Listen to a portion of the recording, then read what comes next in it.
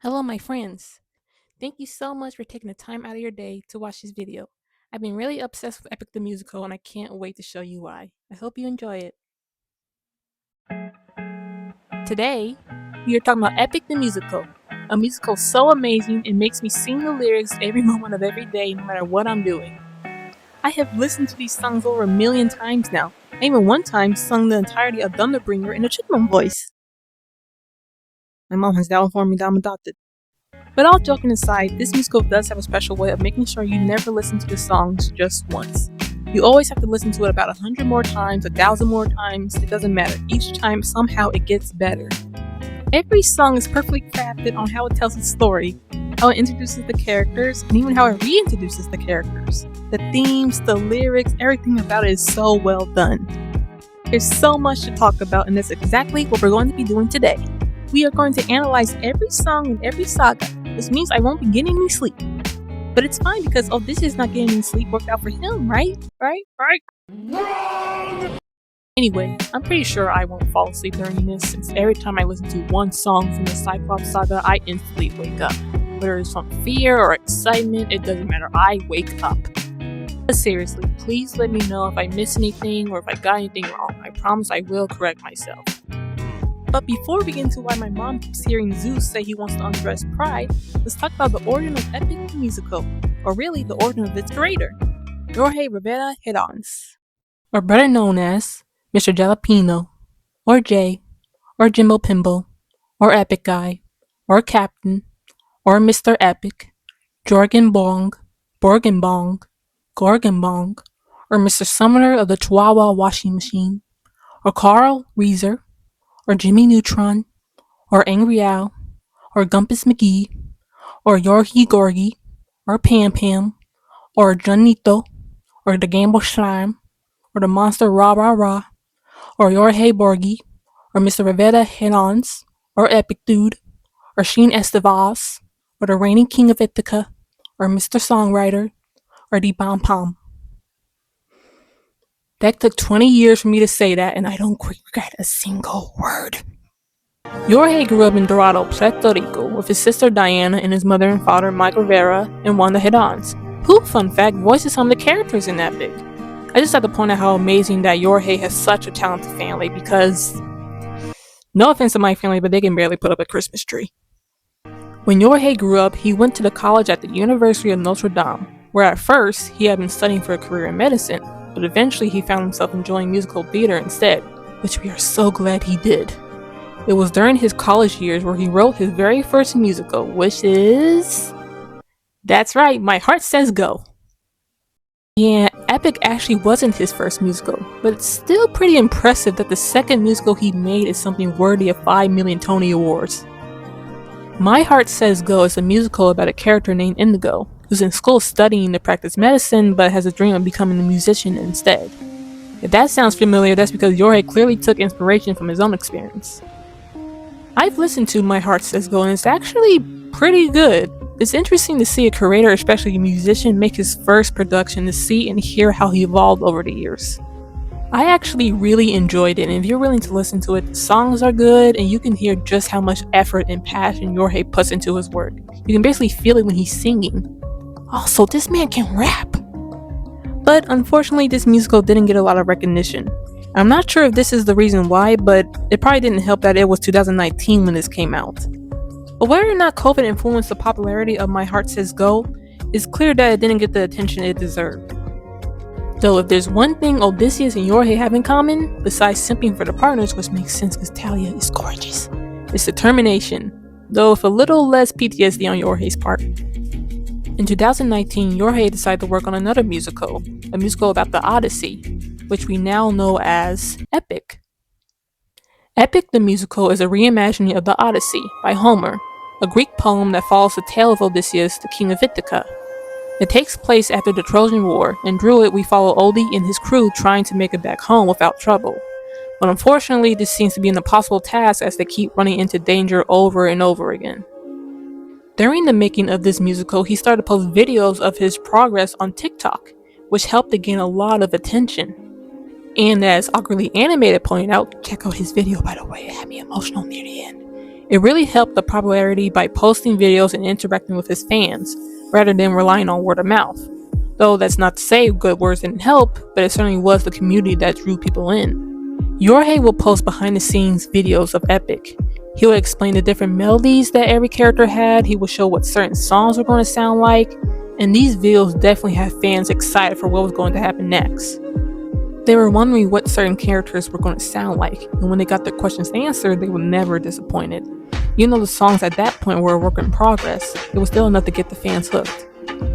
Yorhei's fans is definitely what makes this musical so special. Yorhei's fans are what every creator dreams of when they make any project. You can tell his fans are just as loyal and passionate as he is about this musical. Every time Yorhei released a saga, the fans would just go crazy on the streams. Especially when he finally released the first saga of Epic the Musical, the Troy Saga, and it gathered over 2.5 million streams in just 3 days. The Horse and the Infant has 23 million listeners, which is just insane. Yorhei posted a video saying that the whole album has passed 1 billion streams in just 12 months. The Wisdom Saga even made it to number 6 on the debut global list on Spotify. Needless to say, Epic has become a hit. And while this community is absolutely amazing, it was also Yorhei's personality that made people fall in love with this musical over and over again. And it was his hard work that made people want to see Epic succeed. It was the long hours that Yorhei and his team and castmates put into it. It was his joyful and somewhat unhinged energy that made his fans want to support him. It was the variety of voices we heard throughout the musical. It wasn't the sopranos singing each part, it was mezzos, baritones, basses, a bunch of different voices that gave each character life. And I can't ignore J.P. Warner, who was the sound designer for Epic. And once I start talking about the sound design, you will understand why I say this man cooked and gave us heart disease. And of course, all my love to the cast members that gave so much heart to these fantastic characters. I will never ever want to hear Poseidon's voice if it's not Steven. And what makes this whole experience so wonderful is that fans of the Odyssey also fell in love with this. Even if it was a reimagining, the changes never felt like it was done out of spite for the original story. If anything, the changes added to it. You see the love everyone has for this story, and by the end of it, you see how proud Yorhei is of it. And just a few months ago, he finally released the final saga for Epic the Musical, and everybody was talking about it. Every part was masterfully done. The last song was absolutely beautiful, and everybody was going crazy over it. This musical is absolutely fantastic, amazing, extraordinary, and everybody stuck around to see this musical come to a satisfying ending, and they were not disappointed. And me? Well, I have never heard of this musical up until now. Unfortunately, everything I just said, I was only able to experience it after it already ended. And don't get me wrong, it doesn't ruin it for me or anything, but man, I wish I was able to watch the live streams you all watch, or be excited whenever a new saga came out, or watching auditions and trying to figure out who was going to get the role of certain characters. While I still enjoyed it, I hate when I miss out on stuff, especially when that stuff is good. But that was my own doing, because actually, I hate Greek mythology. Wait, don't kill me yet, let me explain first. Back when I was in school, I never found the stories I read about Greek myth interesting. Half of the most well-known Greek stories I heard of were told to me by other people. I never would have heard of Achilles if it wasn't for my mother telling me about it. The Greek stories I did read always left me in a bad mood because it was always a bad ending or it was boring to me. And yes, I watched Percy Jackson. I hate Percy Jackson. Once again, don't kill me, I'm not finished. That being said, that just means it takes a genius to change my mind about something I stubbornly hated. But because of this, I unfortunately did not give this musical a chance. I remember hearing about this musical in a way that I hear about everything I become obsessed with, through animatics of a show I already like. Recently, I've been constantly watching and reading a Chinese novel called Heaven Official's Blessing. If you don't know what that is, it follows the tale of a banished god, who also used to be a prince. After ascending for a third time, he finds himself solving mysteries, and along the way he meets San Lang, the Ghost King. These two actually have a really adorable and romantic love story. There's so many great quotes and amazing moments in this book. If you want, please give it a read. It only has happy moments, nothing traumatizing at all. Why you look at me like that? Anyway, I watched 2 animatics that feature songs from Epic the Musical. But of course, the only characters that were in it were from the novel I mentioned. The first animatic I saw was Puppeteer. It only had one part in it, but I couldn't help but have a little bit of an earworm when I first heard it. And I also remember laughing at the "a woman" part. And then I ended up watching an animatic for Done For. This song was so catchy, I ended up replaying it over and over. It was just one clip and I already wanted to see more. I ended up searching the songs, and yeah, you can go ahead and hit the dislike button. Once I saw there was no stage production and it was on TikTok, I said screw that and went about my day. Yes, I know, but let me explain. For me, without visuals, it can be really hard for me to get invested. Which is why Having the Official's Blessing is such a good read, but it's the only book I read and enjoyed. For me, without visuals, it can be really hard to comprehend what's going on. I remember reading a part in Heaven's Official's Blessing, and I did not understand a single word that was being said. It's not the fact that Epic the Musical or this book is bad with details, it's just the fact that I tend to get very distracted. I get so distracted, it takes me a while to finish one book, let alone a musical with 40 songs and no visual. And also, I hate TikTok so much as the brain of my existence. So because of this, I missed out on what was actually an amazing experience. That is until the last song of the whole musical came out, and for some reason YouTube was on a mission to make sure I heard it. I saw this song everywhere, I couldn't escape it. Every time I woke up and went on YouTube, the first words I uttered was, "It found me." At first, I didn't care. I was like, okay, people are making animatics of this song, who cares? I'm not gonna listen to it anyway. But then people were making animatics of Shilian and Song Long singing this song. So afterwards, I was just like, fine, screw it, let's just listen to one part of it. So I finally listened to it, and it completely blew me away, all the way to Ithaca. And even though Penelope is expressing her pain and sorrow to Odysseus in this moment, Hua Chung is a character that doesn't yell at Shilian, so they didn't animate him looking or even have an emotion that resembled anger. And that's not an insult to the animators, it doesn't fit Song Long to look angry at Shilian. But while I didn't see the emotion visually, I certainly felt it. I felt every word, and my god, it was beautiful. I didn't know what was going on, but I wanted to. I wanted to know who these characters were. I wanted to know why these two were separated. I wanted to know if I can get vocal lessons from whoever made this. I had so many questions. From that moment forward, I even heard my favorite YouTubers being asked to listen to Epic. I heard Danny Mata being asked to listen to it. Check him out, he's hilarious. I heard Classic Man D talking about it, also the GOAT. I heard everybody being asked to listen to Epic. So I thought to myself, just suck it up and listen to it. I was already hooked on the last song, might as well listen to the whole thing. I was just worried about getting distracted or not really understanding the story because I couldn't see it or because Greek mythology wasn't something I understood or was really into. I was also scared of not understanding the language. The Greek poems I read before, I had a very hard time understanding what was being said. And yes, I know that in one of the cut songs of Epic, someone says they're going to yeet a baby. This was before I heard the songs. And that's not the fault of the writer, it's just me being an idiot. But alas, I decided to give it a try and see what happens. I decided to try to focus as much as I could on the story. And hopefully the music will be enough for me to understand what's happening. And then I found out there's a playlist of animatics of these songs in order. So I really had no excuse.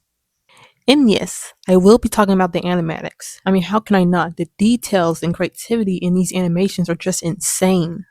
So I sat down, I put the playlist on, made some popcorn, burned the popcorn to the point I thought a curse was placed upon it, and decided I was going to watch all of it the whole way through. Which was very smart for me to do. And then I clicked play. And now we get into my review, analysis, and talk through for every song and every saga. This is Epic the Musical.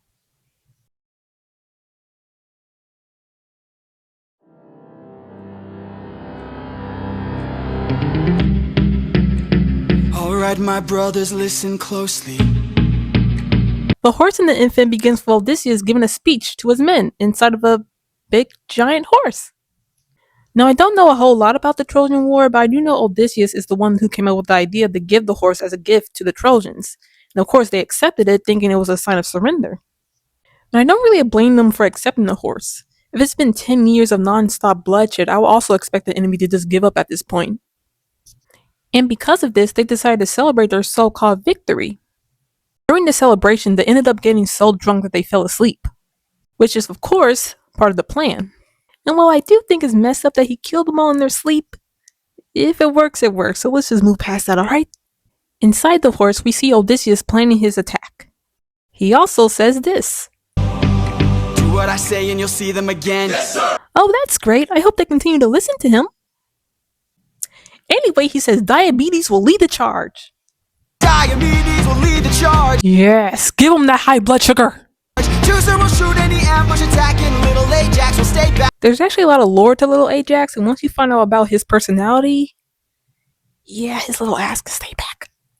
And Nestor secures Helen of Sparta, who in this version was kidnapped. I know in some versions she was willing to go to Troy, but let's just focus on this version for now. Odysseus motivates them to push through any obstacle that stands in their way, telling them to remember what they're fighting for and who they're fighting for.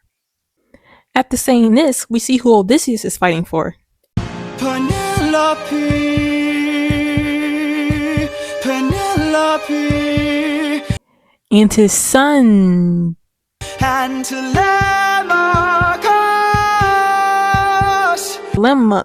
Telemachus. Telephone. I fight for us. I fight for us. Penelope. What do you try for? Telemachus. What do you wish for? I'm on my way. What do you fight for? Attack! Yes, violence! The Greeks take over the city of Troy in just a span of one night. And Odysseus was able to push through every soldier and makes it up the tower. And there doesn't seem to be anybody up there. I guess it's gonna be easier than we. Oh my god! Who was that? A vision.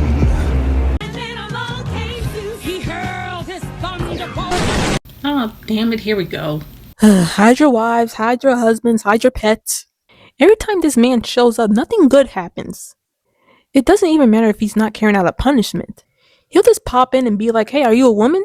You mind if I use you to cheat on Hera with? No? Too bad. Odysseus, trust me, don't listen to him. Tell me how. What do you mean, tell me how? Are you an idiot? Oh, fine, whatever. Besides, it's not like he has a choice. Zeus informs him that what he saw was a vision of the future, a promise if he doesn't deal with it now. A mission to kill someone's son, a foe who won't run, unlike anyone you have faced before. Say no more. I know that I'm ready. I don't think you're ready. It's a baby. It's an innocent, harmless baby. He asks Zeus why would he need to harm such a wholesome infant? And I'm gonna let this part play because it's my favorite moment. This is the son of none other than Troy's very own Prince Hector. Know that he will grow from a boy to an avenger, one fumed with rage as you're consumed by age. If you don't end him now, you'll have no one left to save. You can say goodbye to. You can say goodbye to. This little infant is going to be responsible for Odysseus losing the very thing that he's fighting for, his family. And if he doesn't want this to happen, he needs to end him. Of course, Odysseus is horrified by this, but Zeus isn't giving him much of a choice. Odysseus tries to plead with Zeus, saying that he can just raise him as his own son and protect him from his past. But Zeus says you can raise him as much as you want, he'll still kill you. You can erase his past. You can take him far away from Troy to the point where he doesn't even know of the name, but the gods will make him know. Odysseus does not have a choice. It's either lose his family or lose his humanity. But still, he begs Zeus. He gets on his knees. But Zeus is completely unfazed. He just says this is the will of the gods. Please don't make me do this. Don't make me do this. The blood on your hands is something you won't lose. All you can choose is lose. And that is Horse and the Infant. My God, what a great opening. Now don't kill me, but I have heard no one mourns the wicked, ex-wives, Alexander Hamilton, Road to Hell, Waving Through a Window. But in my personal opinion, I Love is way more than them. Now don't get me wrong, those are all great songs, but The Horse and the Infant just hits different. For all the other songs, I already knew how it was going to end. Heck, they even downright spoil it sometimes. But for this, I went in completely blind. Polyphemus knows what I'm talking about. Oh god. What makes this song so great is that it explains the motivations of Odysseus very early on. While he is telling his men that if they listen to him, they will see their families again. But his heart is with his own family, Penelope and telemarketing. It takes its time to really make you feel every emotion, and it makes you feel like you're experiencing this with Odysseus. I already felt invested in Odysseus, and I wanted to see him get home, especially after finding out they've been at war for 10 years. And you get so excited when he starts laying out commands for his men. It's like you're fighting with them. This whole part had me ready to go to war. It's incredible. But then all that excitement gets taken away once you find out what Odysseus has to do. I've never seen any other musical give me such a gut punch at the beginning. With Road to Hell, it kind of does that with Hermes saying it's a sad song, it's a tragedy. But it's intentionally said in a cheerful way so that way you forget the words until that moment happens. With this, however, there's no escape from the dark moment. You know what he's being told to do. Every part of his humanity is being questioned right here and now. You see how much he loves his wife and son, and how determined he is to get home, but now he has to do something horrible just to achieve that goal. And what also makes this song so great is the vocals. Oh my god, the vocals! Yorhei is excellent as Odysseus. He puts in so much heart to his character. I refuse to believe he wasn't Odysseus in another life.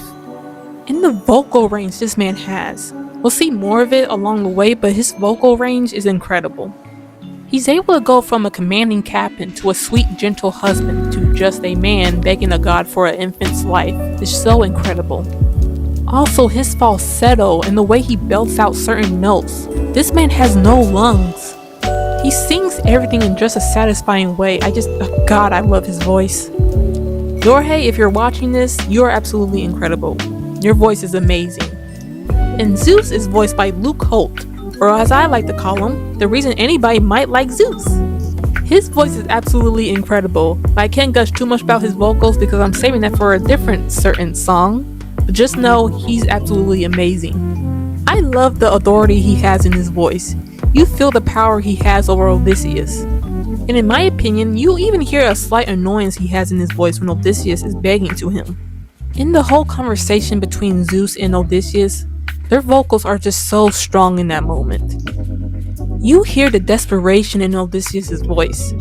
You hear the nonchalant, impatient attitude that Zeus has. They both do so well in this scene. It's one of my favorite parts of this whole song. And the music is incredible too. What I love about this musical is that each character is represented by a different instrument. In Epic, Odysseus is represented by a guitar.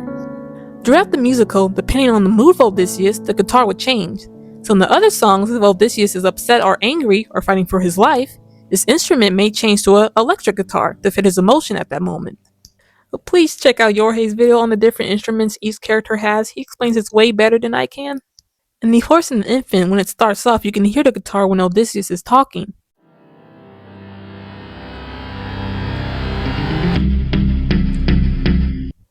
It sounds so ready and determined, I love it.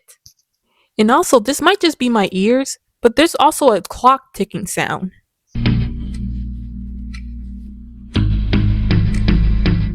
Wonder why that is. And it gets more excited once Odysseus starts telling them what to do. And also, listen to this part.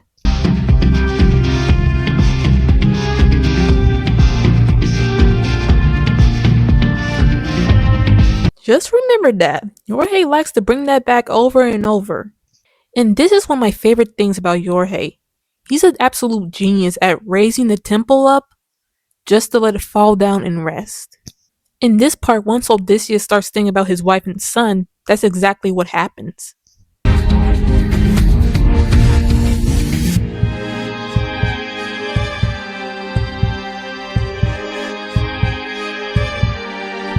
The transition it makes from preparing for battle to sweet and soft just kills me. I also swear I hear a heartbeat in this part. It's almost as if just thinking about Penelope makes Odysseus swoon. If that's the reason why I hear a heartbeat in this moment, that is so romantic. And correct me if I'm wrong, but I think you can even hear a little bit of Penelope's instrument that she goes by. And even Teletubby's instrument. But of course, I'll talk more about their instruments later on. And the moment when Zeus appears is just perfect. I love the fact that all you need to hear is thunder and an eagle flying by to know who popped up. I love it when a character is so popular they don't even need an introduction for you to know who they are. Hey, remember when I said that Yorhei is a genius at building up tension and then letting it fall?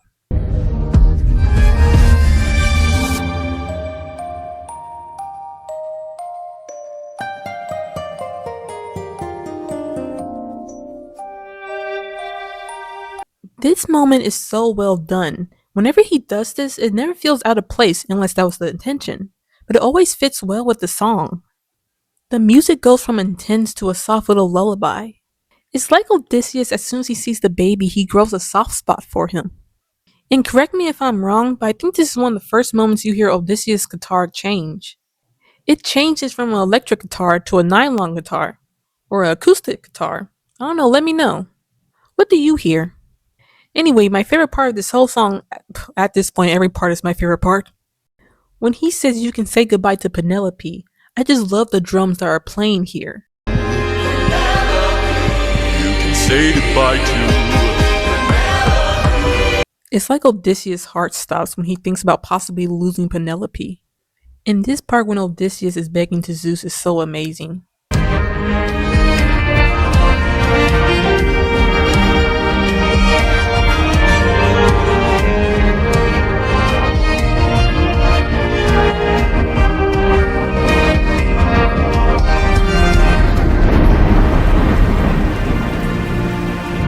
They are going back and forth, but one of them is standing their ground before Zeus silences him with his thunder, and all you can hear is rain in this somber melody.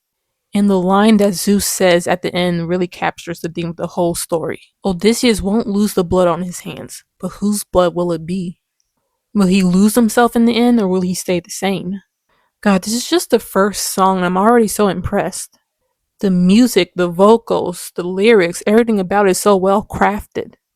The amount of work and detail that was put into this is insane. This is why I consider this a really great opening. When I first heard it, I was amazed by how great it was. But I still thought, okay, that was just one song, it can't get any better than that, right? Well, let's get into the next song.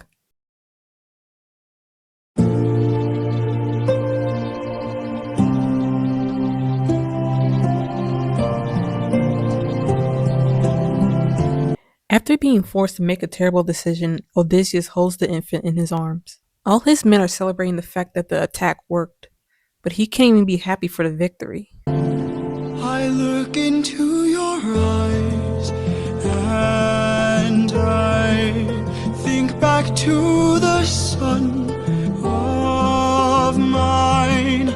You're as old as he was when I left for war. He knows that if he does this, it will torment him for the rest of his life. He even contemplates on whether or not this was a punishment for all the lives he took. Despite what Zeus says, he just can't do it. Odysseus may be a warrior, a captain, a cunning man with a strong wit, but he's also a husband and a father. And of course, he's also just a man.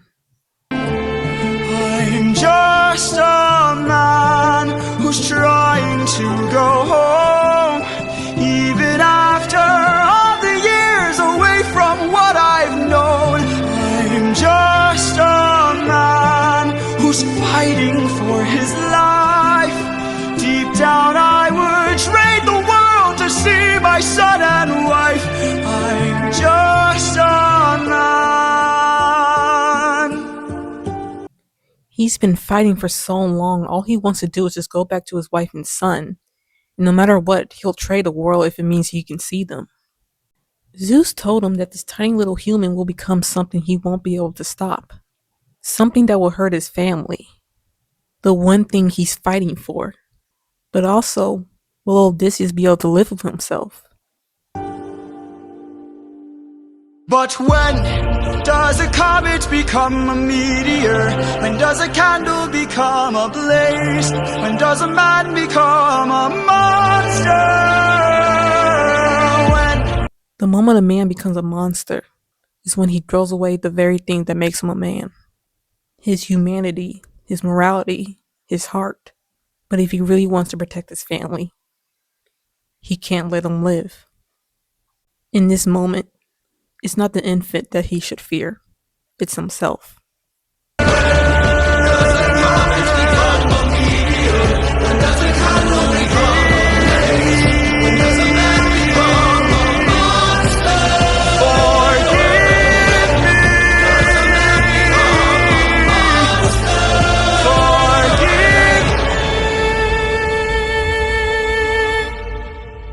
I'm just a man.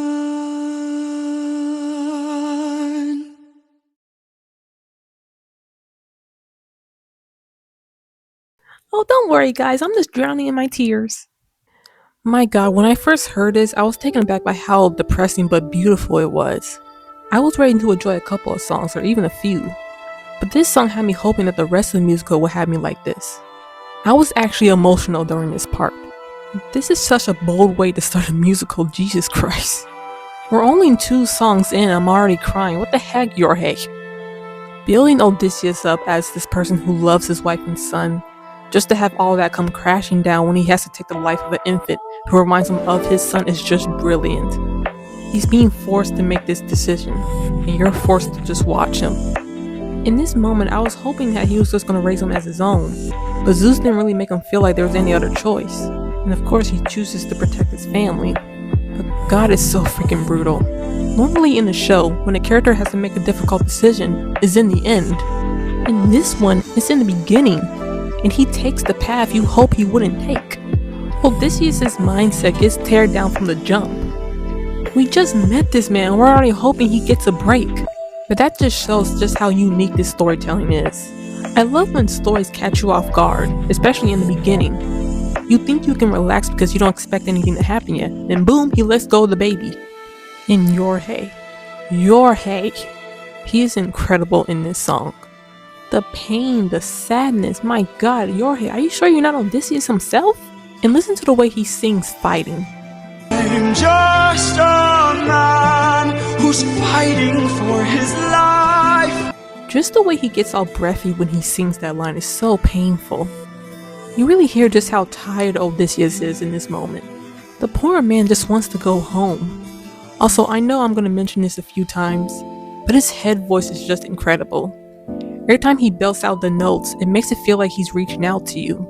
He makes it sound so powerful, but never loud. In the way he sings, "Forgive me, I'm just a man." First of all, that falsetto, beautiful. But his "forgive me," it actually had me tearing up when I first watched it. Yorhei, you are amazing. His singing alone is fantastic, but the writing? The lyrics are just straight up poetic. The line, "When does the reason become the blame?" always hits me in the heart. I think it's very interesting that Odysseus thinks of this as a punishment for all the men he slaughtered. First, he's been away from his family for 10 years and forced to fight in a war that he didn't even want to be a part of. And now he has to do this. At this point, it just feels like the gods are just punishing him, which they seem to like to do. Also, I love the "I'm just a man" line. Throughout Epic, he keeps reminding himself that he's just a man who's fighting to get home. But he's also kind of using this as a way to excuse his actions a little bit. But we find out later on that no matter how many times he says this, he still feels guilty for what he did. But he tries to justify it by saying, "When does a man become a monster?" And of course, there's a double meaning in these lyrics. How long will it be before the infant turns into the monster and harms his family? But also, if Odysseus makes this choice, how long will it be before he's the monster? And I'm still wondering if it's the crew or the gods that's singing when Odysseus says, "Forgive me." It sounds like he's speaking to the crew, but it also sounds like he's speaking to the baby, and also to the gods. and also to Penelope. I don't know, let me know what you think. And of course, the music. The music is just beautiful. When it first starts, it sounds like a lullaby, because as we know, Odysseus is holding the baby. It's so calming, but it's also sad, of course. And of course, in this moment, this is where we hear Odysseus' nylon guitar. Remember I said the guitar changes based on his mood. And the way it sounds here sounds so emotional and, once again, relaxing. But it's not relaxing because, as we know, in this moment, Odysseus is deciding on whether or not he should take an infant's life. Especially listen to this part.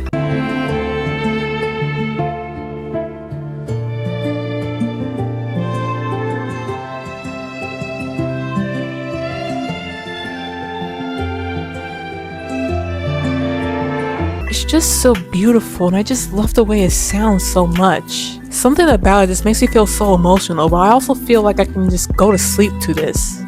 But of course, all that goes away when he makes his decision. The nylon guitar goes away, and in comes this big bass and this choir in the background. Odysseus is set on his decision, and his guitar just goes away, and this part is just so well done. And having it play just one more time before it just goes to complete silence just gives me chills. If you've never listened to Epic before, I highly recommend you listen to the instrumentals of this song. It's just so beautiful and it's so well done. It's just, I can't say any more about it. It's just perfect. If you weren't invested in the first song, you're definitely invested now.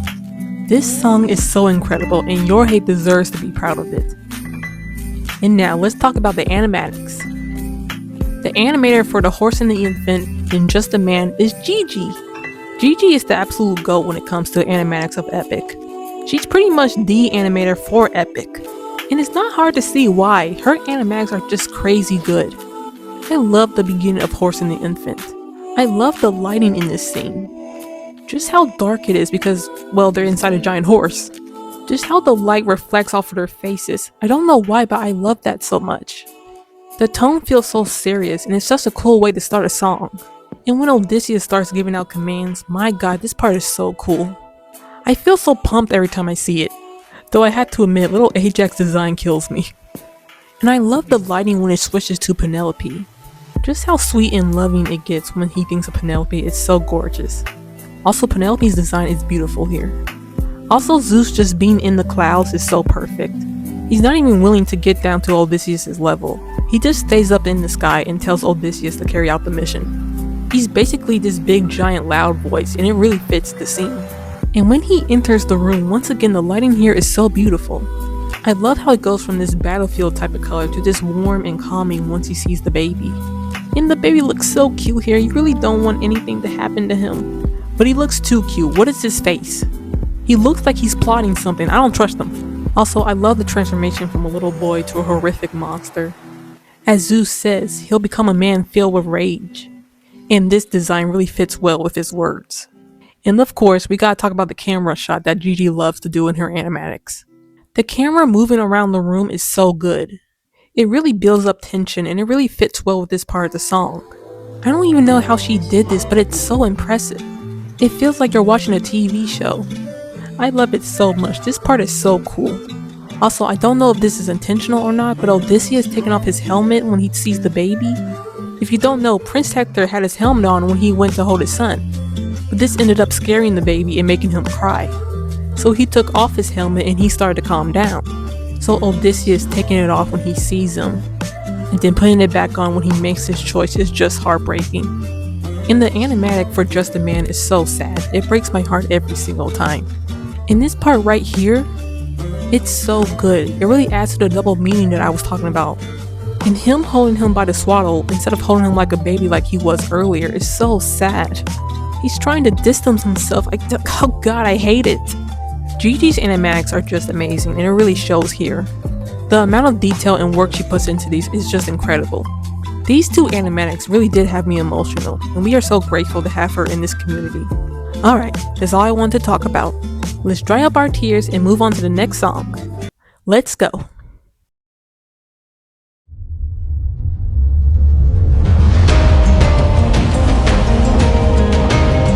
Alright my friends, we are now on a boat. But don't worry, we won't spend too much time on it. They're totally gonna make it home soon.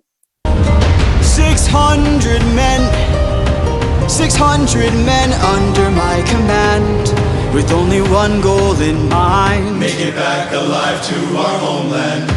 Not only do they have 600 miles of open sea to push through, but they also have to make it home in one piece without running into monsters or gods or demons or creatures with 6 heads. Surprisingly, war was the easy part. It's getting back home that's going to be difficult. But they can't afford to stop. And Ithaca's waiting, my kingdom is waiting, Penelope's waiting for me, so full speed ahead, full speed ahead. Captain, Eurylochus. This is Eurylochus, his second in command. He's also a fan favorite character. Eurylochus informs Odysseus that they have no food due to the war, which makes sense. It's been like 10 years. Of course there's no food. And that's kind of a huge problem since, well, 600 men. 600 men. 600 reasons to take what we can. So Captain, what's the plan? Captain, what's the plan? Watch where the birds fly. Fuck the birds. They led you into a trap. Don't follow the birds. The birds are the real villains of this story. But unfortunately, that's the only way they can find food. So full speed ahead. Now full speed We're up and away we go. We're up and away we go. We're up and away we go. Captain Polites. And this is Polites, the true fan favorite. Polites points out that there's an island in the distance, and there's a fire. Maybe there's people lighting up some food, and maybe they'll share it. He's always so positive. God, I love him so much. I hope nothing bad happens to him. Pancakes! Pancakes! No pancakes. Pancakes! Anyway, Odysseus is skeptical of this, since there seems to be fire but no smoke around. Eurylochus says, screw that, let's kill everybody and steal their food. Actually, that probably would have been a better option. But Odysseus declines. He tells Polites to come along with him, and he's really excited about it. You and I'll go ahead. You and I'll go ahead. A little too excited. Polites, what do you two do when you're alone? Odysseus says the least they can do is find a way no one ends up dead. But Eurylochus is still concerned. They don't know what's there. Which makes sense. But Odysseus says to give them until sunrise. And if they don't make it back, then they can murder everybody. And who cares? We're up, we're off, and away we go. We're up, we're off and away we go. We're up, we're off and away we go. We're up, we're off and full speed ahead. And that was Full Speed Ahead. Why is this song so hype? You're just explaining things. There's no reason to go that hard, Yorhei. But this song is definitely the reason why this story grits me harder than any other. Normally anybody else would have started the story before the war, but the Odyssey starts off after it. You already know the established characters that they can possibly run into during this journey, and you're scared to death for them. It's like knowing the world of Berserk and seeing a character trying to make it past the demons they're going to run into along the way. You know they're screwed. But me, I'm new to the Odyssey, so I didn't know just how screwed they were. God, the singing in this song is so great. I'm going to say that a lot during this, so just bear with me. I love the way the crew sings. They're so harmonized, I wish I knew who sung their parts. And I love the way they sing 600 men. Hopefully that won't hurt me later on. But Yorhei, once again, he's just killing it. Remember when I said that every time he belts out a note, it feels like he's reaching out to you? The way he sings Penelope's Waiting for Me, it just scratches the brain just right. God, you hear the love he has for her in his voice, it's so sweet. And when he sings Full Speed Ahead, he gives it so much flavor. He adds a riff to it, he adds a run to it. The high note, the falsetto, God man, it's just 3 words, why are you going so hard on it? But it's so powerful the way he sings it. When I first listened to this song, the whole time I just kept thinking, God damn man, we get it, you can sing! I'm just kidding, his voice is really beautiful though. I was really impressed by his vocal control. His voice is just incredible. And now we've been introduced to new characters. Eurylochus is voiced by Armando Julian. I love his voice, he gives such a stellar performance as Eurylochus. He gives off this sort of edge to him. He really feels like a second in command. Now I don't know too much about the Odyssey, but I did hear in the book, Eurylochus has a cowardly personality. But here in Epic, he really doesn't come across as cowardly, at least in my opinion. He's showing reasonable concern for Odysseus and the rest of the crew. And Mando really plays that really well. I also really like that he actually sounds like a strong warrior in this one. You actually believe that he fought with Odysseus during the war. And as I mentioned before, his concern is with the safety of the crew. Which brings us to his instrument. His instrument is the voices of the crew. And I'll talk more about that later, but just keep that in mind. Armando, excellent job. You're the perfect choice for Eurylochus. And we're also introduced to Polites, the greatest character in the entire musical, and I will fight you if you say otherwise. He is played by Stephen Dookie. Please tell me I'm pronouncing that right. I love his voice. He has this bubbly, happy nature to him. And you can't help but smile whenever you hear him. I won't get too much into his performance since we all know what's coming up next, but just know his voice, mwah, chef's kiss. He's absolutely perfect as Polites. I'm telling you, there's not a single cast member that was miscast. They're all incredibly talented. And the music in this song really makes you feel like you're going on a journey. I love to listen to this without the lyrics. It's almost calming in a way. At least until I miss hearing them sing full speed ahead, but other than that, it's perfect to listen to when you're relaxing. And also, am I the only one who thinks his music sounds like a video game? Which makes sense since Yorhei is influenced by a lot of video games and anime. And just so you know, I love it when Odysseus' electric guitar plays. I always find myself bopping along to it whenever it shows up. I feel so hyped whenever I hear it, so just ignore me if I talk about it too much. But from the way the music is, it sounds like Odysseus is trying to keep himself calm and collected, especially after what he went through in the last two songs. It sounds like Odysseus is trying to close himself off from what happened. He's trying to seem confident, but he can't quite shake off the exhaustion, and you can really see it in the animation. Which brings us to Wolfie the Witch is the animator for this animatic. I love the way they make Odysseus look in this. He looks tired, but he looks like he has some fight left in him, which is a contrast to what he looks like afterwards. But anyway, Polites! I love the way Polites looks in here. He looks like a sweet cinnamon roll. It just... Polites! Yorhei, why? I also love the funny moments in this, especially when Polites hears that they might resort to violence. He covers his ears like he's a child that just heard a bad word. Also, I love this face palm. Eurylochus is so done with Odysseus in this moment. Wolfie is also really amazing at making facial expressions. You can really see the emotion each character has even without them saying anything. Also, the way the characters are drawn, it reminds me a little bit of Vinland Saga. Is it just me? Yes? Alright, fine, screw you too then. But anyway, Wolfie, incredible job, you're amazing. Alright, let's move on to the next song. Let's go! So Polites and Odysseus are searching for food and trying to see if there's anything strange on this island. You can relax, my friend. Huh? I can tell you're getting nervous, so do yourself a service. So anyway, they're still looking for food and Try to relax, my friend. I'm fine, Polites. Think of all that we have been through. We'll survive what we get into. Polites, please, we haven't eaten in like 2 weeks.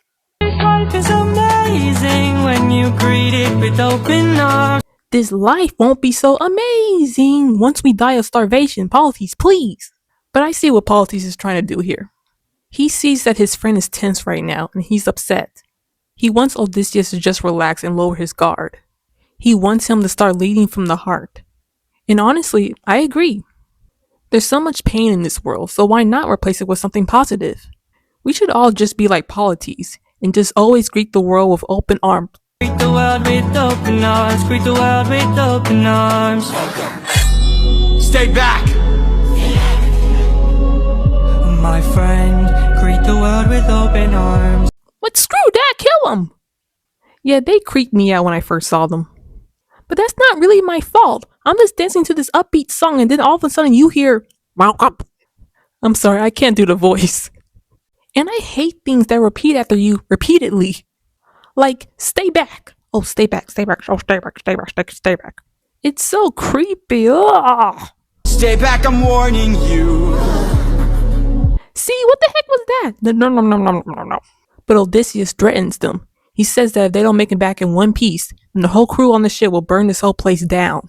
Burn it down, burn it down, burn it down. If we don't get back safely, my men will turn this place into blazes. See? No, dang it! Polites says that this is what happens when you greet the world with open arms. You trust people and you let your guard down, and you eventually get rewarded in the end. Right? Nope, because as soon as Polites tries to take a bite, Odysseus stops him. He says that while he wants to share the same sentiment, he can't, because he knows there's something wrong with the fruit. He opens the fruit and shows Polites that inside are glowing lotus seeds. Basically, the fruits are drugged. Yeah, so while greet the world with open arms is a great thing to live by, it's not actually best to trust every single person you meet. Sorry, Polites. That's what we'd get with open arms. Yep. Alright, let's kill him. Lotus eaters, I'd like to show my friend that kindness is brave. Polites. Could you tell me where there's other food to eat? Polites? My sweet cinnamon roll? My jelly bean? My croissant? Do not ask directions from the marijuana eaters, please. Because the only thing they'll be thinking about is the sky. Because it's high. Polites. Let me ask you something. What were you doing during the war? Were you going around kicking ass? I'm not going to believe you if you say yes. Could you tell me where there's other food to eat? A cave! Oh great, a dark ass cave. Surely nothing's going to go wrong there. Wait, hold on, what did that little weed eater just say? So you're just going to ignore that, Polites? Alright. And where do we sail to find this food-filled cave? Bitch, I heard him say east. I don't need your damn help. Thank you. Polites, you're lucky you're cute. This life is amazing when you greet it with open arms. I see in your face there's so much guilt inside your heart. So why not replace it and light up the world? Here's how to start. Greet the world with open arms. Greet the world with open arms. Greet the world with open arms. You can relax, my friend. I had to let that part play because, despite my insults, Polites is a great friend. And that was Open Arms. Now, I'm gonna be honest. At first, I didn't like this song. You what? Oh, relax. I said at first. Normally, when I see a character like this that's so happy, I tend to find them very annoying. Especially if they're not written well.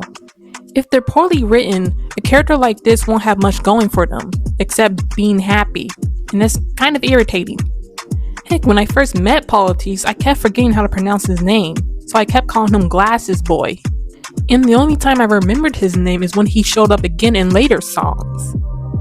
So yeah, that's fun. But after listening to it again, the problems I mentioned does not come up at all. And that is because of Steven's voice, and of course, Jorge's writing. For me, what makes a character like this so annoying is the fact that they'll normally give them a high-pitched voice to match their positive energy, which can be very irritating to listen to. But Polites does not have this problem. Steven's voice genuinely cheers you up. You can feel just how happy he is, and you know he's having the time of his life. Despite how I felt about this song, I found myself smiling when I first heard it. In the way he sings, "This life is amazing when you greet it with open arms," it's just so perfect. It almost sounds like he's dancing around the room when he sings it. And I love just how soft his voice gets at the end. You can really tell Polites cares about Odysseus, and I think Steven really sells that aspect of his character. His voice is just so cheerful and peaceful, you can't help but relax when you listen to it. And the way he says thank you is so sweet. Steven, wonderful job. You are excellent as Polites. I can't help but feel happy whenever I hear your voice. And I hope that doesn't change in later songs. Now let's talk about the music. The music here is so adorable. Here we can finally talk about Polites' instrument. His instrument is a kalimba and a marimba. And this fits Polites so much, especially with how bouncy it sounds. It gives this sort of tropical feel to it. Although that's probably because they're on an island, I like to think that this is the music that plays in Polites' head whenever he's anywhere. And remember how I said Yorhei likes to build up tension and let it fall? Well, in this one, there's no build up. It's a surprise. But it never feels out of place. I know I was insulting the Lotus Eaters earlier, but I immediately got over my confusion and adjusted to the situation. Despite their creepy voices, I wasn't too caught off guard. Also, I just realized that Odysseus' guitar plays after he notices the seeds. It takes over Polity's instrument for the rest of the song, and I interpret this as Odysseus not really taking in Polity's words. He wants to greet the world with open arms, but he can't, so his mindset stays the same and so does his music. And it doesn't calm down until Odysseus repeats his words. It's unsure, but it's willing.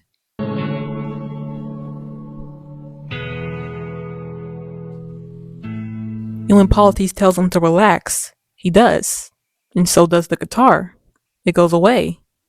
Well, of course it goes away. It's the end of the song, but you know what I mean. There's so many details in the instrumentals of these songs. I encourage you to listen to them. The music here is just so soothing. It's happy, but it's not overwhelming. You can actually relax. And I'm not going to talk about the lyrics and themes just yet. I want to talk about it when we get to another song. So sorry, we're going to have to wait just a little bit more. But just know it's painful. But there's one thing I'll say about the lyrics.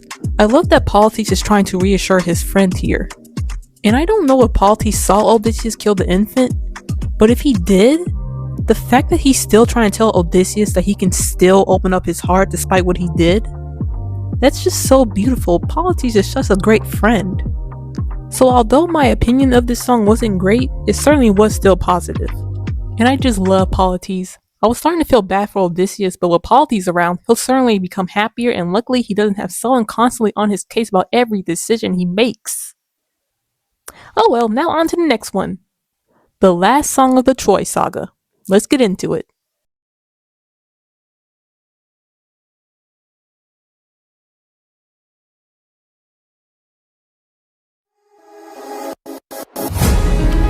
Have you forgotten the lessons I taught you? Athena! Well dang, we're just jumping right into it, aren't we? Okay. As he said, this is Athena. But don't worry guys, there's a reason why she's here. She hates Polites. I didn't say it was a good reason, I just said there was a reason. Yeah, the whole greet the world with open arms doesn't really fly with Athena. Get it? Fly? Because she has wings? Oh, okay. She doesn't like Odysseus not being the strong, stern captain she wants him to be. She doesn't like him straying away from the path she set him on.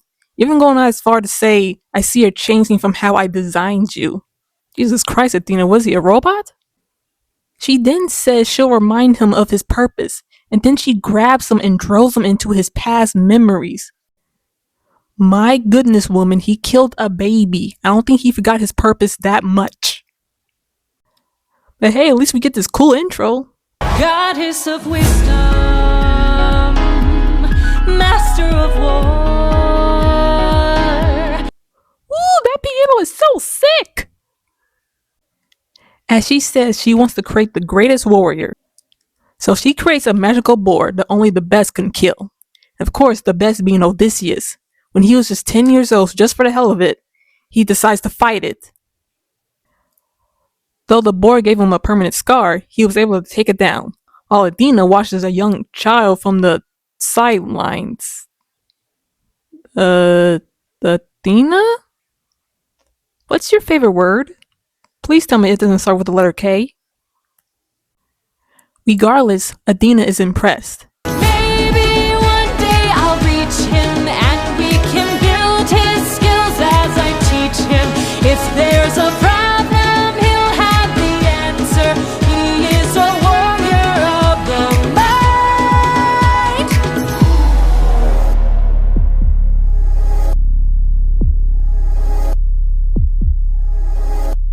Show yourself.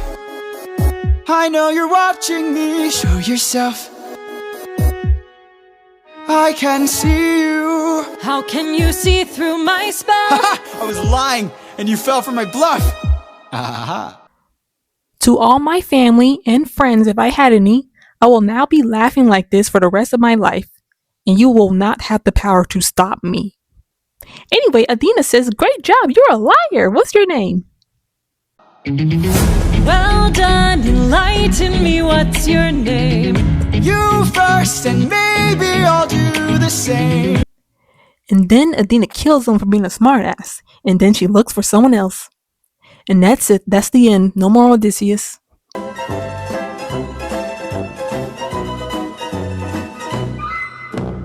Okay, obviously that's not how it ends, but if Athena wasn't playing favorites, that is exactly how it would have went down. But she instead plays along and refuses. And I'm just gonna let this part play. This part is my favorite. Nice try, but two can play this game. Nah, don't be modest, I know you're a goddess, so let's be honest, you are Athena. Badass in the arena, unmatched, witty and queen of the best strategies we've seen. If you're looking for a mentor, I'll make sure your time's well spent. Sounds like a plan, goddess and man, best is the friends. You'll see where it ends. Okay. You asshole. Never mind, I was wrong. It's not the birds, it's not the lotus eaters that was the villain, it was Athena. How can you leave him hanging like that? Have you no heart? But Athena now has her student. And Odysseus now has his friend. And one day they'll change the world together. And they'll become a great warrior of the mind. Throughout the years, she watched them grow up. And she has trained them every day. From that point on, they're inseparable.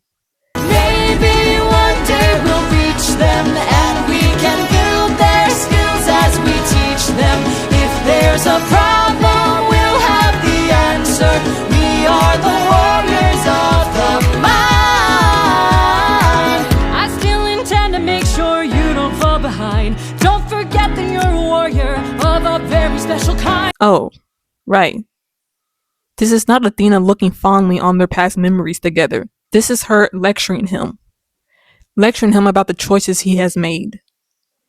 You are a warrior of the mind. Don't disappoint me.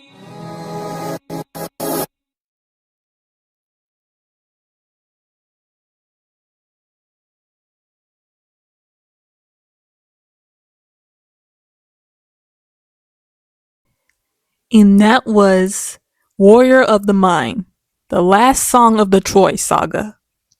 Love it. I love the music. I love the lyrics. I love Athena. I loved it when I first heard it, and I love it even more now. I love this song so much. First off, let's start off with the vocals. Athena is voiced by Tegan Early, and her voice is just gorgeous. I like how she gives Athena this powerful and confident, but also soft charm to her. She sounds like a warrior, but she also sounds like a goddess of wisdom. And this is just my opinion, but I love the fact that she doesn't give Athena an unnecessary deep voice. She's strong, yes, but she sort of has this endearing quality about her, but actually adds to her character later on. She sounds like a goddess of wisdom. She sounds like she's teaching a classroom full of students when she sings. Oh god, now someone's gonna animate her as a teacher. Never mind, forget what I said. And I am obsessed with the way she sings Goddess of Wisdom, Master of War. I don't know what it is, it just sounds so good. And her vocal control is just insane. She can hit those notes with so much power. And believe me when I say her voice only gets better from here on out. Tegan, we love you as Athena, you're incredible. And of course, Yorhei is incredible in this. Can we please talk about the way he sings Athena? That growl he puts into it, it gave me goosebumps when I first heard it. It's just so satisfying. And I am in love with the way he sings, I can see you. I don't know what it is, it just sounds so good. Also, is it just me or does Yorhei actually sound a bit younger here? When I first heard it, I actually thought it was a different singer. If that was the intention, Yorhei does a fantastic job at portraying a young Odysseus. Either that or the fact that he looked like this when he started writing epic. That's a baby. Also, Yorhei and Tegan sound so good when they harmonize with each other, especially at the end. They sound so good together, you really believe the chemistry. These two are so talented, I can't keep talking, otherwise we'll be here all day. Alright, now let's talk about the music. God, I love the music in this song, especially the beginning. In the intro, we hear Athena's theme when she's breaking into Odysseus, inviting herself into Odysseus' mind. It's like she's taking him into a different dimension, and it's like everything is slowing down. You even hear what sounds like this weird distortion just constantly pausing. Yorhei actually calls this move that she uses Quick Thought. and you'll certainly hear her use it constantly throughout the musical.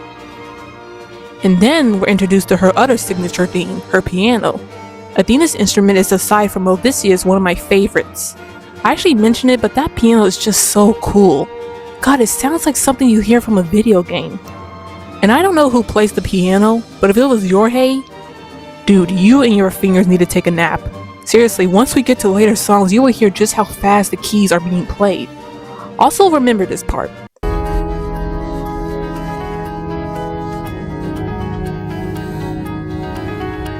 Just remember this part. I hope it hurt you like it hurt me. Also, let me mention the fact that I hear a clock ticking in the back. Remember, I also heard a clock ticking in The Horse and the Infant.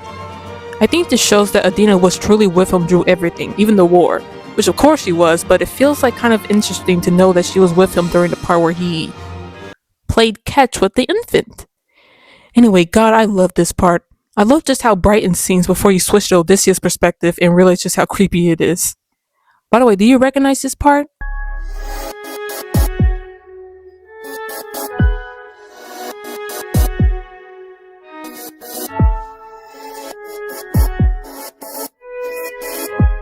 It's the theme from The Horse and the Infant. You'll hear it throughout Epic when, of course, the character senses danger, or when danger reveals itself. And here Odysseus knows someone is watching him, and he thinks they're a threat. And I love Athena's quick thought theme playing once she reveals herself. And even after we hear Odysseus' guitar, her piano is still playing.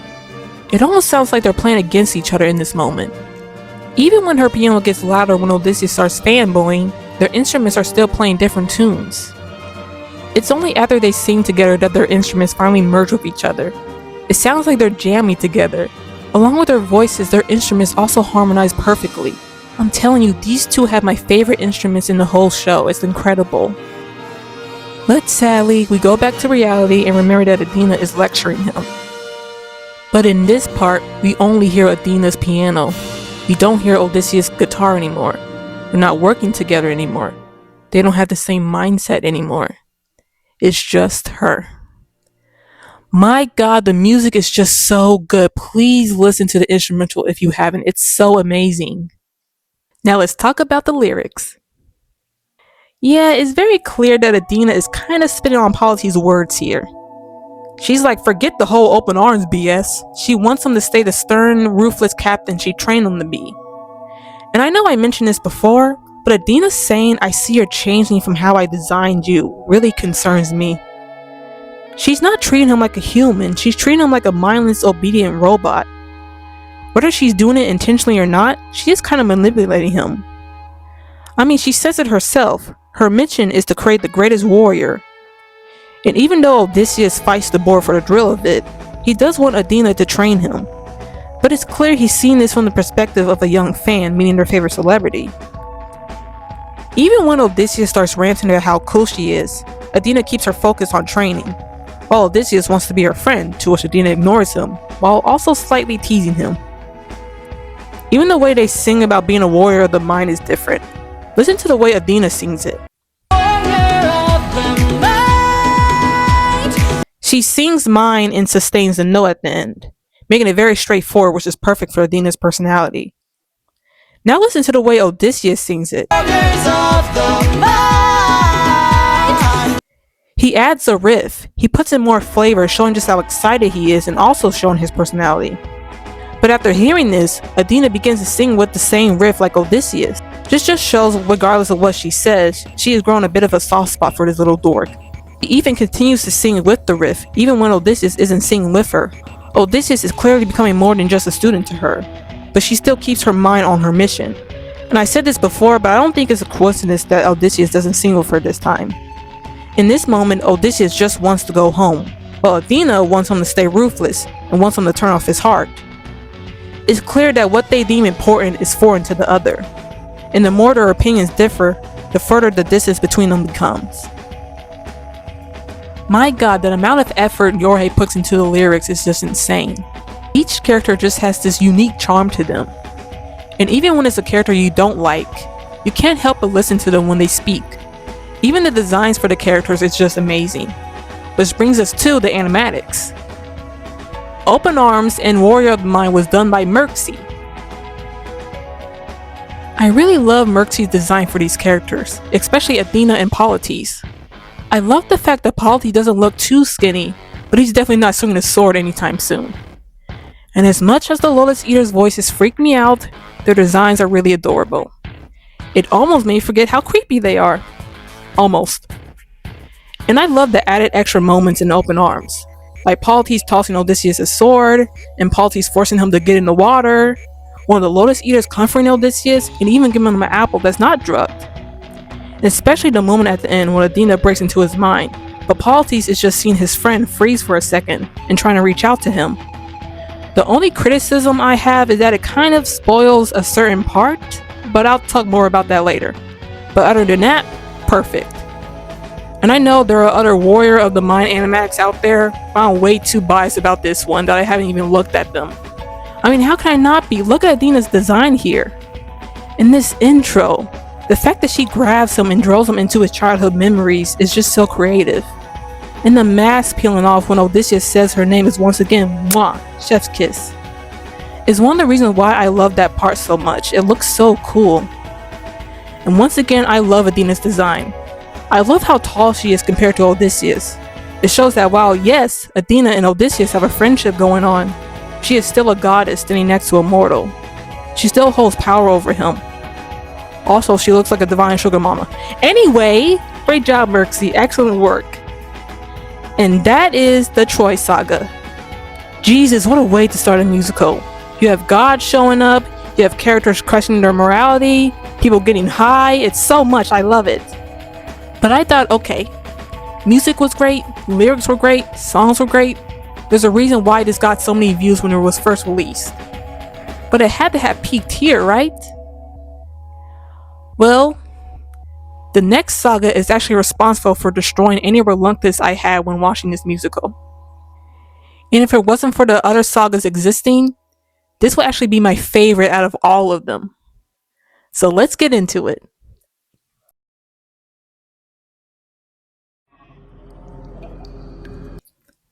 Oh, what a cute little sheep.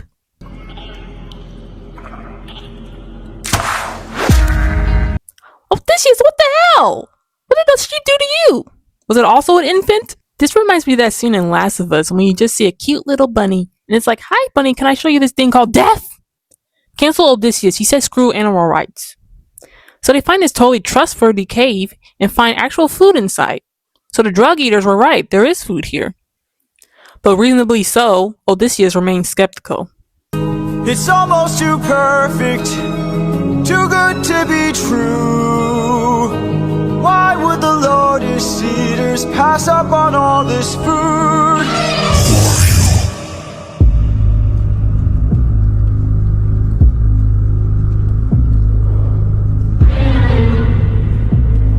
Did anybody's heart stop when you heard his voice? Because I know I was completely frozen when I saw this part. Yeah, there's a reason why one of the tobacco eaters said scary cave.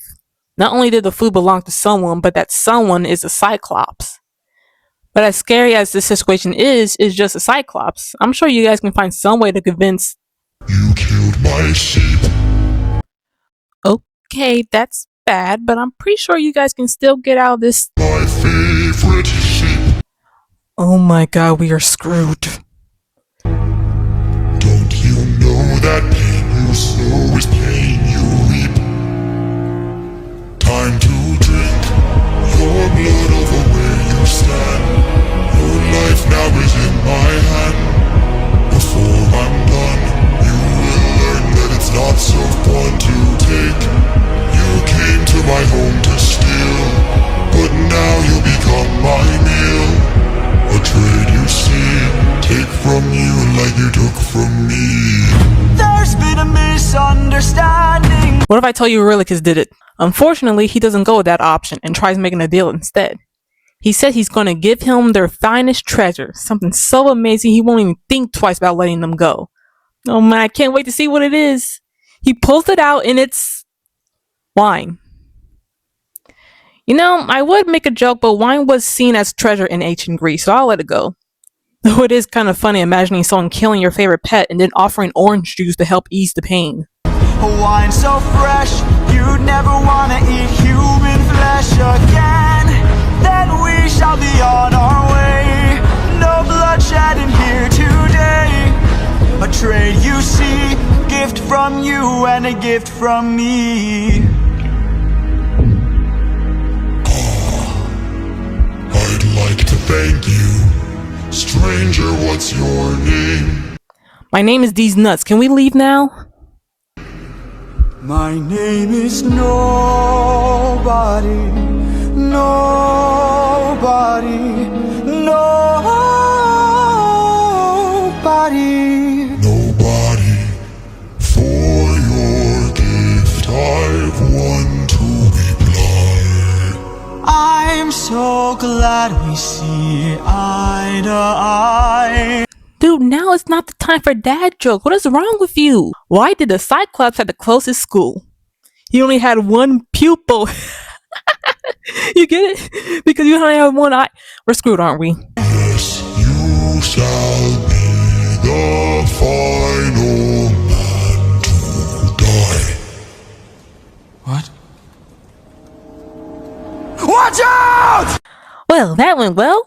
Cyclops accepted the gift. They were able to leave. Such a nice ending. Guys, just trust me. There are no other songs after this one. Just trust me. And that was Polyphemus. Yeah, this song creeped me the freak out when I heard it. It creeped me out so bad I didn't even want to listen to it a second time. I was that terrified. And I wasn't joking when I said my heart stopped. I froze when they froze. And that is all because of his voice. Polyphemus' voice to me is just something straight out of a horror movie. Polyphemus is actually voiced by Jorge himself. He just uses a voice changer. Which makes sense because I remember thinking, I am terrified right now, but man is he hitting those notes. But seriously, a voice like this is perfect for this Cyclops. And I say this Cyclops because normally a Cyclops does not scare me this much. His voice really makes your heart stop. It has this distorted and otherworldly vibe to it, like he's something that shouldn't exist, but they stumble upon him anyway.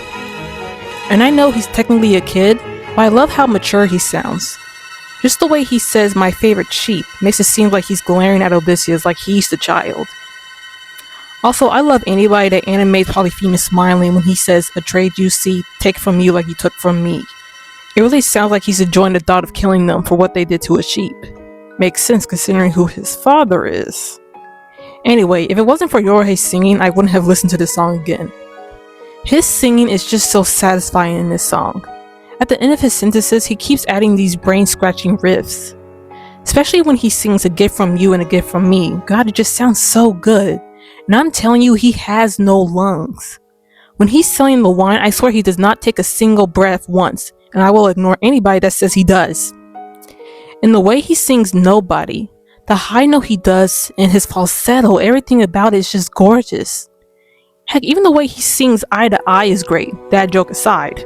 Shoot, if I was Polyphemus, I'll say screw the wine, give me some vocal lessons instead, and then I'll let you go. And of course, Steven and Armando are back. Sadly, they don't say too much in this song, but it's still nice to hear them.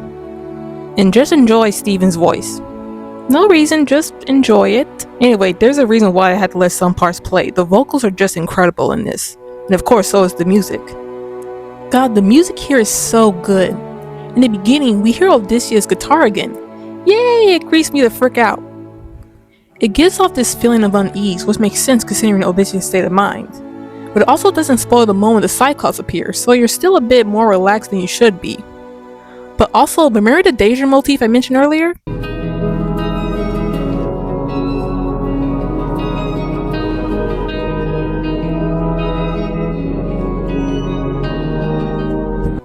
Don't ask me how long it took me to find this, I'm embarrassed enough as it is. In the moment the Cyclops does appear, it's probably my favorite moment in the whole song. All you can hear is his loud bass over and over, and it's structured to the point where it sounds like a heartbeat. You can hear everyone's fear in this moment, especially with how long this part is. I like to imagine the long silence is just Odysseus and his men slowly turning around and just staring at Polyphemus. And when Polyphemus speaks, you hear his instrument. Polyphemus' instrument is the cello, which is back with some synth. And the way it's being used gives it a sinister feel to it. It has this long note like it's stretching it out. It adds so much to Polyphemus' anger and the terror in the room. And even though the tempo picks up, it does so in Polyphemus' favor. It gives off this betrayal of dominance, like he's showing them that he's the one in control, and there's nothing they can do to get out of this situation. And then immediately Odysseus tries to get out of the situation. I love when Odysseus speaks, his guitar comes back, but is followed by drums in the background. I think this shows that Odysseus is trying to outsmart the Cyclops, but he's still panicking on the inside. But as soon as he offers the wine, his guitar finally slightly overshadows Polyphemus. And I love the music harmonizing with him when he sings Nobody. And afterwards, it's just this angelic sound playing throughout the song.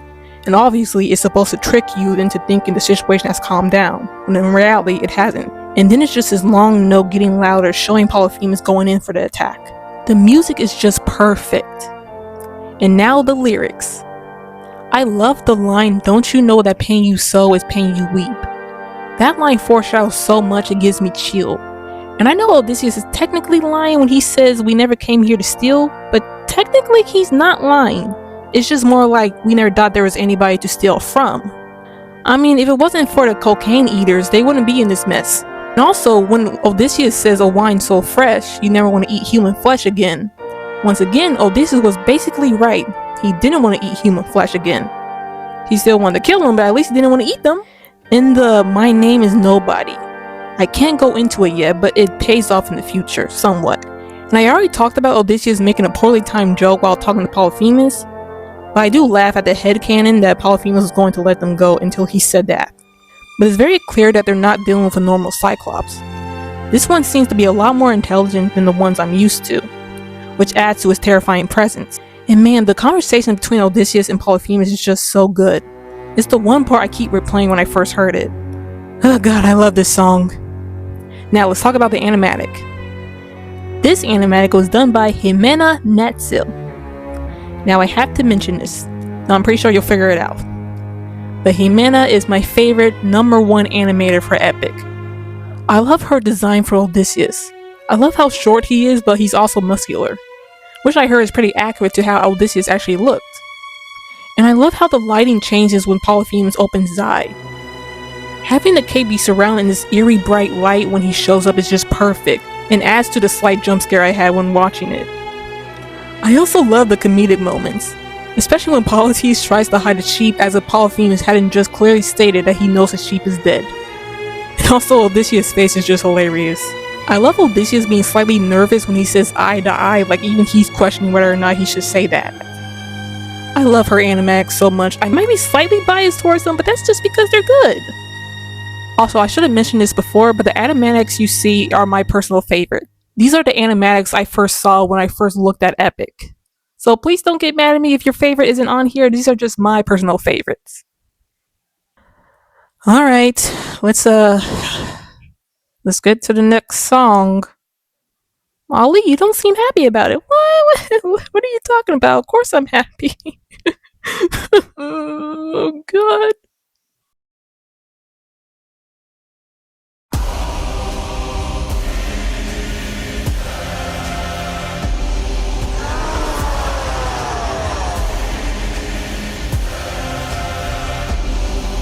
My brothers, the rest of our fleet, they wait at the beach. And if we're defeated, their good is dead. Straight ahead, that is who we're fighting. So unfortunately, as Odysseus said, most of the men are back at the ship. And from what I heard, Odysseus only had 12 men fighting Polyphemus. But it's because of this that they can't afford to lose. It's either fight back or be killed. 600 lives at stake. It's just one life to take. And when we kill him, then our journey's over. No dying on me now. Defeat is not allowed. We must live through this day. So fight, fight, fight.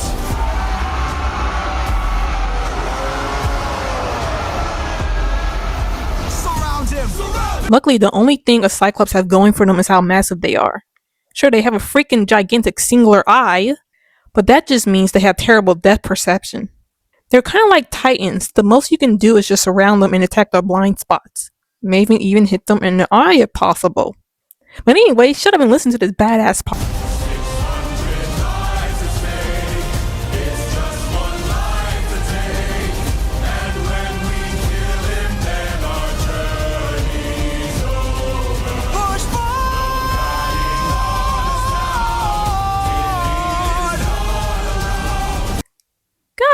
Damn, Levi Ackerman, who? God, this part is so cool. Though I wish Odysseus aimed for the eye, but who cares, it's still cool.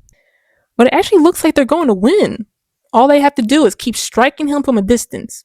I was worried for nothing. All they have to do is push forward and fight for their lives. Absolutely nothing can go wrong. Captain. Enough. He's got a club.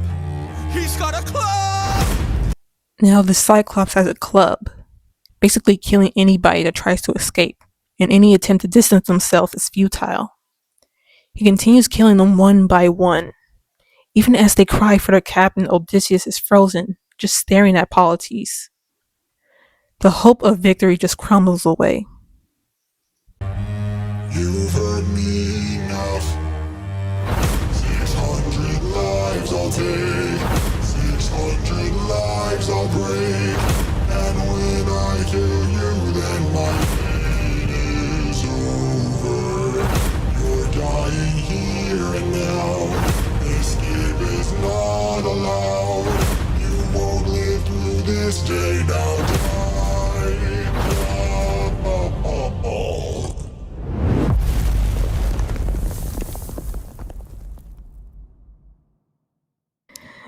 Excuse me while I go screaming to a pillow.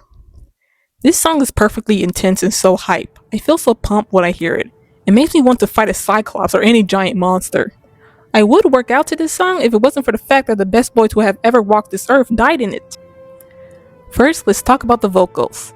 I've said this before, but Yorhei really does a good job of portraying a captain. He really makes you feel like you want to fight something. I wish I had him as a motivational speaker.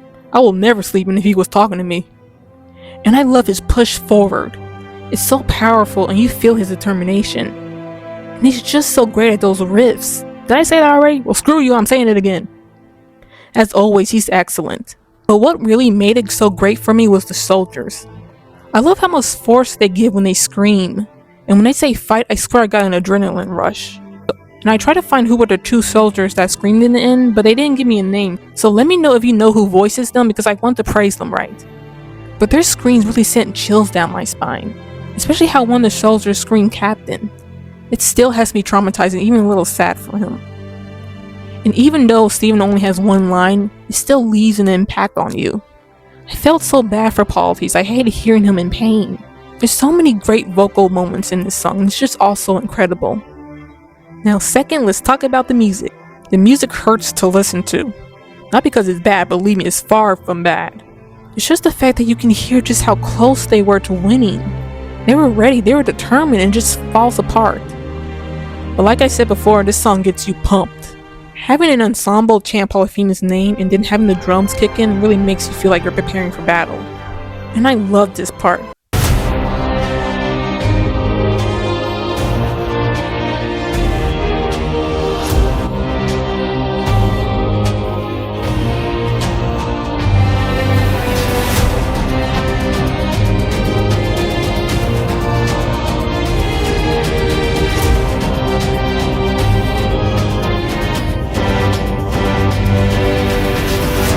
I don't know what instrument is playing here, someone please tell me if you know. It sounds so smooth.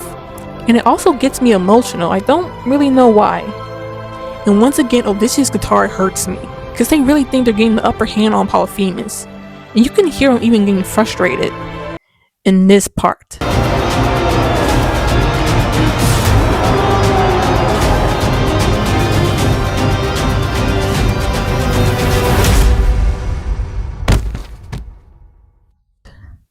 Aside from the pancake is another reason to call Yorhei a genius. You hear the energy rising before it all comes crashing down once you hear a loud thump. And then the captain, further showing that it was Polites that got hit. What makes this even worse is the fact that Polites was still alive. What killed him was the second hit. And then you hear Polyphemus' instrument, because they're not in control anymore, he is. And even though it's slightly in the same melody that Odysseus sung in, it's there to accompany Polyphemus, not the soldiers. It just changes the tone so well. You really feel the horror and tragedy in this moment. This whole part is just painful. And thirdly, the lyrics and themes. What's so sad about the lyrics is that Odysseus is trying to make it out alive, not just for his family, but for the men waiting back at the beach. And then later, Polyphemus threatens to kill those same men. And the "it's just one life to take" hurts, especially when you think about what happened before this. Every time I listen to this song, I can never figure out how many men died to Polyphemus. Probably because I'm too traumatized to count. Regardless, I can't imagine what it's like for Odysseus to lead his men into war and making it out alive just for some of them to die when they were able to go home. But it's exactly like the Cyclops said, pain you sow is pain you reap. Killing the sheep was the pain he sowed, and losing Polites was the pain he wept. Man, this song is brutal. Now let's talk about the animatic. Merxie is back, yay! And of course she did an incredible job with this. I love the lighting in this. It feels like you're in hell, which I guess we are. And somebody already commented on this, but I love how demonic the soldiers look. They're all channeling the monster in them to win this. And I love Polites standing by and helping the soldiers. Though it does hurt me because I think that's why he got hit. He became an easy target. And my god, the design for the Cyclops is horrifying. Why is he so creepy? I hate it. And of course the part when Odysseus turned into Levi Ackerman was just perfect and so cool. The way you timed it perfectly with the riff was just amazing. And seeing Odysseus get physically sick when he sees Polites' body laying there is just perfect but painful.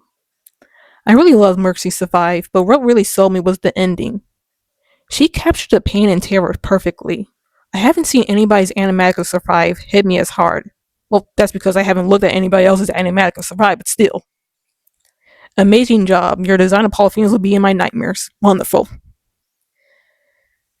This song is so amazing and sad. Polites, we miss you.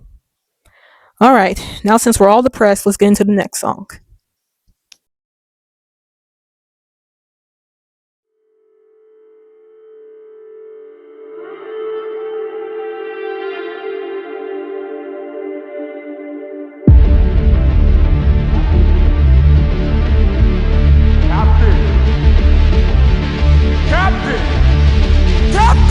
We must move quickly.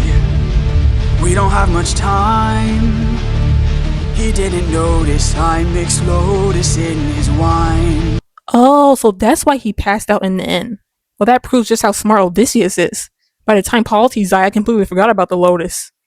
But even while Polyphemus is sleeping, they can't relax. He could wake up at any moment. Which means they don't even have time to bury their fallen comrades. The only thing they can do is remember them. Remember them when the fire begins to fade. For the fallen and afraid, we are not to let them die in vain. Remember them, we're the ones who carry on. The flames of those have gone, and our comrades will not die in vain. Odysseus orders his men to focus on the club. He tells them to use their sword to sharpen it and turn it into a spear. His men suggest that they should kill him. Because of the Cyclops' body blocking the exit, they can't lest they'll be trapped inside. Captain, where do we attack him? We gotta stab him in the eye! Yes, sir! Hey, he's taking my advice. Good job, Odysseus.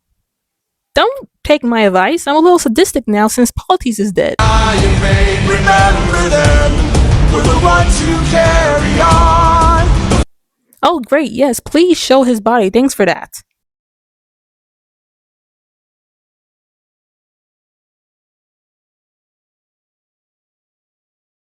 Our comrades will not die in vain. No! Ooh, that does look painful. He killed Polites. He killed Polites. He killed Polites. Okay, I'm back. Do it again.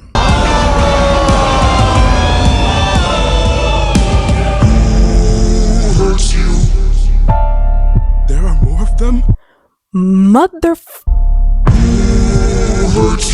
So yeah, there's more of these guys. And more. Captain, we should run. Wait. Oh my god, how many are there? Captain, please. Wait. It was nobody. If nobody hurts you, be silent. Don't go. Well, okay, I guess the Cyclops isn't that different from the others. Lucky for Odysseus. Have you forgotten the lessons I taught you? Oh, now you show up. Where were you when Polyus was getting bodied by his Cyclops? She probably liked it. She hated his song. He's still a threat until he's dead. Finish it. No. No? No. What good is killing him going to do? Polyus is dead. The Cyclops is blind. His friends clearly aren't going to help him, so what's the point? How many more men are going to die if he does that? How much more time will they waste trying to kill him? How much more blood can he put on his hands before he realizes it's never going to dry? All they need to do is just get on the boat and leave. Most of them made it out alive. They just need to... Wait, what are you doing? Hey, Cyclops! When we met, I led with peace, while you fed your inner beast. But my comrades will not die in vain. Remember them. The next time that you dare, choose not to spare. Remember them. Remember us. Remember me. I'm the reigning king of Ithaca. I am neither man nor mythical. I am your darkest moment. I am the infamous Odysseus!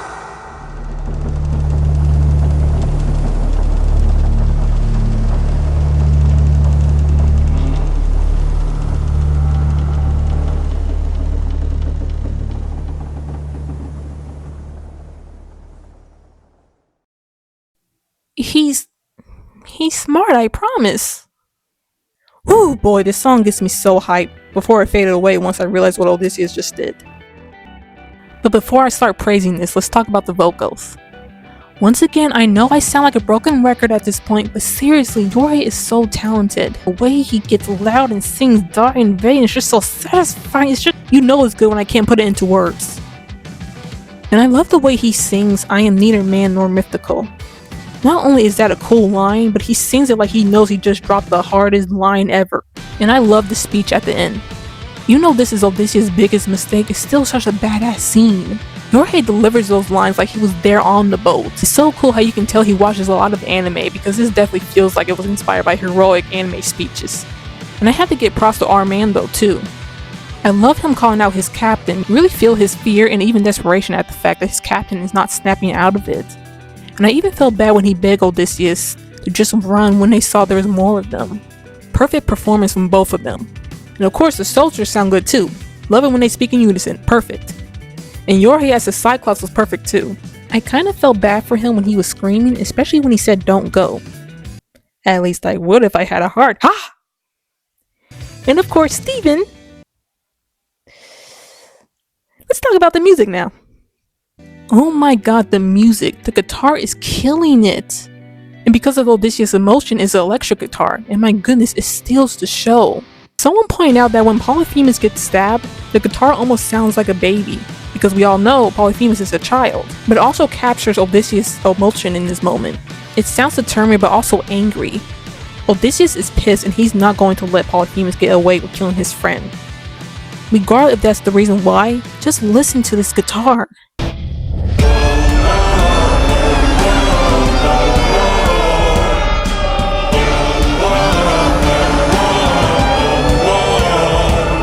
My god, I can't with this musical, it's so good! And then the moment when they notice there are more of them, and they say who hurt you is seriously the best thing I have ever heard.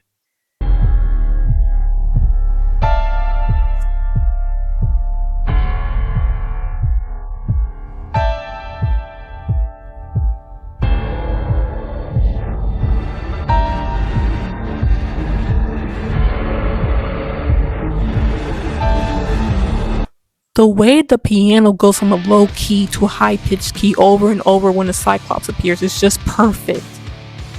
The tension is rising and so are the keys. And then playing Odysseus' guitar, showing that Odysseus screwed him over with his trick is just, oh my goodness, it's so good.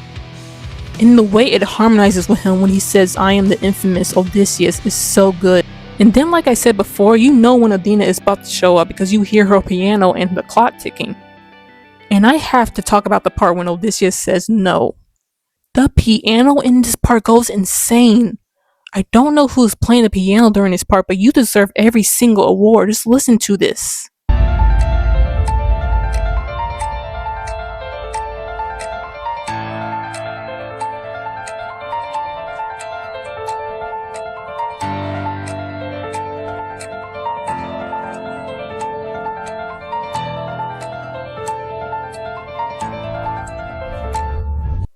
Those fingers are broken. It's so good. It's so perfect. And then the guitar comes back during this part. It's so amazing. I want to cry. Okay. I'm good. Let me move on before I lose my mind. Let's talk about the lyrics and the theme. What I really like about the lyrics is just how sad they actually are. Odysseus has no time to really grieve. He has to carry on and get the men that are alive to safety. He has to tell them to push forward, and he doesn't even have time to cry about it. It's just something I think he really needed. Probably would have fixed a lot of issues that happen later. But I love how he tells them to remember their friends. He gives them hope that they will not die in vain. Regardless of what happens later on, I do think Odysseus is a good leader.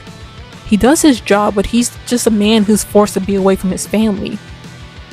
For what it's worth, I do think he's doing a great job, and these words definitely prove that. And can I point out that Odysseus says that if they kill him, they won't be able to escape because his body is blocking the exit.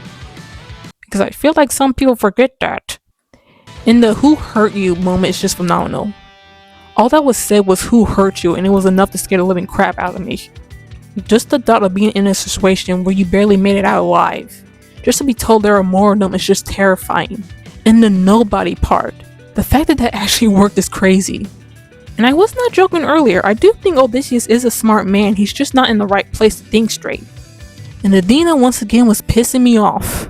She is going by her warrior mindset, and while useful sometimes, it doesn't help here. They already had problems facing just one Cyclops. They won't be able to finish what look like 8 of them. But I do love him saying that the blood they shed never dries. I like him questioning this whole warrior of the mind mindset. And although this was not intelligent for Odysseus to do, it's still cool. Odysseus in this moment is sparing him. But what I like about it is that he's still telling him who he is. That after today he will remember him. I don't know, but I just love main characters showing the audience why they're the main characters. It's such a cool way to show off your protagonist, and what makes him saying his name even cooler is that this is the first time we hear Odysseus' name. Up until now, no one has said his name, and it's just a hype way of hearing it for the first time. By the way, that was the one critique I had about Xerxes' open arms. It does spoil this moment if you're like me and never seen this story before. I know I've been saying his name, but I'm saying it based on the assumption that everyone has already seen it. Unless you're someone who is purposely spoiling themselves, which in that case, I suggest you click off this video and go listen to it, please. But yeah, that was the only criticism I had. But now, let's talk about the animatic. Wolfie the Witch is back, guys, yay! I really like this animatic. They are so good at drawing facial expressions, and props to them for making the stabbing of the eye look as painful as it sounds. It even makes you feel bad for the Cyclops. And I love Athena's design here. I like that she doesn't look like she's human, which she isn't. And Odysseus tying Polites' headband around his arm is just... Nope, not even gonna talk about it, screw you. And I love them showing Cyclops smile at the end. It's so creepy and it's so great. This is just such a great animatic for this song. But now, let's get on to the last song of the Cyclops saga.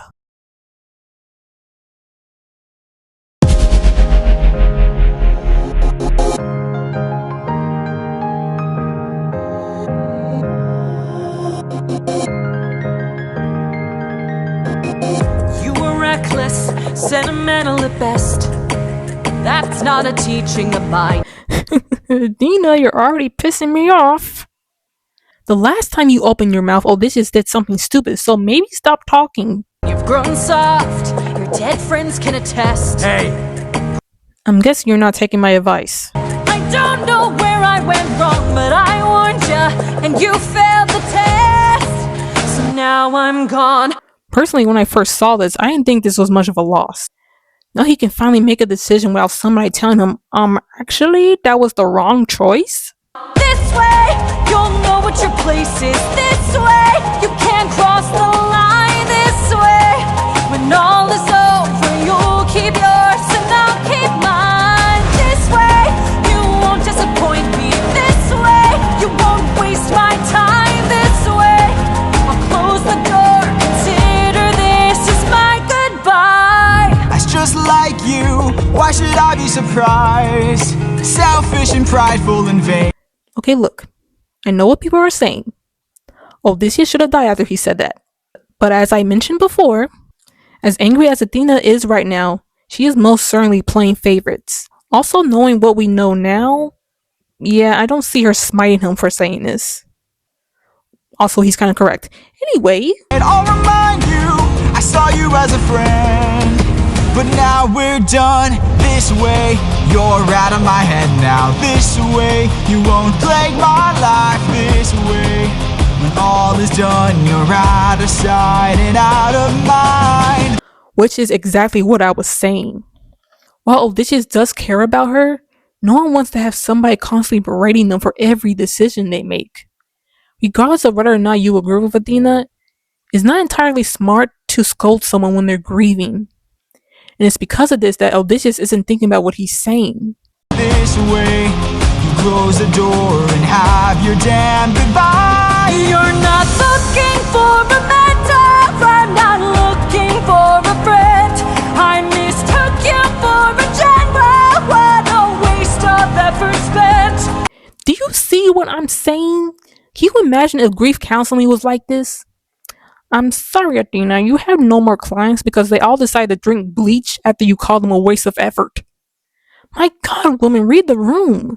At least I know what I'm fighting for while you're fighting to be known.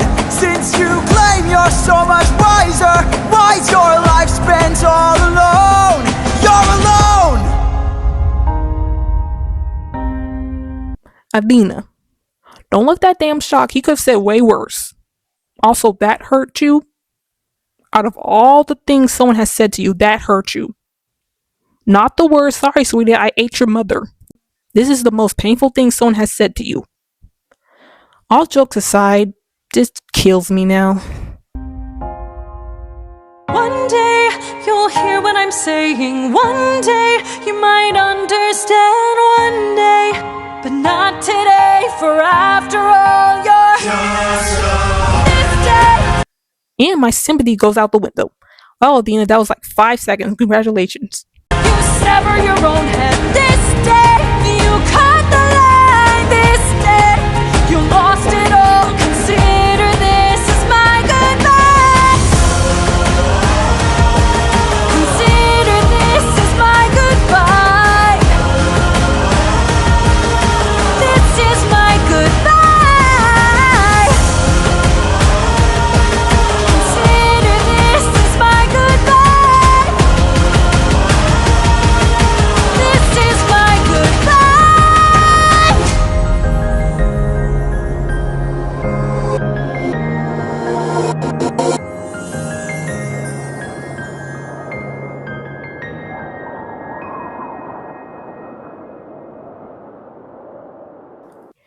And that was my goodbye.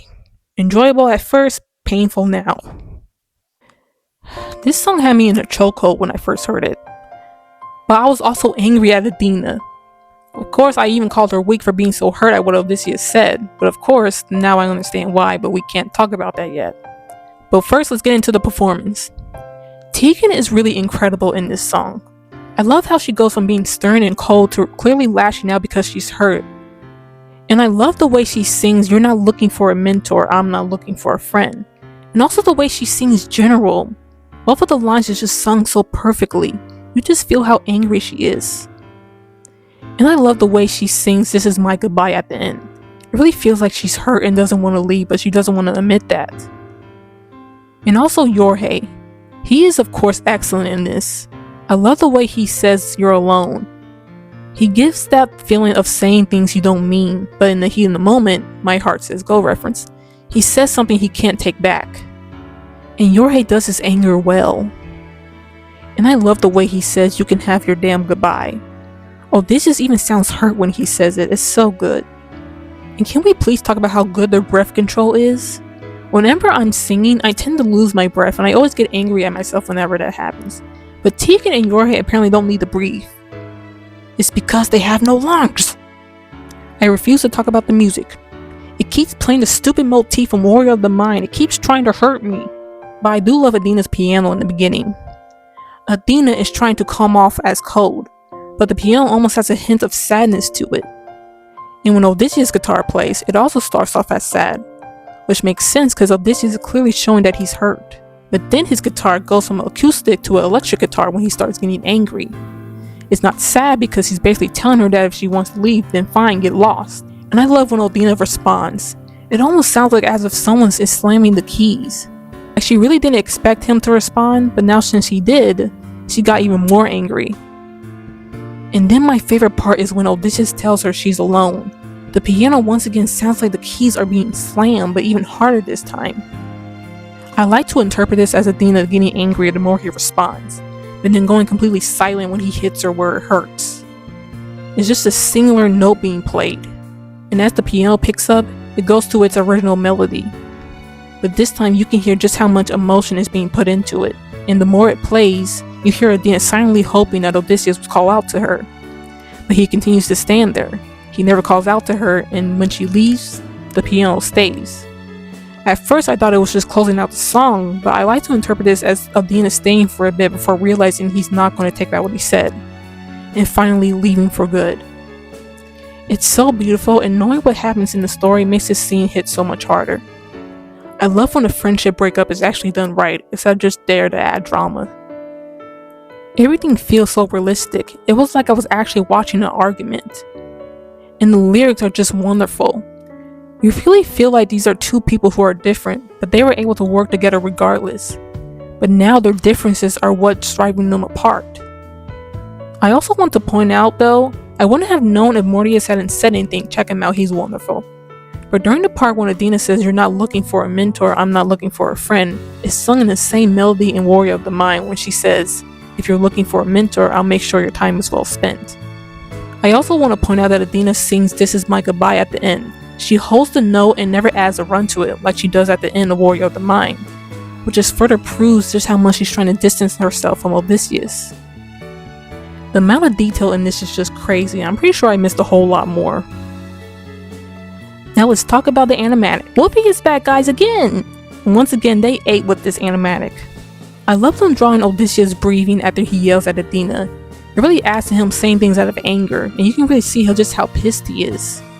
And I actually like Odysseus reaching out to her at the end, because in this moment he does regret what he said.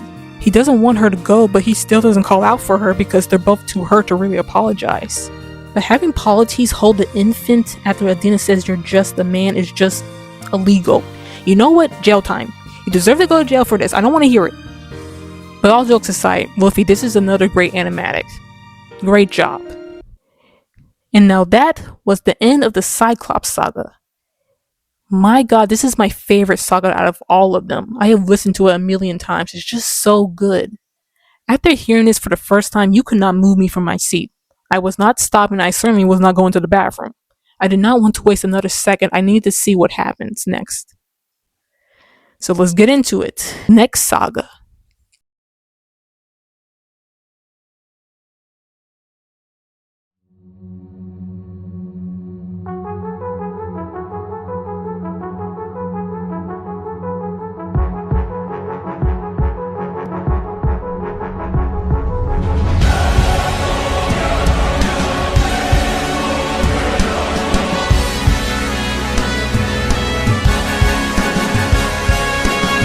These waves and tides have grown in strength and size. Is it nature or divine or a blessing in disguise? Definitely not a blessing in disguise. This storm feels purposely here to stop you. Our homes inside. This storm's our final fight. There's no time to die. Comrades! Sir! Brace for a storm! The likes of which we've never seen before. Brace for a storm!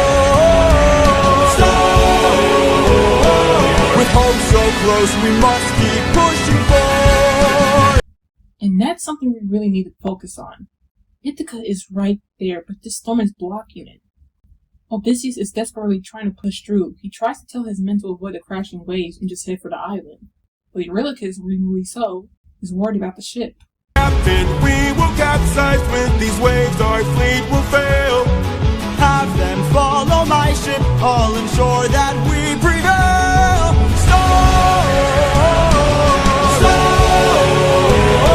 We're taking too much damage to survive. Oh, so the plan didn't work. They're still taking damage. Trying so hard to beat the storm, but the more they keep trying to get past it, the more the ship is going to capsize. At this point, they might as well just jump in the water and live with the sirens. But almost like a gift from the heavens, they spot a floating island. An island in the sky. Ooh, the harmonization! You guys practice that? But now, Odie has a plan. Oh god. Odysseus orders Eurylochus to grab the harpoons, and to grab as many as he can find. And what is his great plan? Shoot the fuck out of it! What?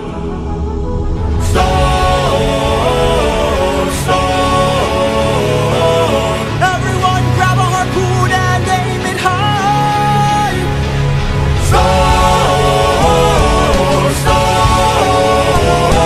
We're shooting for the island in the sky.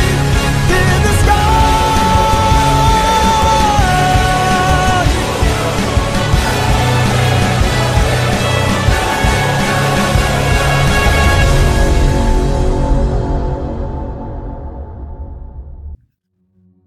This song is so underrated. It deserves way more love than it gets.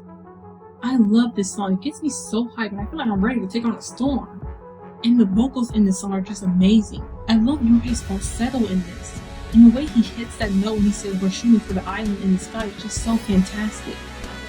And it's so satisfying the way they sing the storm. I love the way they extend it instead of just making it one singular note. The riff just sounds so good and it's a great vocal warm-up for your voice. And of course, Armano's voice is really incredible in this song too. There's something so satisfying about the way he says, we're taking too much damage to survive. It just sounds so good the way he sings it. And I already said this, but the harmony between these two in this part.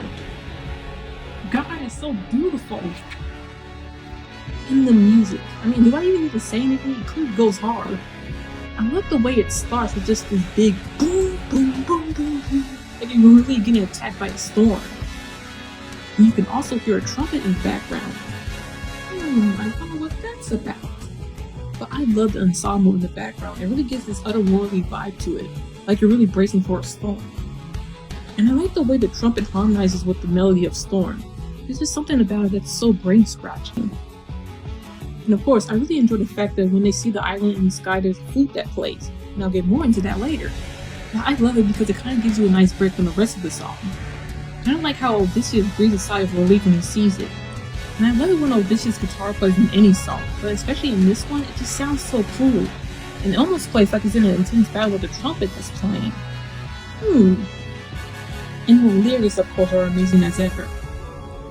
I like how you can tell how desperate Odysseus is to get home. This man is making it past the storm even if it freaking kills him. And obviously, Eurylochus is starting to question him a little bit. Since the whole song, he just seems so done with Odysseus. And of course, I laughed at the way Eurylochus let out when Odysseus said to shoot for the island in the sky. In the animatic, Himena Natsu is back, guys! I love this animatic for Storm. I like the Hamilton reference, I like how the island lights up, I like Eurylochus drawing a fit out of Odysseus' orders. And she even commented that she didn't like how dark it was. I actually like that. I like that you can't really see anything besides the storm and of course the island in the sky. It gives it this episodic feel to it. I really enjoyed it. Everything about it is just amazing. Thank you so much for making this Himena. And I really feel like this is a great intro for the Ocean Saga. I thought the songs had peaked. Including this whole song that starts off with punching you in the face. No, literally, it punches you in the intro. It just tells you there's more to come. I was on the edge of my seat waiting for the next song to start. So let's get into it.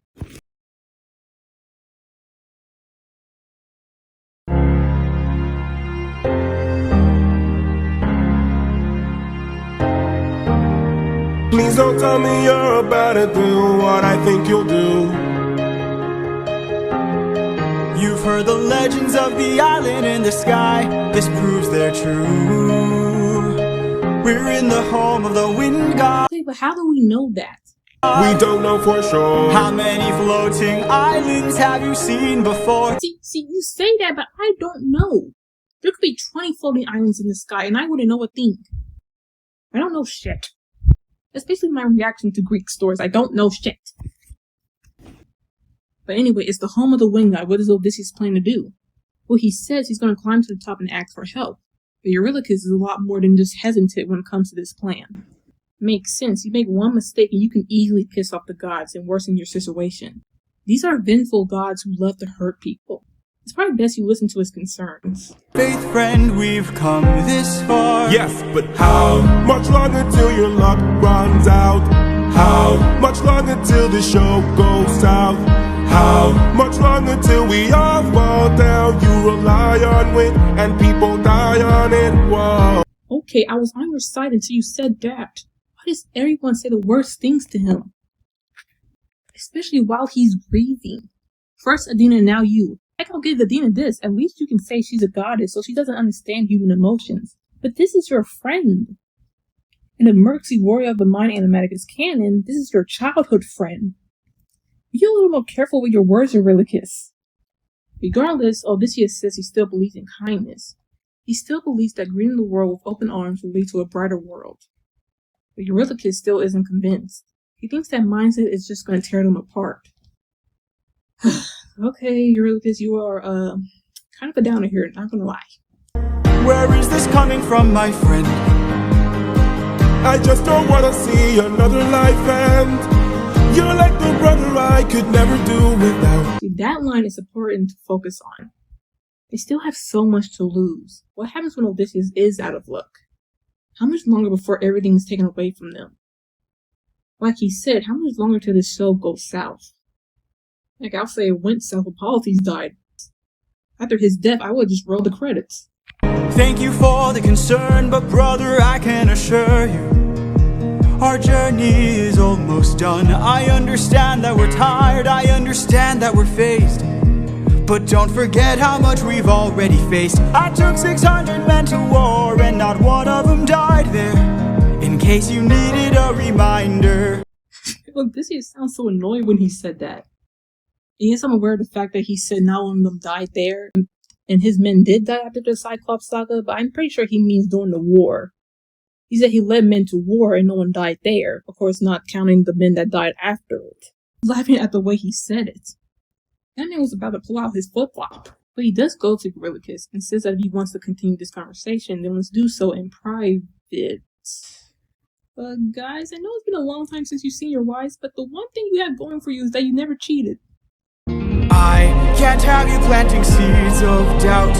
I can't have you disagreeing each route. Oh, thank God, he's just pulling out that flip-flop I talked about.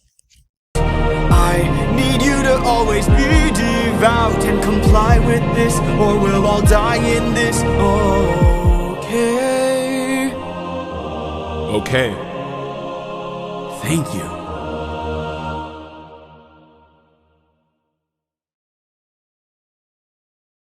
I can't listen to this song without thinking about the Macarena. I like this song, but I was upset when Eurylochus just like Odysseus was. He said he relied on wit, but it's clear that the Cyclops was going to kill him regardless, even if he didn't say anything. And really, if he hadn't talked to him first, then he wouldn't have given them the wine, and the Cyclops would have killed more of them. So what the hell, Eurylochus? I'm just joking, I understand why he was concerned. But first off, let's talk about the vocals. Armando does a really good job here, especially going from strong to caring. I love that even when he's doubting him, you don't get the sense that he hates him. He truly does care about him and doesn't want to see him get hurt. But he's just talking about his concerns in front of the crew, which is his biggest mistake. And I like the way he sings, "You're like the brother I can never do without." He sounds so soft and sweet here. I think it actually makes me feel kind of bad for what happens later on. You really tell he does care about him. And I love Jorge's soft and cheerful voice, and how he immediately switches to anger. But I feel like if you listen to his tone, you can really tell he's holding his rage back and waiting to talk to Eurylochus on his own. Especially when he says, "in case you needed a reminder," it sounds like he's gritting his teeth almost. These two just sound so great together. I heard these two were best friends even before they started this project. You can really tell that their chemistry is just really good. Now let's really pay attention to the lyrics and the music. Don't worry, no reason at all, just really pay attention. It won't hurt you in the future, I promise. I had to really give credit to Jorge for explaining this because I for some reason found it difficult to analyze this song. There's just so many hidden melodies in this that you wouldn't even notice it even if you listen to it a bunch of times. But one thing that Jorge said was the chord progression in the first part of the song and the second verse are different. It happens when Odysseus is trying to convince Eurylochus, and he's asking why he's doubting him. And it's also the same chord progression from Open Arms where Polites says his life is amazing. In this moment, Odysseus is trying to follow in Polites' footsteps, and in honor of his friend, wants to breathe a little open arms like he wanted. But I love just how quickly that kind of goes away when Eurylochus keeps pushing him on it. But I like how this foreshadows what's about to happen. It shows the crew and Eurylochus start to become wary of their captain. They don't distrust him, but I don't think they want to go along with everything he says after what happened with the Cyclops. And as much as I love Eurylochus, I wish he hadn't said this in front of everybody. He asks how much longer before the show goes south, but doesn't seem to understand that the show goes south when they don't listen to him. But that's a conversation for later. This animatic is done by Crashite. I love this animatic of Luck Runs Out because of the background characters. I love the fact that they show them listening in on the conversation between Eurylochus and Odysseus. It shows them already agreeing with what Eurylochus is saying, and it adds to the fact that Eurylochus is the voice of the crew. I also love the movement of the characters. They don't just stand still, they actually move to the point where it's just animation, not an animatic.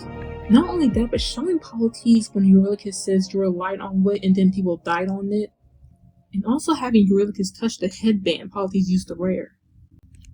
By the way, I love how almost every animator has Odysseus keep the headband. Just killed me. I hope you're proud of the murder you committed tonight. All jokes aside, this is a great one, Crashite. Excellent job. And now, on to the next song where nothing goes wrong.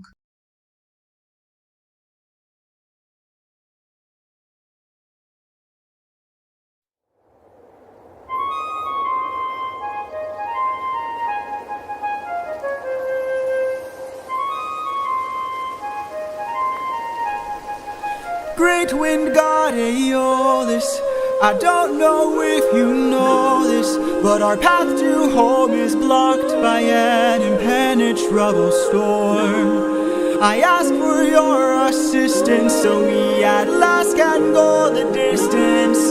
Can you cast the perfect winds for us and aid our journey home? Ha ha ha! Jesus! I'm ashamed to say that this actually scared the crap out of me. This is Aeolus, the god of the wind, the last airbender. Oh, tell me this design doesn't remind you of Aang. Anyway, she wants to play a game with Odysseus, and if he wins, he'll get what he's asking for. She gives him this bag and says it has a storm trap inside. All he has to do is not open the bag.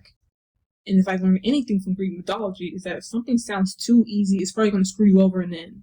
Keep your friends close and your enemies closer. Never really know who you can trust. If they wanna get the bag open, you gotta say no, sir. Sometimes killing is a must. What? Cause the end always justifies the means. Friends turn to foes in rivalry. So keep your friends close and your enemies closer. Never really know who you can trust. Never really know who you can trust. And if I learned anything from Greek mythology, is that if something sounds like a lesson, it's most definitely going to screw you over. Sadly, he accepts the challenge and goes back to the ship with the men wondering what's inside the bag. Captain, what's happening? What's trapped in that bag? Something dangerous, friends, we mustn't lag. It's treasure. What? Bye-bye. You bitch. Open the bag! Let's see what you got. No, do not! Everybody listen closely. See how this bag is closed, that's how it's supposed to be. This bag has the storm inside. We cannot let the treasure rumor fly. We'll try. We're screwed. This is exactly what Aeolus was saying. You never know who you can trust. And it's clear the ship's trust in Odysseus is kind of thin right now. Keep your friends close and your enemies closer. Never really know who you can trust. Now they wanna get the bag open so they can have closure. Sometimes thinking is a must. Cause the end always justifies the means. Everything's changed since Polites, so Oh great, yes, please mention politics again. You know just what to say to make me happy, don't you, Jorge? Keep your friends close and your enemies closer. Never really know who you can trust. Really know who you can trust. For 9 days I've stayed wide awake, trying to make it home with no storm or tidal wave.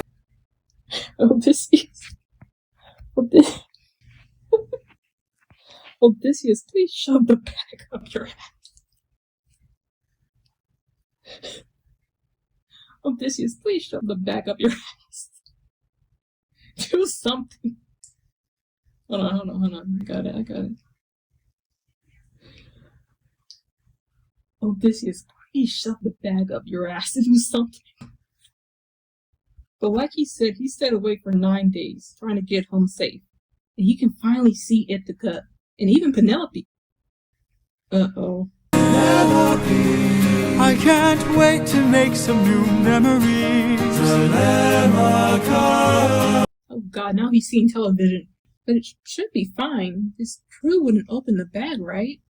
I mean, yes, they might have started to doubt him after the Cyclops, but they shouldn't doubt him too much. Especially since he told them that the stone was trapped inside the bag. They wouldn't do something like that, right?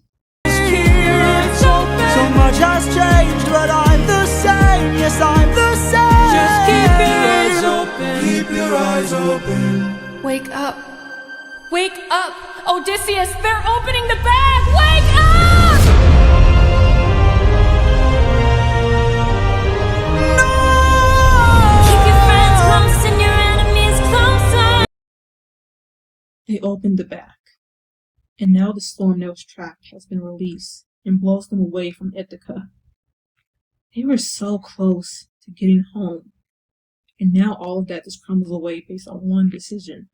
Where's the storm taking us? I said to keep the bag closed, but you weren't compliant. If I had to guess, you're headed to the land of the giants.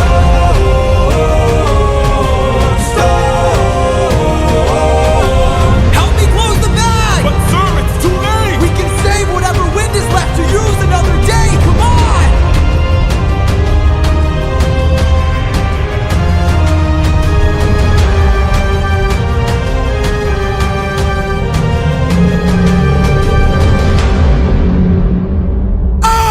Odysseus of Ithaca! Do you know who I am?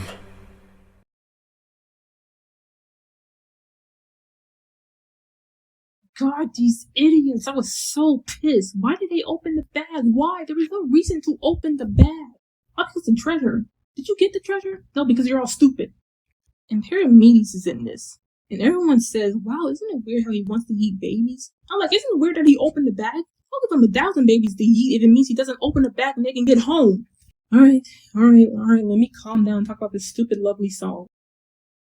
Aeolus is played by Kira Stone. And I love her voice. She gives this sort of windy feeling in her voice. I love how childlike it sounds. It really shows just how free-spirited Aeolus is. And she even looks like she can play her on Broadway.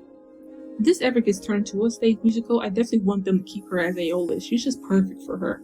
And the way she sings Keep Your Friends Close is just so satisfying. I keep replaying it over and over again. She sings it so good. I also like how distorted her voice gets when she blows the ship away. It's like she's not mad at them, but she's basically shrugging and saying, oh well, you should have listened to me. And as always, Jorge's killing those notes like he's Odysseus and the notes are the suitors. It just keeps cooking over and over again. I love his, I keep trying to embrace you both, why won't you let me? This sounds so hurt because he's just so desperate to just be with his wife and his son. And also his, I'm the same. I heard that it's actually really difficult to hit this note, and Jorge just does it so easily. And I love his no when he saw them opening the bag.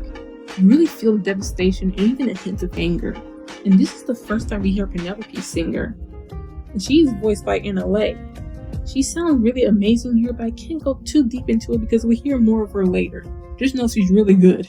And I swear we even hear Telegram's voice in this, but it's very distant because Odysseus technically doesn't know what he sounds like, so that's a little bit of a cool detail, and also sad. Anyway, let's get into the music. So in this song, Aeolus' instrument is a flute, and it sounds so magical here. It gives you this sort of airy and even ethereal feel to it. And I know I might sound crazy, but I feel like I can even feel the wind when the music plays. I swear I feel a burst of air when I hear it. Once again, I just love Odysseus' guitar in this song. Especially having it going away when the Windlings say it's treasure. It gives this ominous vibe because you know this is what sealed their fates. And afterwards, the guitar comes back during the dream sequence. It allows you to feel what Odysseus is feeling, like how he feels at ease when thinking about Penelope. But unlike Odysseus, you're awake, so you hear the words she's saying, so no matter how comforting the music is, you can't relax because you know he's falling asleep and the bag is unattended. And when they open the bag, the storm melody comes back. And once again, you hear a trumpet, which we're going to figure out why it's there in the next song. I love everything about this, but I know I'm missing something because it's actually getting harder to identify each instrument. My ears are just so weak right now. But regardless, let's talk about the lyrics and the theme. It's funny because Aeolus says that you don't know who you can trust, but if she hadn't told them there was treasure, they wouldn't have opened the bag. But at the same time, that was also part of the lesson. If they had trusted Odysseus and not opened the bag, they would have made it home. And I just cry at the words I'm just saying because it's just heartbreaking hearing him say this when you know what's coming next. And do I even have to talk about how sad everything's changed since Polites is? It shows just how much heart was left when Polites died. You can feel his absence, and just like everyone else, you miss him so much. And although it doesn't justify it, it's probably one of the reasons why they opened the bag in the first place. Just like Odysseus, everyone else is learning about Polites too. They don't know what to do without him there. And ever since he died, the world just feels so much darker without him around. Because you know this would have never happened if Polites was alive. Oh great, now I'm sad again. But by the way, having a certain someone yell out his name is a perfect way to end the song. I was on the edge of my seat wondering who it was. Because remember, I don't know this story, so I had no clue what was going on. Before we talk about that, let's celebrate the fact that Gigi is back. I don't think I watched any other animatic of Keep Your Friends Close. Gigi's version of it is just that good. And remember when I said it's so cool when the characters move instead of staying still in an animatic? Well, this is a perfect example of that. This is not even an animatic, it's just an animation. Everybody's so fluid in their movements. At this point, I just want Epic to be an anime instead of a Broadway show. And the color palette in this is just gorgeous. I love the blue in this scene. It's like a sight for sore eyes. I love the way Aeolus' island looks. And I love the part when Odysseus dreams about Penelope. And having telecommunications face crossed out because Odysseus technically doesn't know what he looks like is just so sad, but also really good. And honestly, this is my favorite design of Aeolus. I love how she looks like a child. It really adds to her playful nature. And I love the fact that her hair kind of flows like the wind. And of course, the 360 shot.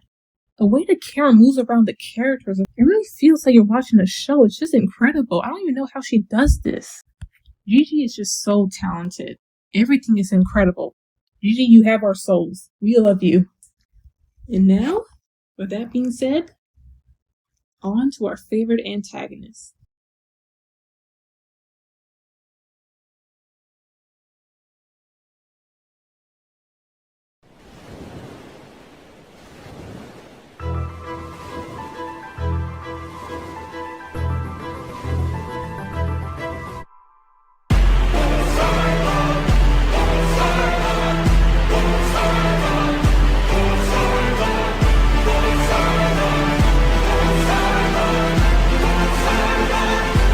Poseidon. Thanks, Odysseus. I didn't know who it was even with the loud-ass ensemble screaming his name in my ear. In all my years of living, it isn't very often that I get pissed off. Bullshit. I try to chill with the waves, but damn, you crossed the line. I've been so gracious, and yet you hurt the son of mine. That's right, the Cyclops you made blind is mine. No. Yup, so that big mistake of him saying his name was really the worst mistake he ever made in his entire life. That and killing a baby. You can say he didn't know Polyphemus was Poseidon's son, but it's because of that he said his name was nobody. So his luck is really kicking him right now. I gotta make you bleed, I need to see you drown. But before you go, I need to make you learn how ruthlessness is mercy upon ourselves. Ruthlessness is mercy upon ourselves. Ruthlessness is mercy upon ourselves. You are the worst kind of good, cause you're not even great. Dang, Odysseus, you need some ice for that burn he just gave you? Like he said, he can't stand a man with false righteousness. He preaches about saving lives and protecting those he loves, but he doesn't even protect them because he never kills anybody that threatens them. He wouldn't even be dealing with Poseidon right now if he had just killed the Cyclops. Oh, crap. You are far too nice, mercy has a price. It's the final crack, we're about to break the ice now. You reveal your name, then you let him live.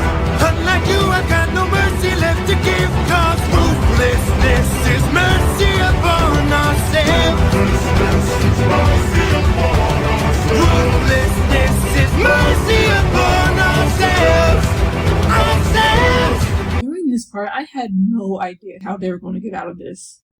I can't talk that much because Poseidon is basically saying it for me. But I have to because there's this lovely little thing called copyright. Anyway, it's clear Poseidon is pissed and there's nothing they can say to calm him down. And now it is finally time to say goodbye. Today you die, unless of course you apologize for my son's pain and all his cries. Oh, Odysseus, if you don't put your whole body into this, I'm talking knees on the ground, head on the ground too. And if I hear the words, I made a severe lapse of judgment from your lips, I am going to smack you. Poseidon, we meant no harm, we only hurt him to disarm him. We took no pleasure in his pain, we only wanted to escape. The line between naivety and hopefulness is almost invisible. And you seem to piss him off even further. What is with your luck, Odysseus? Yeah, I'm just going to let this part play. Because like he said, there was no way Odysseus was going to be able to smooth talk his way into Poseidon's heart. Because he closed that heart a long time ago. They made their bed. And he's just here to make sure they lie in it. So close your heart, the world is dark and ruthlessness is die.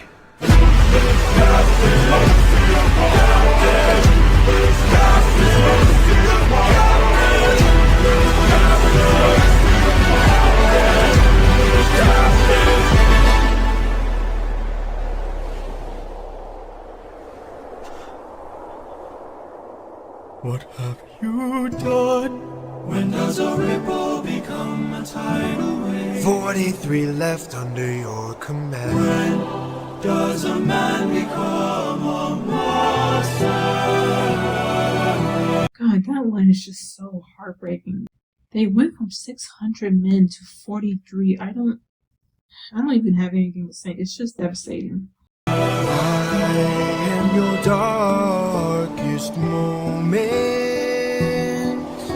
The monster that always draws near. Any last words? All I gotta do is open this bag. What? Oh, never mind. Poseidon's what here just cracks me up every time. Odysseus is able to open the bag and blow the remaining 43 men away from Poseidon, and they end up on another isolated island. But not before Odysseus takes another look at Poseidon. Remember me.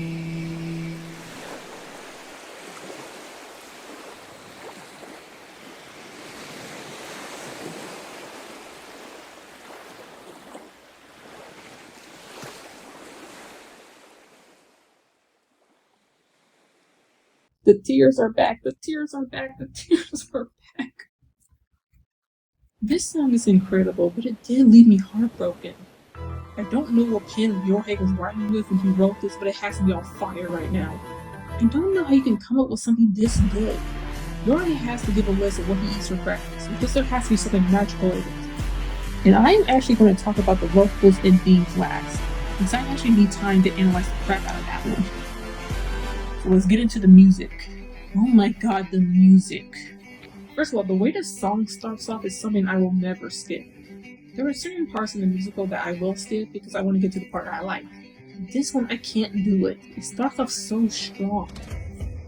But the piano and the ensemble chanting Poseidon, it always gives me chills. Can you imagine stepping out of the water and have this choir in the background chant your name like that? I would feel so badass. And just so you know, there are other gods in Epic that have their names sung like this, but this is the best one out of all of them. Sounds like a final boss theme song. It definitely gave me flashbacks to a certain video game villain's theme song. You really feel the force of Poseidon in this intro. And what I love about it is that when I was watching this, I didn't know where the wind took them to. Having him come out and having him chant his name really frees with fear and excitement. And I swear during the song I hear drums being played. It feels like each beat is Poseidon trying to hit him with his waves. It feels like a punch. And it's funny because I swear I also hear the guitar, but it's not playing in Odysseus' favor. Instead it plays for Poseidon. And I don't know if this is intentional, but it probably is. But a piano playing when he says, "You could have avoided all this, how you just killed my son," makes me think that Odysseus is the thing that what Athena said. So of course she was the one who told him to go back and kill the others. And I noticed that when Odysseus is trying to apologize to Poseidon, his guitar doesn't play like it normally does. It's like the guitar not playing is showing that his apology is falling on deaf ears. And the part where the rest of the men drown is just gut-wrenching. And this moment the drums that are playing his little space in between each note. It's like it's punching Odysseus in the heart every time the soldier cries out, and you feel how painful it is. And after they die, you finally hear Odysseus' guitar playing. And it's somber, it's breathy. You feel how destroyed Odysseus is at seeing his men die. And then the music goes from "Screw you, Poseidon, I still have you back." Normally I don't like it when the mood changes quickly like that, but I actually enjoyed it. It's more of a hopeful feeling than an emotional whiplash. I felt relieved that the rest of them were able to get out of the situation. It made me cheerful even though I was still sad. I at least smiled for a moment. And even then, the weight of what just happened is still there. The music is incredible. I really recommend listening to it without the lyrics. It's just amazing. I don't know how Yorhead came up with something like this, but clearly he's a genius. And now, on to the lyrics and themes. The lesson is obvious. Ruthlessness is mercy on ourselves. Poseidon tells Odysseus to just close his heart. You hold so much guilt for everything you do that's morally wrong, then why not let go and be completely ruthless? Ruthlessness is mercy on ourselves. Because if we don't care how cool we have to get, then nobody will dare to mess with us. It's basically the complete opposite of what Polites was telling Odysseus. While Polites was trying to tell Odysseus to protect the love in his heart and lead with it, Poseidon is telling Odysseus to protect his heart by closing it, and only giving it to those he cares about. I love the message in this song, and I love how it's similar to what Athena was saying. I think in her song you can even hear Poseidon's trumpet playing. Like at that moment she's also accepting ruthlessness as mercy.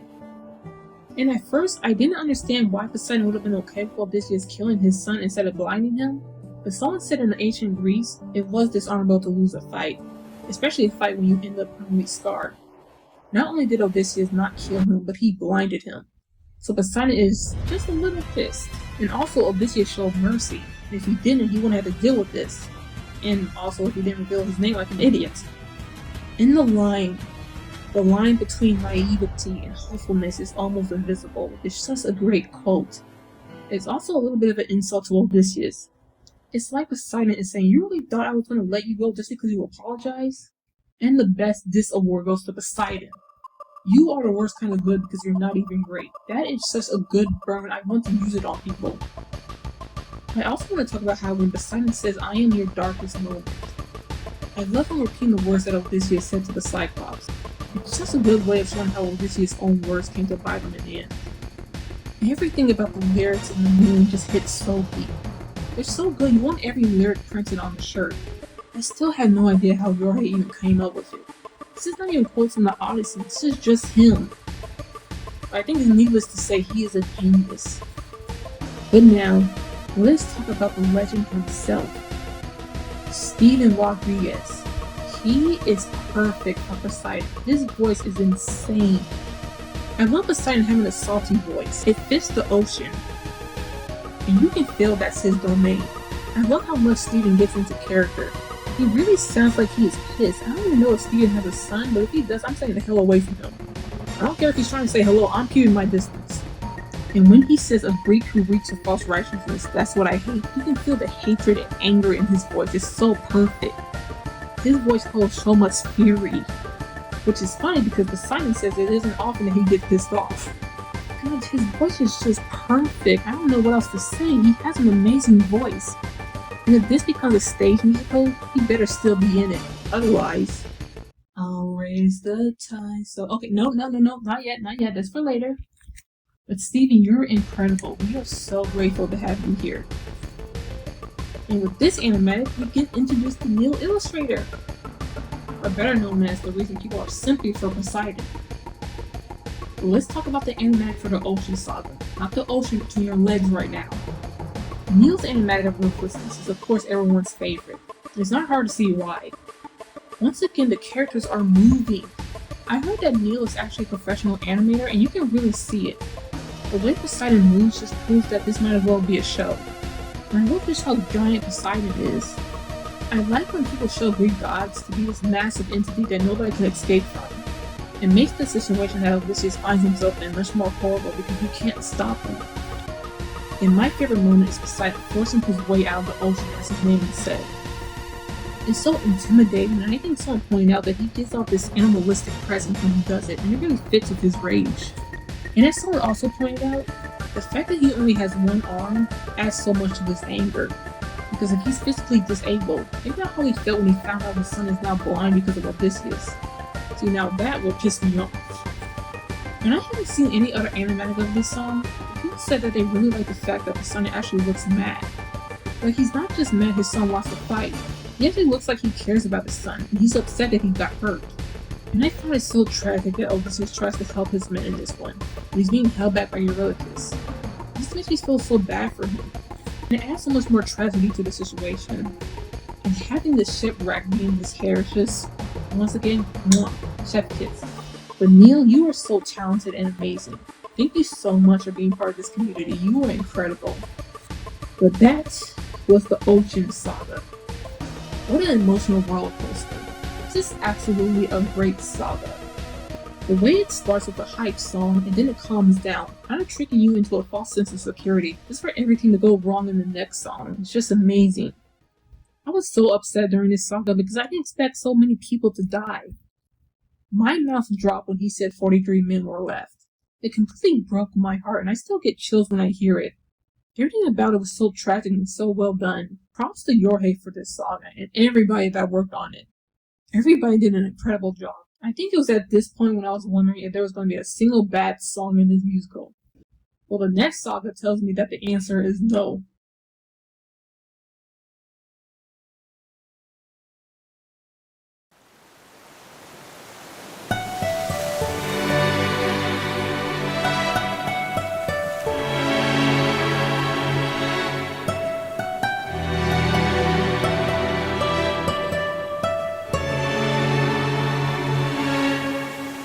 Captain, I have something that I must confess, something that I must get off my chest. Until it is said, I cannot rest. Eurylochus, now is not the time to confess your undying love for Odysseus right now. Do you see how upset he looks? Thankfully, he brushes Eurylochus off and tells him to make sure this island isn't trying to kill us.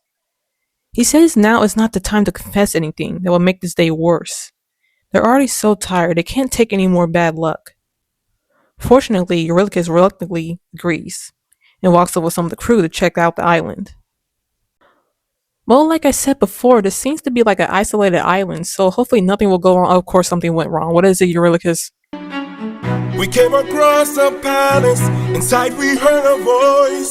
It seemed to show no malice, to greet it was our choice. But nothing could prepare us for the power that awaited inside. What did this palace hide?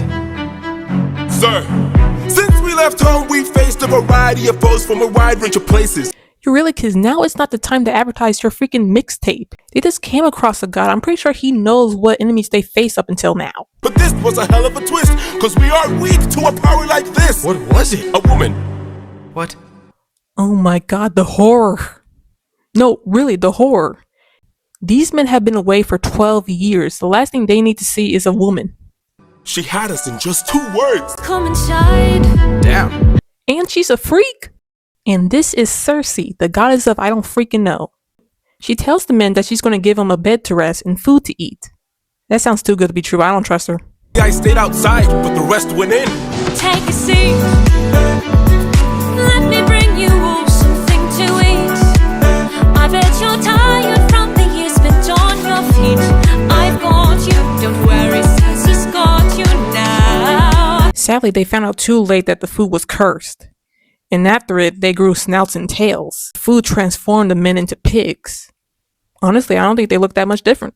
I've got all the power, yeah, I've got all the power. No, I'm not a player, I'm a puppeteer. No, I don't play, I'm puppeteer, yeah. We have to go save them. Eurylochus tells Odysseus that they should just leave. At this point, the consequences of trying to save the men and losing more is higher than the consequence of leaving some of them behind. How long before they lose all of them? Right now, they should just cut their losses and run away. But it's because of this that Odysseus has to save them. He's already lost so much, he won't be able to handle the guilt of leaving them behind when he knows they could have done something to help them. But I can hardly sleep now, knowing everything we've done. There's no length I wouldn't go if it was you I had to save. I can only hope you'd do the same. I can hear her still, No one will find. and her voice deceives. Their way between. What if she can't be killed? My name's and I. Would you choose to leave? Eurylochus, can you please get off his back? God, you're worse than Athena.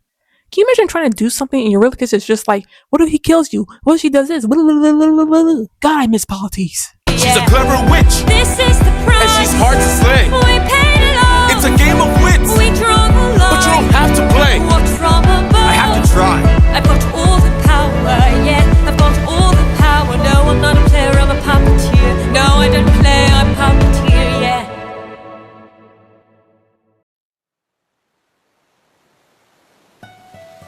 I really enjoy listening to the full song, whereas before I only knew that one part, so it's cool to know the context of the song.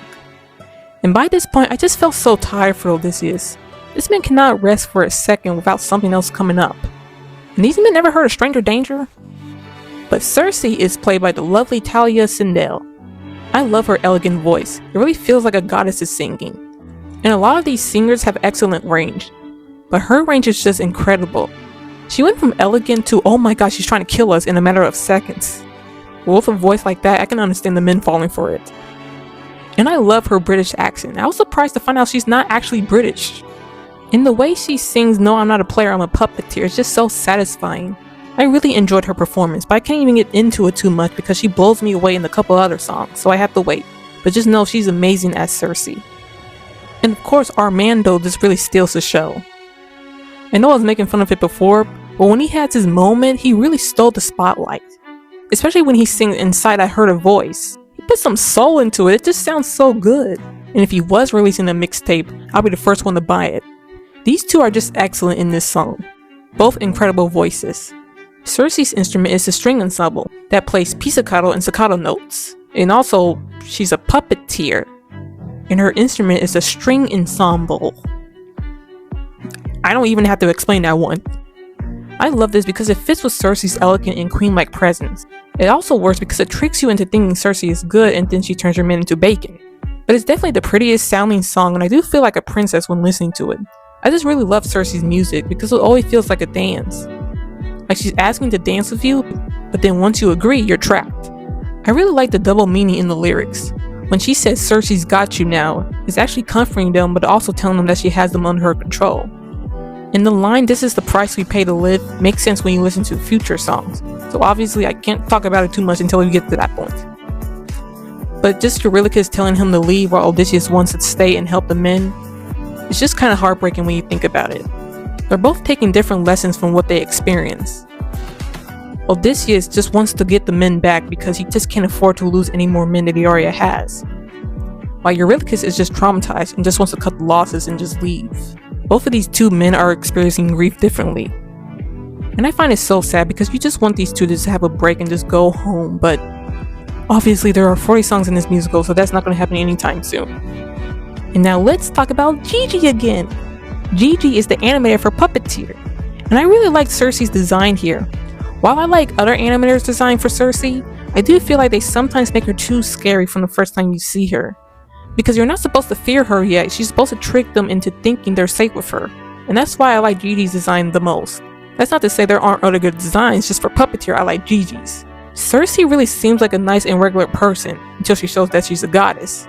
But she even looks motherly, and I guess she is, but not to the men, of course. And I like Gigi's version of the "a woman" joke. The way the image goes from this scary demonic monster to a dainty, innocent looking woman is hilarious. And also, once again, the camera moving.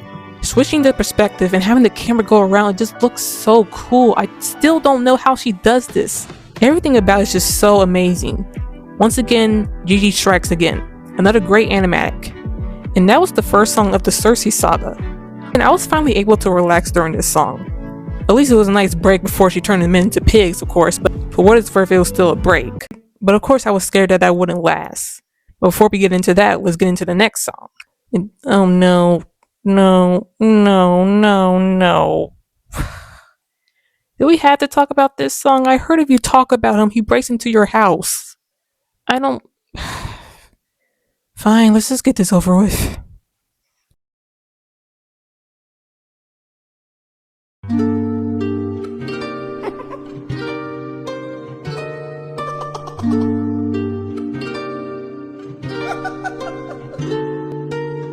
I must say, what a brilliant speech you gave. Who goes there? You don't know? Based on the laughing and the way he's just messing with you for funsies? I mean, he's clearly... Actually, you know what? I'll let him introduce himself. Just a friend who could help you save your men. A foe like Cersei's not to be messed with. You want to beat her, you'll need the blessing of a certain god. Divine intervention, someone who's not afraid to send a message. Hermes? Yay, Hermes is here! Finally, something's gonna go well. God, please, something go well. Wouldn't you like a taste of the power? Wouldn't you like to use more than words? Deep in the night, the fight lasts for hours. You can be hurt or you can beat her. Wouldn't you like to have some of the magic? Wouldn't you like your outcome preferred? Deep in the night, the fight can be tragic. I'll help you conquer her. And as always, Hermes is here to help every single main character he ever comes across. If Odysseus goes in there alone, she can pretty much kill him in every single way. She can run a better breakfast and cook him. She can make him horny as hell, though it has been 12 years, so she probably doesn't even need to do anything for that one. She can conjure up a monster that'll grind you to the bones. She has all the ways to haunt you when you take her on alone. Wouldn't you like a taste of the power? Wouldn't you like to use more than words? Deep in the night, the fight lasts for hours. You can be hurt or you can be turned. Wouldn't you like to have some of the magic? Wouldn't you like your outcome preferred? Deep in the night, the fight can be tragic. I'll help you conquer her. Hermes then offers him a flower that can possibly beat Cersei. And all he has to do is eat it. Why does he have to eat it?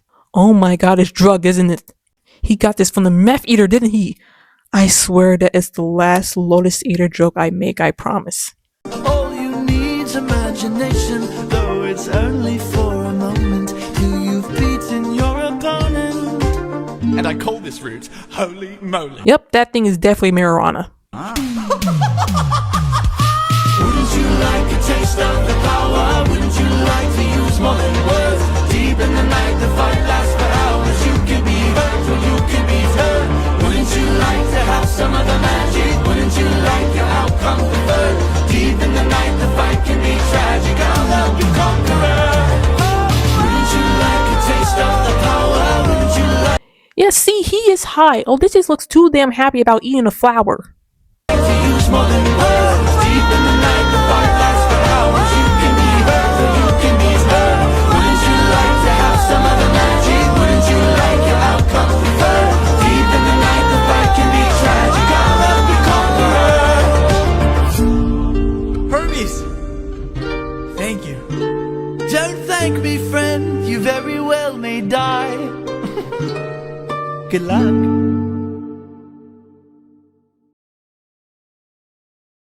This song is so catchy and it's a 1000 out of 10. It's so good, I can barely talk through it. It's just that amazing. I love the cool vibe to it. It makes me want to put on some sunglasses and walk down the street confidently. I love Hermes in this. He's just so funny and mischievous, and he's also sassy. And Hermes is played by Hermes. Oh, I mean Troy DeHarty. He clearly is just Hermes. At this point, he might as well just change his name. He's just excellent in this role. I love how confident his voice is. I swear you can hear him dancing when he sings, which is perfect for Hermes. You can clearly tell he loves this role and is just having the time of his life. And of course his voice is just incredible. It's so fun and energetic. You can't help but sing and dance with him. Especially the way he sings, she can conjure up a monster. He just sings that part so well. I keep replaying it every time it gets to that part. I just love it so much. He is just perfect. We all love you, Troy. You are the best Hermes. And I also have to talk about Jorge. His belt at the end of the song is just so satisfying. At first I thought it was Hermes singing it, but it was actually Odysseus. Which makes sense because he's high right now. But it just sounds so good. I could listen to it for hours. I have listened to it for hours. You really feel his energy and how high he is. I mean how powerful he feels. Excellent vocals once again, of course. And of course the music makes me want to dance around the house. Hermes' instrument is something Jorge likes to call harps in art. Harp is Hermes' instrument, but it's better with electronic plucked synth arpeggios. I love this because in the beginning the harps play, and then goes into the electronic synth. It's like an insight on Hermes' character. It's like the music is saying he's playful, but he's still a god. He still gives off this royal presence when he arrives. And then of course the music changes tempo once Odysseus recognizes him. You can even hear his harp in Puppeteer, because as we know, he was listening into Odysseus and Eurylochus' conversation. It's subtle, but you can slightly hear it if you really listen to it. I love the instrumental for this, because it feels like you're dancing with Hermes, or Hermes is forcing you to dance, or Hermes is dancing while you watch. It's just so sassy, and it makes you feel like you're in a club. Everything about it's just so good. Please give it a listen. And don't study while listening to this. You will fail that test because you're dancing around instead of paying attention. And I really like the lyrics for this one because during this whole song, Hermes is doing a good deed here. He's helping Odysseus. And now I understand why, because Odysseus is his grandson, but still, he always acts like a little bit of a tsundere whenever he helps someone. In Hades Town, he basically adopts Orpheus, but still says he's not a kind person. And here he says to not thank him, he'll pretty much die anyway. Like Hermes, accept the thanks and leave. And I really like the lyrics not making Hermes say a lot of modern slang. You know, I'm pretty sure he would, and he does when he says holy moly. But having him speak in this playful but fancy tone makes him feel a bit more mischievous in a way. Almost like you don't know if he's playing with you or if he's being serious. And I'm pretty sure it's the former, but still. It's probably one of the first times a god actually helps Odysseus. And I mean, they're related, so that's to be expected, but still, it's nice to know that someone is out there looking out for him. This animatic is done by Larita Miawu. I am so sorry about the pronunciation. I really like Hermes' design here. It feels so flamboyant and it adds to that clubby feel I mentioned earlier. And I find this part so funny. When he's showing Odysseus how she can make him fall in love with her, even in this, Odysseus doesn't seem interested because he's married. Like even when Hermes is just showing what she can do, he knows that Odysseus will never fall for this spell because he's just that loyal to Penelope. And I love the part when Hermes is carrying Odysseus and flying him around. It kind of gives off this grandpa and grandson bonding moment. Also having him wear the fur coat is amazing, especially since Troy also wears it. This animatic is just perfect. And once again, just movement. It's not even an animatic, it's animation. I love it. Everything about it is just great. Great job. And now, on to the next song.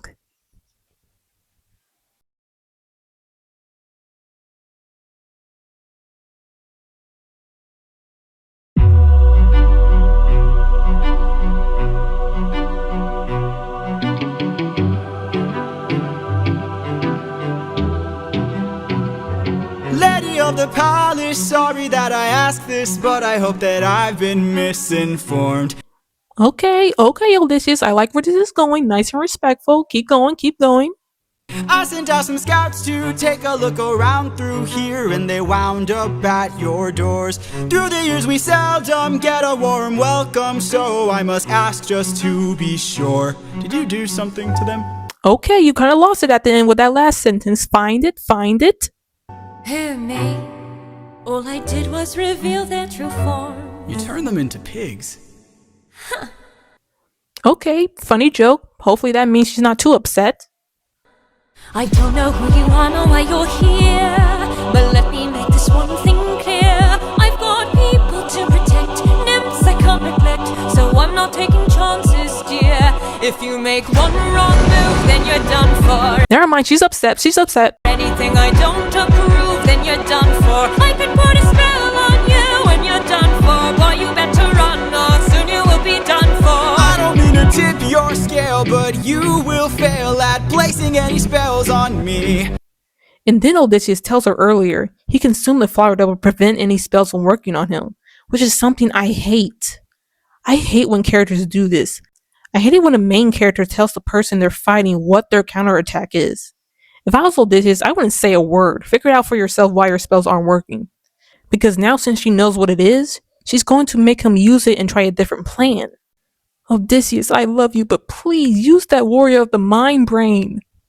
I just ate a flower, one that claims your power, so you better cower now and flee. You must be a liar, mortals can't acquire money without dire consequence. Then I must be a god like you, cause I got this root from the ground with my bare hands. Hermes gave it to you, didn't he? Well, of course they figure out who it is. Who else will give out weed like Hermes does? Okay, fine, yes. Well, regardless, you and I are now evenly matched. Our fates are intertwined, they're attached. I've got people to protect, friends I can't neglect. So now there is no turning back. You've made your one wrong move, now you're done for. Oh look, it's a Cyclops! Is it just me, or do you find it kind of screwed up that Odysseus used the Cyclops? You know, the Cyclops he blinded in the earlier song? He's probably just using it because that's the first thing he thought of, but still. But luckily, since the Cyclops still has his eye intact, he's able to overpower the Hydra. He slams it to the ground before Odysseus slices it with his sword. Or I will be the one to prove that you're done for. Not even a spell saves you, cause you're done for. Oh, you better run or soon you will be done for. God, I wish this battle was longer. You've lost. My nymphs are like my daughters, I protect them at all costs. The last time we let strangers live, we faced a heavy loss. You've given me no reason to bestow you with my trust, but everyone's true colors are revealed in acts of lust. I'm not sure I follow. Odysseus, she just took off her dress.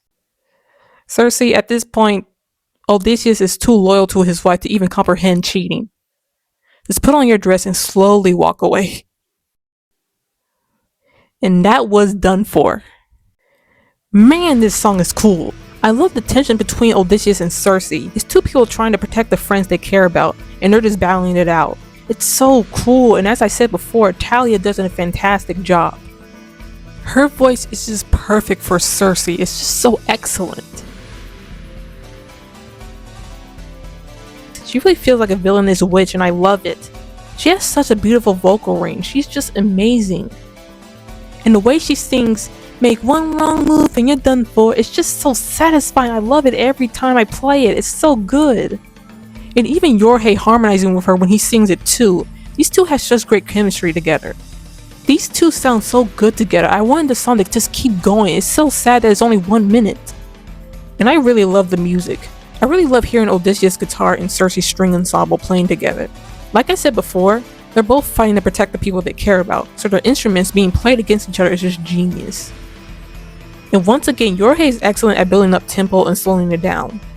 After defeating Cersei, the way the music goes all silent, but it's still playing Cersei's battle theme, showing that she still is trying to trick him. It's just so amazing. And of course, the lyrics are also great. Cersei saying that the nymphs were hurt after they let strangers live with them gives so much weight to the line she says in Puppeteer. The only way to protect her daughters is to hurt anybody that tries to hurt them. You might say she sees ruthlessness as mercy upon herself.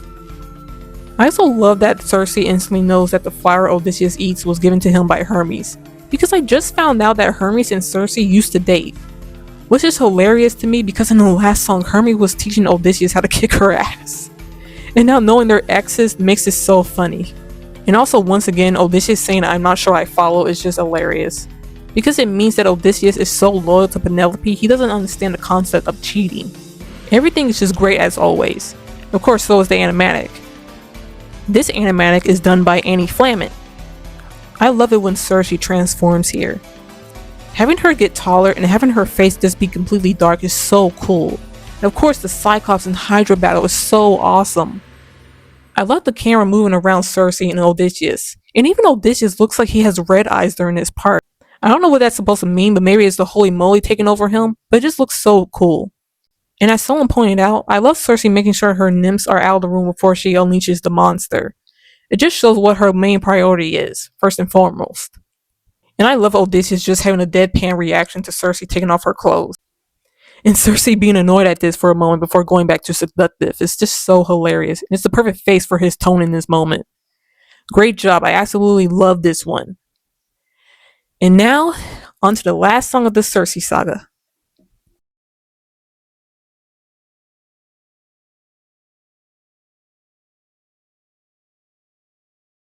There are other ways of persuasion. There are other modes of control. There are other means of deceit. There are other roads to the soul. There are other actions of passion. You have so much left to learn. Want to save your men from the fire? Show me that you're willing to burn. Whoa. Do you understand what she means now, Odysseus? Do you follow what she's talking about now? She is talking about sex, right? Tell me she's talking about sex. Hey, in this day and age, you can never be too careful. Maybe that's why Odysseus didn't follow what she said earlier. He just didn't want to catch a case. He already has killed an infant and blinded a child on his record. He does not need to put sexual harassment on it too. It's bad enough as it is. Who's to say with all mistakes I've made Don't be that they will afraid. be the Think last of your mistakes I past. ever made? Don't break when There is so much power, so much power, but there's no puppet here. So basically, in order to save his men, he has to recreate his wedding night. That's all I'm going to say. And after everything he's done, this will be the final nail in the coffin. They already took the pride he had in being a father by making him take the life of a baby that reminded him of his own son. They even took away the pride he had in being a captain by killing most of his men. And now they want to take away the one thing he has pride in, his loyalty to his wife. And of course, none of this is his fault. He doesn't want to sleep with Circe, at least not as much as he wants to be with his wife. But it feels like he has no choice. He can't afford to lose any more men. This poor man just can't catch a break. This is the price I'm we pay just for a love. man. There is no line. I'm Never just enough. So a much power, so much power, but there's no puppet here. I can't!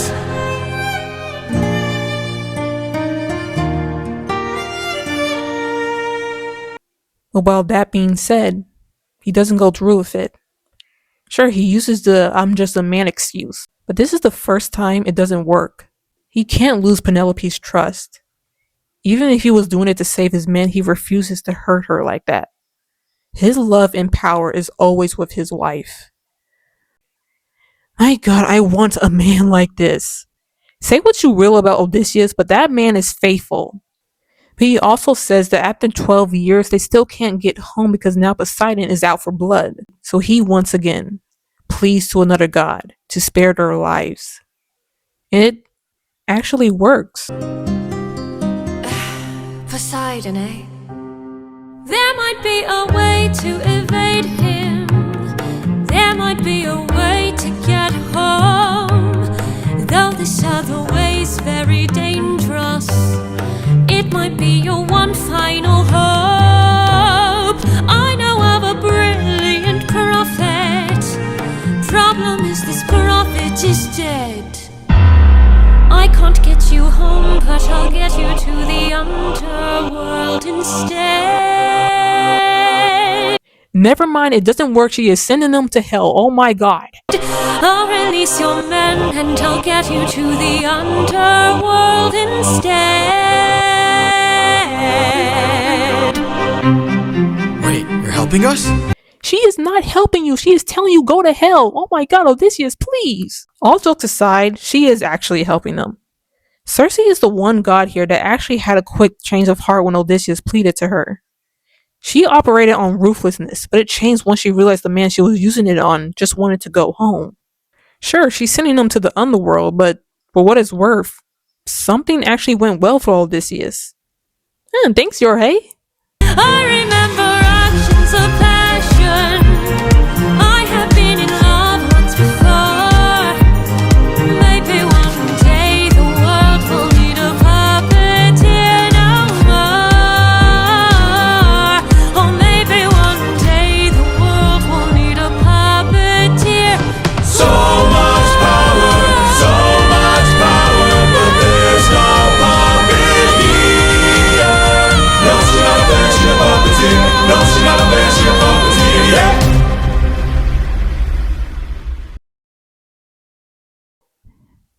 And that was There Are Other Ways. This song makes me blush. Once again, Talia's range is just so good.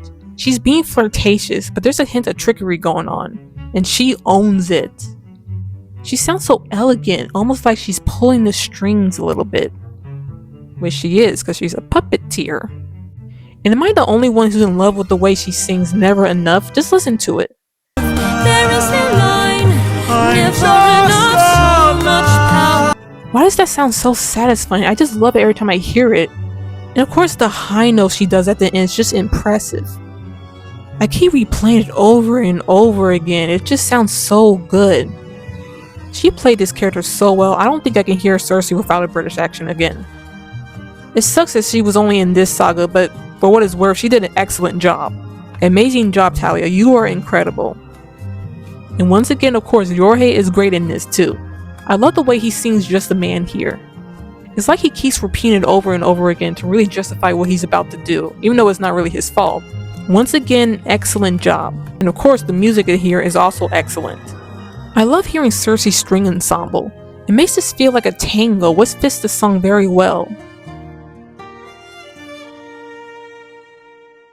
She's trying to seduce him with this lustful dance, and of course he doesn't know that she's going in for the kill. Everything about it is just so good. And the way the notes drop down when she tries to stab him is also good. It almost sounds like a horror movie when you hear it. And I love the fact that when he rejects her, Penelope's viola plays, and even the melody for her plays too. It even plays throughout the song when Odysseus is singing. It really shows that yes, she is his power, and that's all he can think about is Penelope. And after Circe gives in, her music comes back, but this time there's no hint of danger in it. She's actually trying to help. And of course the tone change when she mentions the prophet is dead. It's just so eerie and cool. And then afterwards, the song cuts back to the melody of Puppeteer, but this time it feels so much richer and happier. You basically feel Odysseus' respect for Circe go up when you hear it. This time when they say the line, she's not a player, she's a puppeteer, it's done out of respect and love for Circe, not out of fear. And with that being said, the lyrics are of course amazing, and like I said before, it makes me blush. The line, if you want to save your men from the fire, show me that you're willing to burn.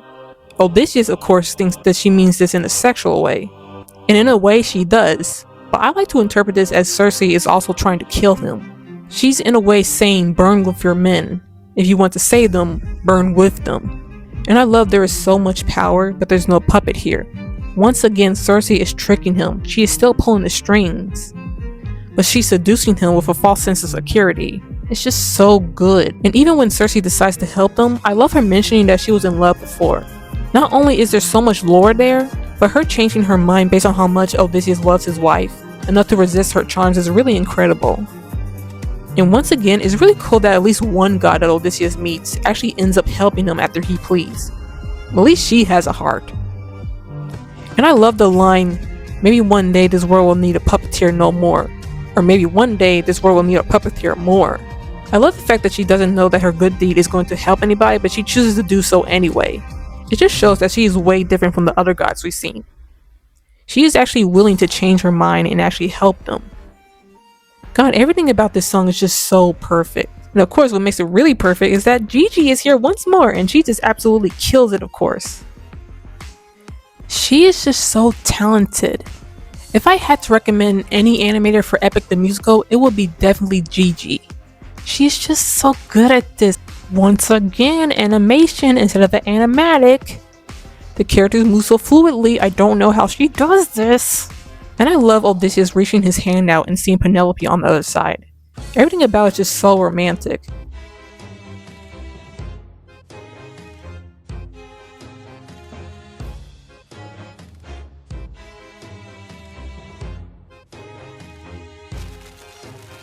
And even Odysseus bowing at Circe before she grabs his chin and smiles, and he smiles back. That part is so good, it also makes me blush. Am I supposed to blush at that part? I don't know anymore. Also Odysseus waving at the nymphs, and the nymphs being scared of him before they look at Circe, and Circe smiles at them before they smile back at her. This adds so much weight to what Circe says about the strangers going in and hurting the nymphs. Of course, my favorite part is when the men transform back into the humans, and they run back to Eurylochus and hug him. It's just so cute and I love it. And it's perfect with the ending of the song and the high note Thalia does. Everything about this feels so rich and happy. Once again, Gigi, you are amazing. And now, that was the end of the Circe saga. This saga was absolutely amazing, and it was nice to see Odysseus win for once. Like I said before, it was a nice break from the other sagas. This saga actually ended happy, and I was hoping it would continue for the next saga too. But of course, that turned out not to be true. So, with that being said, let's get into it.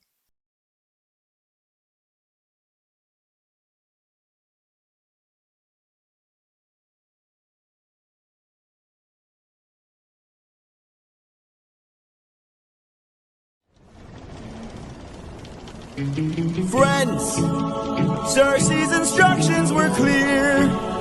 No matter what we hear, full speed ahead until we find the prophet. My comrades, this land confuses your mind. So no matter who we find, full speed ahead until we find the prophet. Good. They arrive in the underworld. Every single person Odysseus has lost is now here to haunt him. The underworld is the worst place he should be in right now. After everything that has happened, he will hear nothing but agonizing screams, especially the screams of his fallen comrades. All I hear are screams. Every time I dare to close my eyes, I no longer dream. Only nightmares of those who died. Nothing's what it seems. Nothing's what it seems. And here in the underworld, the past seems close behind. This land confuses your mind. When does a man become a monster? 558 men who died under your command. Captain, Captain, Captain, Captain, why would you let the Cyclops live when ruthlessness is mercy? All I hear are screams. In the underworld, his past seems close behind. Everything he has felt will come back tenfold. Even seeing someone that used to bring him comfort will now only bring him pain. I keep thinking of the infant from that night. I keep thinking of the infant from that night. This life is amazing when you're greeted with open arms. Whatever we face, we'll be fine if we're leading from the heart. No matter the place where we can light up the world, here's how to start.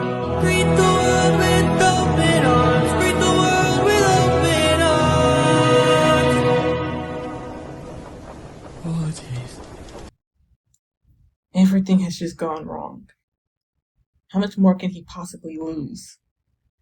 But luckily, he does hear one voice that brings him joy.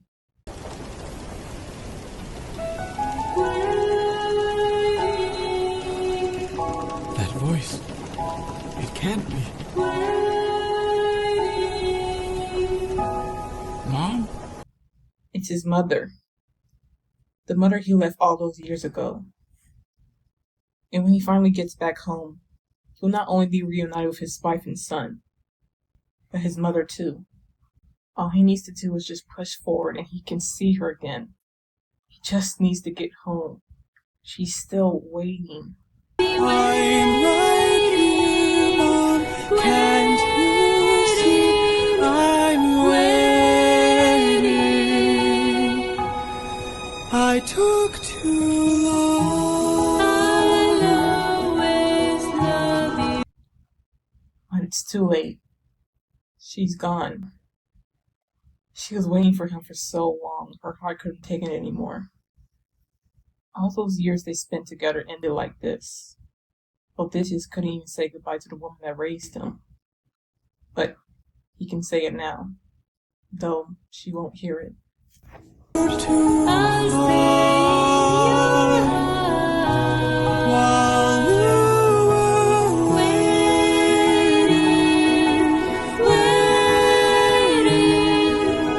waiting.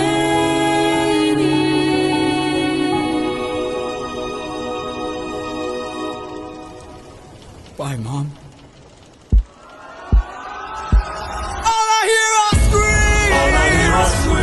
Every time I dare to close my eyes, I no longer dream. Only nightmares of those who've died. Nothing's what it seems. But in the underworld, your past is always close behind. Your past is always close behind. Down in the underworld.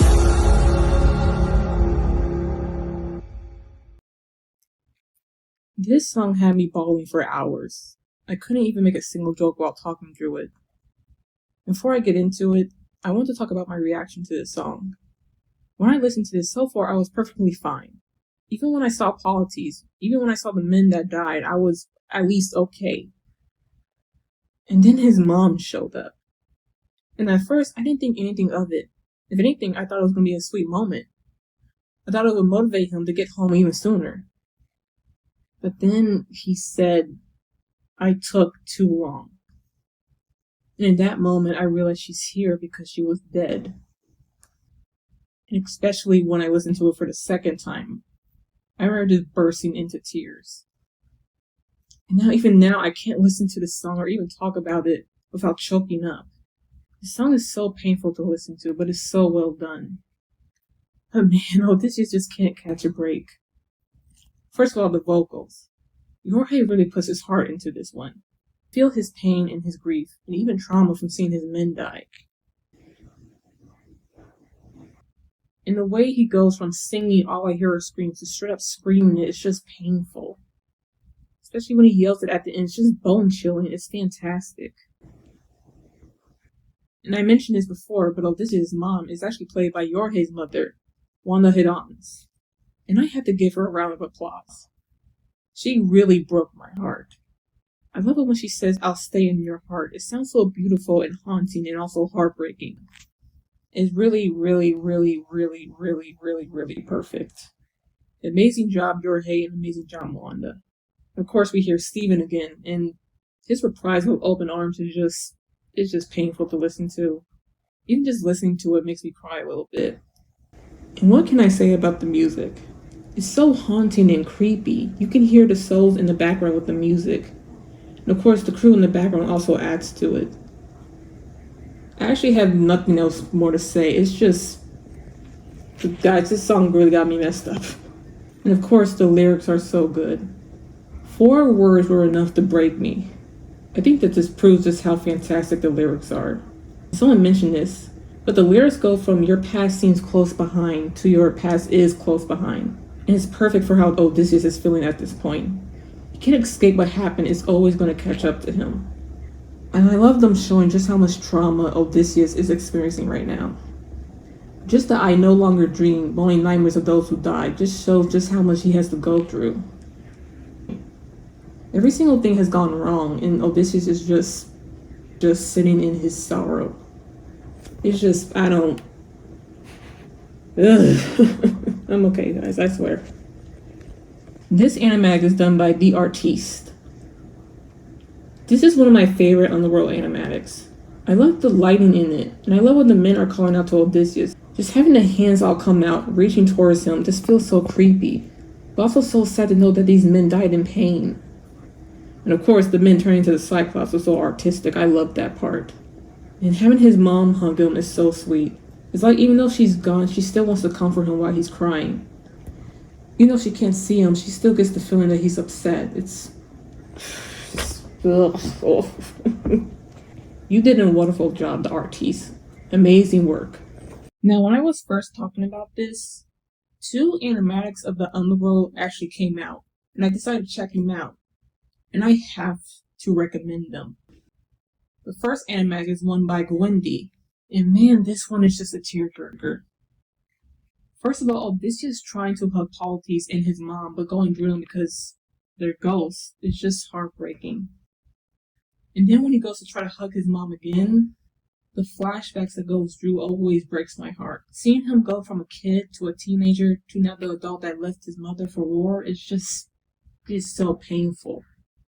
In the artiste version of the Underworld, when he says goodbye to his mother, he screams out in anger. But in this version of the Underworld, he screams out in pain, agonizing pain. He looks like he's having a breakdown. And then Eurylochus is coming to comfort him, but he shoves him away. It's just so... Man, it's good, but it hurts.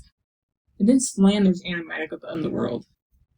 At the end, having his mother hold the baby, then his men holding him down and forcing his arm out, and then his mother putting the baby in his arms, while the baby is bleeding from the head, unknowing of the wound, and just reaching out to Odysseus with a smile on his face. And Odysseus is crying and screaming out. It's just so good, but my God, it hurts so much.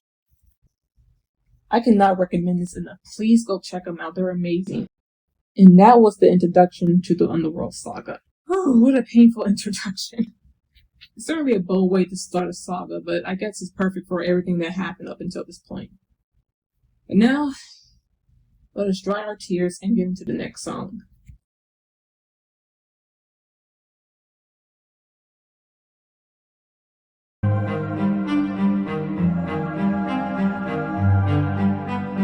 I am the prophet with the answers you seek. Time, I've unlocked it. I see past and future running free. There is a world where I help you get home, but that's not a world I know. What? You know what? Odysseus, is the coochie really worth it? I see a song of past romance. I see the sacrifice of man. I see portrayals of betrayal and a brother's final stand. I see you on the brink of death. I see you try a final breath. I see a man who gets to make it home alive, but it's no longer you. So Odysseus at this point is just done with everything. After everything they've been through, everything they suffered, all that pain and trauma was for nothing. I see your palace covered in red, faces of men who had long believed you're dead. Tiresias, I think you're losing him. I don't think he's following you. Heck, I'm not following you. What the heck are you talking about? I see your wife with a man who is haunting, a man with a trail of bodies. Who? See, we joke about this part, but when I first watched this, I was asking the same question. What that says about my intelligence, I'm not going to get into that, but still. Regardless, Tiresias repeats the words he said before, but this time with a bit more anger and impatience on Tiresias' part. I see a song of past romance. I see the sacrifice of man. I see portrayals of betrayal and a brother's final stand. I see you on the brink of death.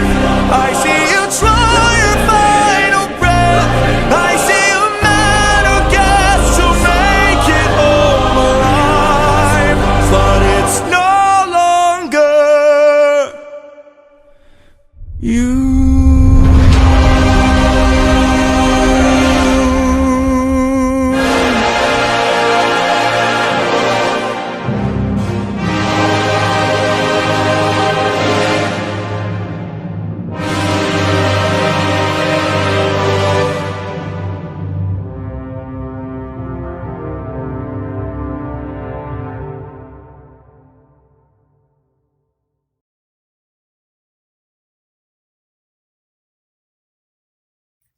And that was No Longer You. This is my favorite song in this whole musical, maybe. Everything about its ominous is so great. There's a lot of foreshadowing in this, and it's done so well that it doesn't spoil anything, because you along with Odysseus have no idea what he's talking about. But all you know is that it doesn't get better. And now, the prophet, also known as Tiresias, is played by Mason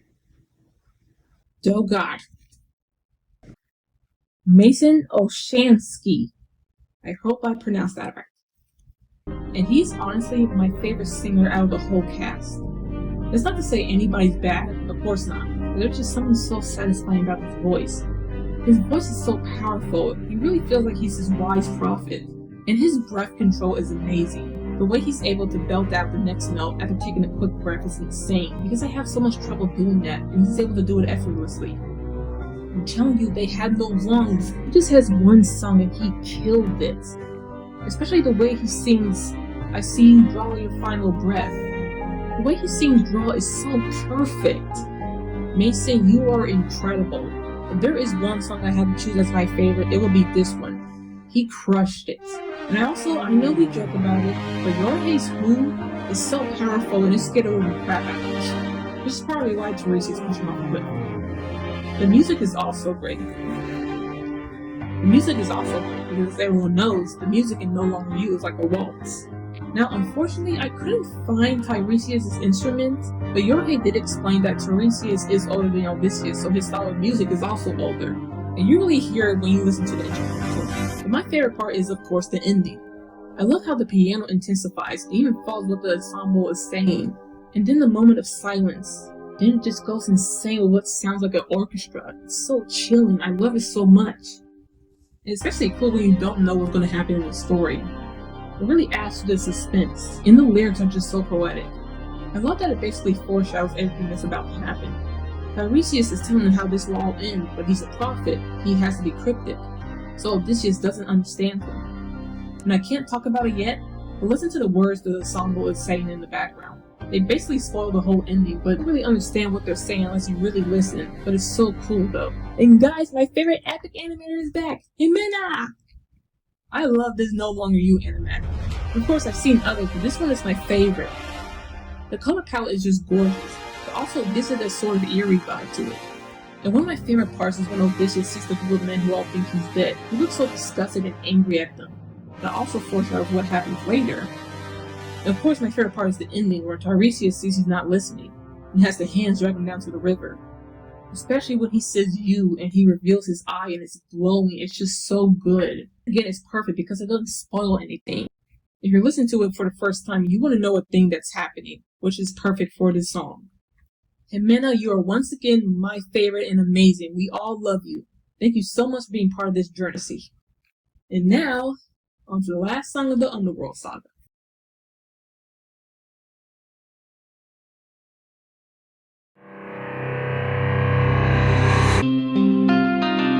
How has everything been turned against us? How did suffering become so endless?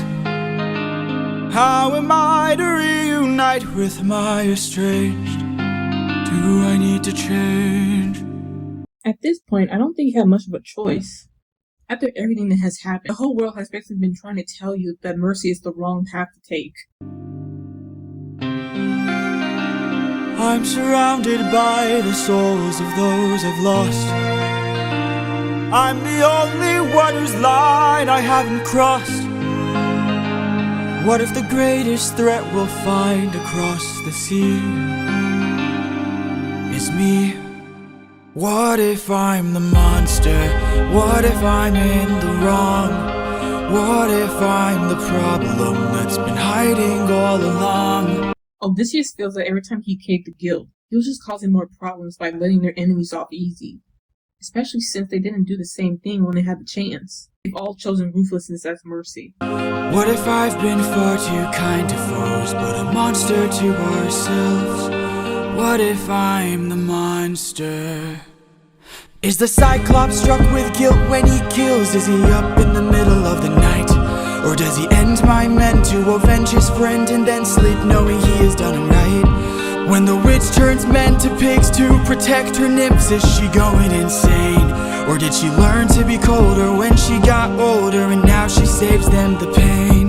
When a god comes down and makes a fleet drown, is he scared that he's doing something wrong? Or does he keep us in check so we must respect him and now no one dares to piss him off? Does a soldier use a wooden horse to kill sleeping Trojans cause he is vile? Or does he throw away his remorse and save more lives with guile? If I became the monster and threw that guilt away, It's possible that they can finally get home. The less enemies that's trying to kill them, the better. If they're all scared of them, regardless of what they're doing is considered to be morally right or not, it might keep them from losing more friends. Especially since this world has been ruthless on them. So why not be ruthless back? Especially if it means he can protect those he cares about. if I became the oh, ruthlessness is mercy upon ourselves. And deep down I know this well.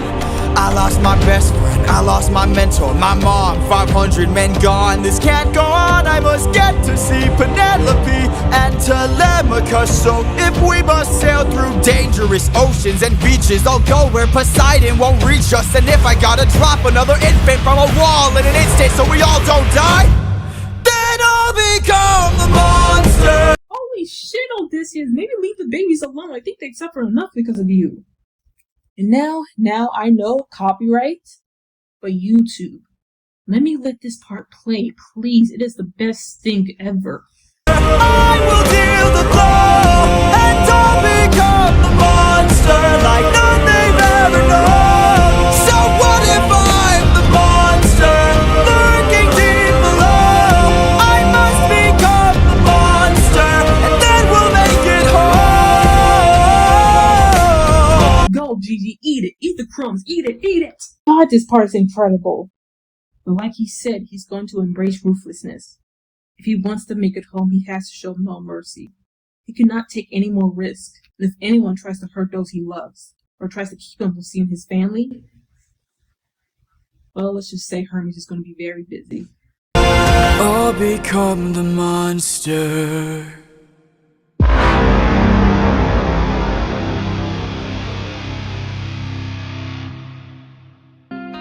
This song is incredible in the way it portrays his main protagonist turning into a sort of an anti-hero. Some stories will just have the character say they're going to become a monster, but they don't really show it. Or even worse, there's no build-up in how they got there. So this song is great at showing just how much Odysseus is changing. The fact that he said, if I have to drop another infant from the wall, then I'll become the monster, is perfect in showing how far he's willing to go to get back home. Especially when he's willing to do the same thing that brought him so much pain. And oh my god, the vocals. Yorhei is incredible in this. When he finally decides to become the monster, you feel the rage and desperation. He wants to go home and he's not letting anybody stand in his way. And this part is really good because while he's talking fast, he doesn't switch voices. He stays in character and I love that. Whereas before, with the cut songs, you can tell there's a bit of a Hamilton inspiration in there. And he almost sounded different when he did start rapping. But in this version, it flows way better. And the part where he says, I must become the monster and then we'll make it home is so emotional. And I think that's why you feel bad for Odysseus in this. Because at the end of the day, he's just trying to get home. That's the only reason he has to become the monster. And Yorhei gives it his all, and he's not even finished yet. Yorhei is just incredible. And so is the music, of course. The guitar is once again here to show Odysseus' state of mind. It starts off hopeless, somber. And it only starts picking up speed once Odysseus starts questioning himself. It's almost like his mind is running a mile a minute. And after he decides to become completely ruthless, the guitar turns from acoustic to electric. It's the coolest transition ever. God, I love this part, it's so cool. And I swear I hear a little bit of Penelope's viola play when he says her name. But just listen to the part at the end. The way the guitar screeches and harmonizes with the monster melody, it's just so good, it's so good. The music is just so well done. And of course, so is the lyrics and themes. I love Odysseus realizing what ruthlessness and mercy upon ourselves truly means. If he wants to see Penelope, he must be willing to do whatever it takes. Especially in a world where gods aren't forgiving. He can't afford to show mercy anymore. And I love the part where he truly tries to understand the actions of his foes. Cersei turned his men into pigs, but she's only doing that to protect the nymphs. So in order to keep them safe, she has to sacrifice any doubt she has. A lot of these antagonists have reasons to embrace ruthlessness. If it means protecting the ones they love, or even making sure that no one messes with them, they'll gladly throw away mercy. Odysseus decides to become the monster. He's lost so many of his friends just because he chose mercy. What I love about this is that, despite him choosing to be ruthless, he fully puts the burden on himself instead of his crew, at least at first. He'll become the monster and he'll deal with the consequences. God, I love this song so much. And guys, the lovely Gigi is back! I really enjoyed this animatic. The image of the monster is so cool, and Odysseus shaking his hand is so symbolic. And the entire sequence of Odysseus saying, "What if I'm the monster?" is chilling. This part legitimately made me tear up. The imagery, the details, everything is so masterfully done. And his shadow being replaced with the monster that now consumes him is brilliant. Gigi, you are once again amazing. This is so artistic, I love it. And that was the end of the Underworld saga.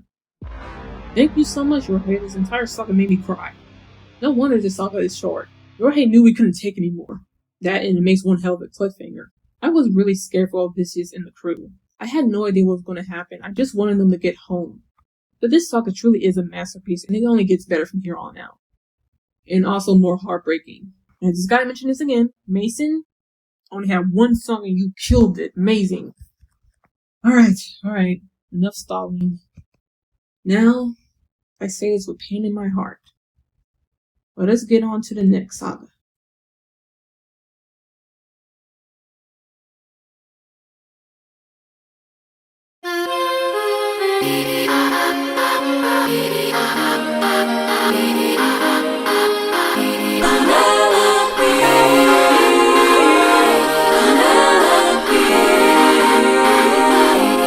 Don't you miss me More than you know. then jump in the water and kiss me. Penelope, I've told you this before. You know I'm afraid of the water. First of all, bullshit. Second of all, what the hell is happening? I'll make sure that you are safe and sound. Come play with me and our daughter. Daughter. Congrats to telemarketing for a sex change. She is beautiful. Guys, I'm confused. Let's watch our love leave the ground. Oh, I would, but I'd be suffering trying to float the whole I time. would take the suffering from you. What? See, you guys think I'm joking, but this was actually my first reaction to this song. I knew this wasn't Penelope, of course that wouldn't make sense if it was. I was just confused as to why Odysseus was acting so chill with it. I guess if it looks like Penelope, talks like Penelope, it's Penelope. Yay, he made it home, guys, roll the credits. But of course, Odysseus is trying to get some information out of her, and he does so by telling her that they're on the run from Poseidon, and he's been blocking their way home with his storm. He asks her how can they avoid him? How can they get home without running into him? He will chase you high and low, so find a place he'd never go. The one way you'll get home is sailing where he's scared to roam. Oh, it's through the lair of Scylla. So basically the only way to get home is death. Great. This is your only way home, the lair of Scylla. But Scylla has a cost. Well, you asked and now you know.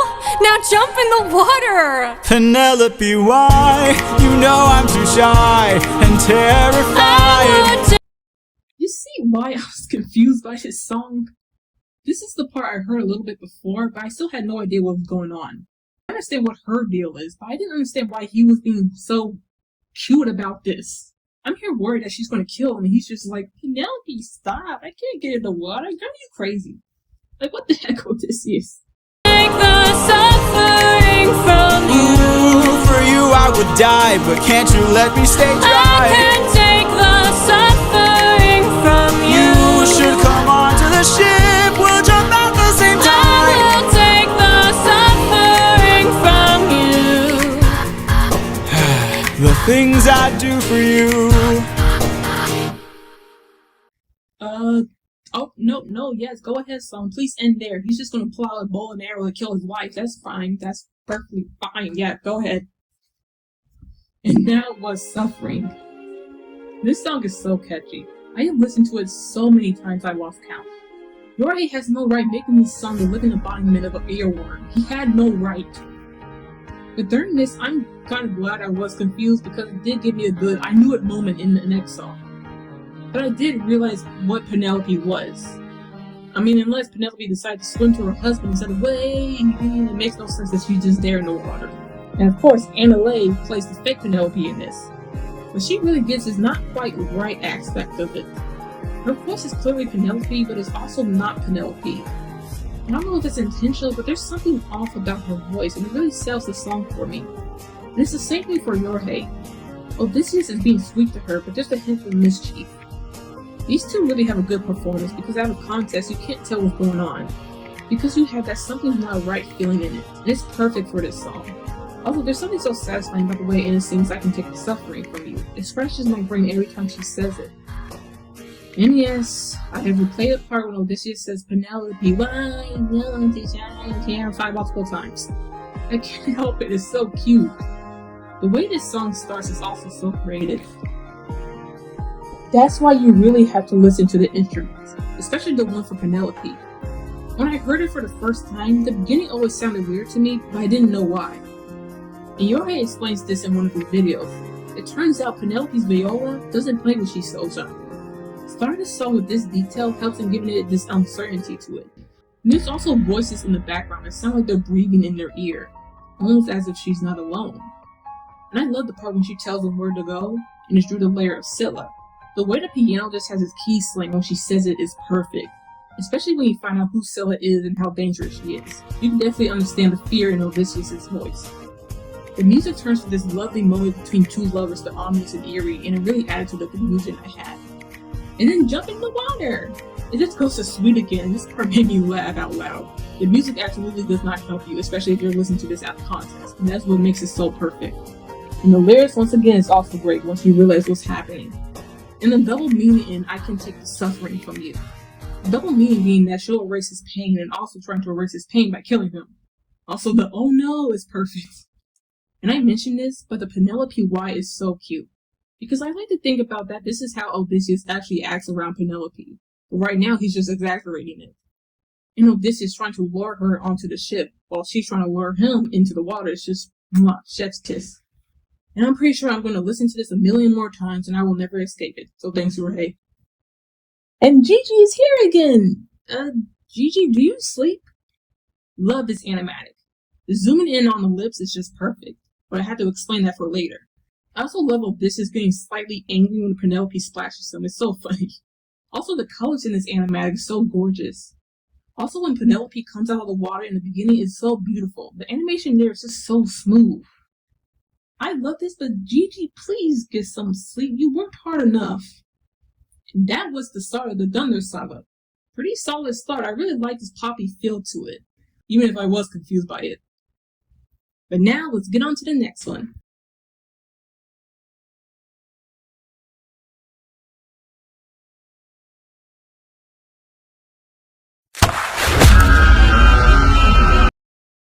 Oh my god, Odysseus did not hesitate. Yorhei, why did you start the song by giving me a heart attack? When I first watched this, there was no ad break. I literally saw Odysseus go from Penelope, why? You know I'm too shy and terrified. To Alright, back to the song. I know underwater there are packs of you hiding. Yeah, I know exactly what you are. A siren. My real wife knows I'm not scared of the water. And my real wife knows I don't have a daughter. See, I knew so little about these characters that I thought I was wrong about Telephone's gender. I didn't want to look stupid, so I just rolled with it.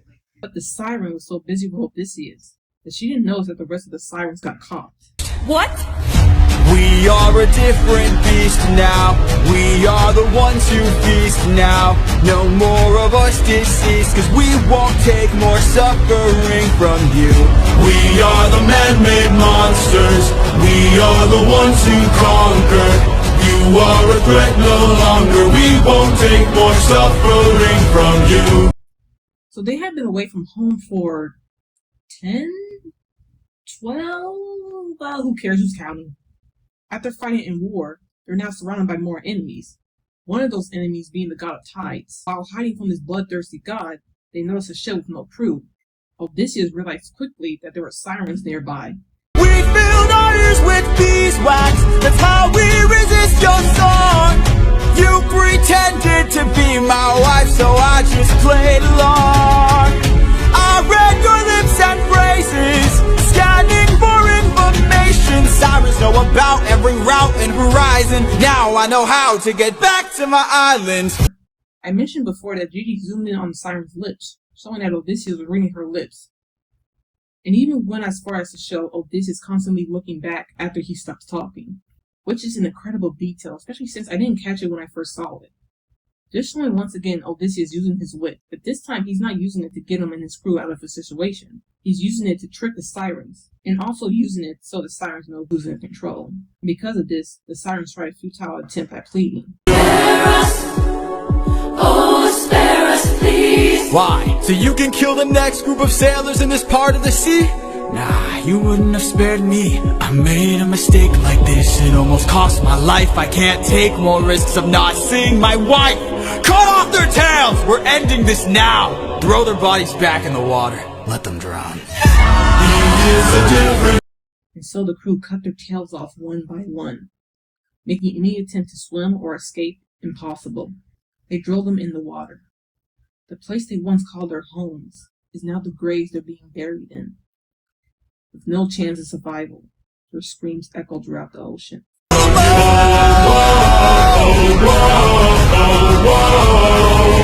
them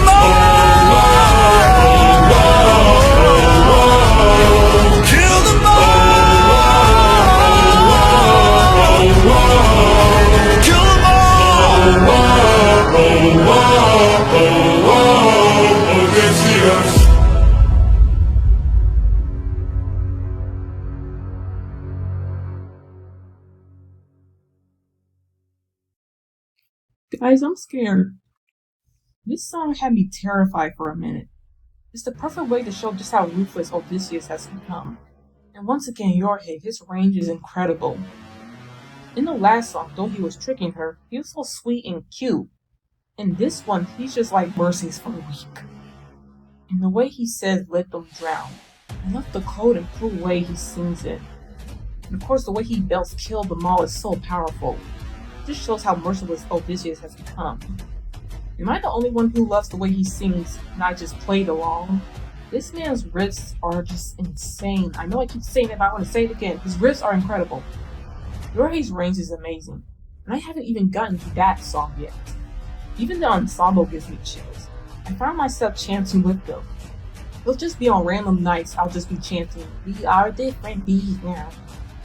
I mean, I don't sing like that, but you know what I mean. That whole part is just so cool. It makes you feel like a villain. And the Spare Us is so haunting and beautiful. And I don't know who does the screams for the sirens, but they gave me chills. Even to the point I felt bad for them. My god, what can I say about the music? Well, first, like I mentioned, the song starting off with Odysseus shooting the arrow at the siren, and then the siren screaming caught me off guard when I heard it.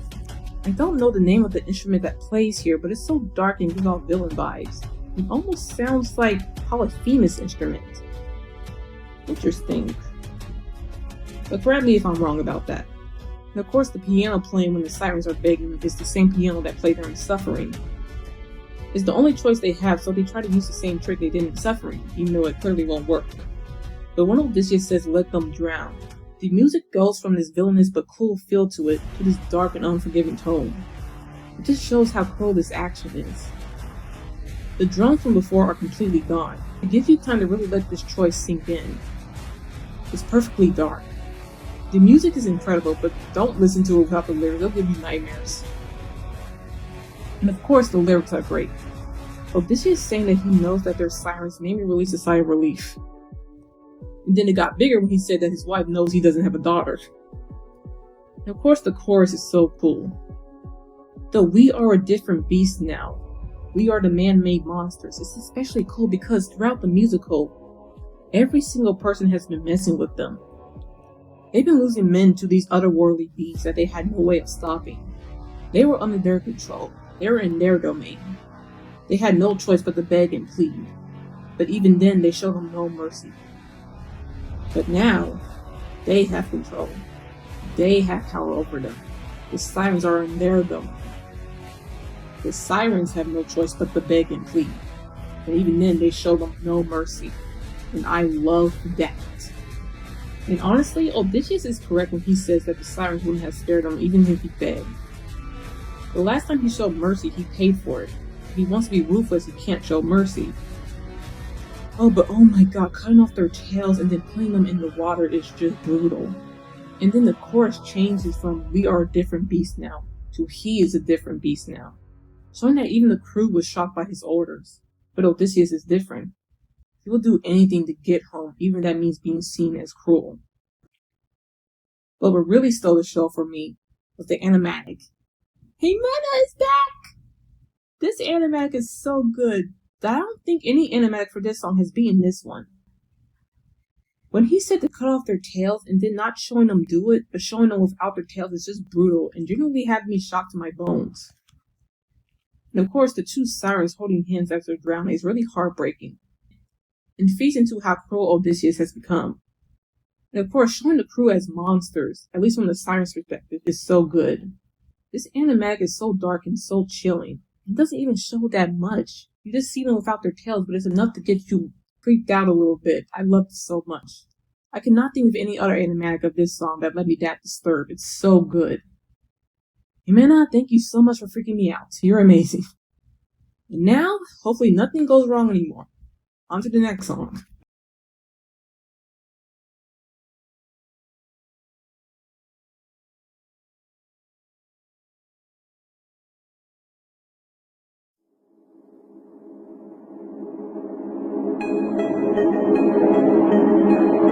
The lair of Scylla. This is our only way home. Deep down. You're quiet today. Deep down. Not much to say. So clearly they're passing through the lair of Scylla, the place that's so dangerous and deadly that even gods are scared of it. Oh yeah, this is gonna go great. Deep down, you hide a reason for shame. I got a secret I can no longer keep. Oh, Eurylochus, stop trying to slide in. He's married. You're married. And if that's not it, what is so important that you have to tell him right now? I opened the wind bag while you were asleep. Oh. Okay, I think it's time to fully talk about Eurylochus. Now, despite all the jokes I made, I actually really like Eurylochus. I really think he's a good character, and I really enjoy his friendship with Odysseus. And despite what I said, I understood him back in Luck Runs Out. I even understood him in Puppeteer. But I still, for the love of God, do not understand why he opened the wind bag.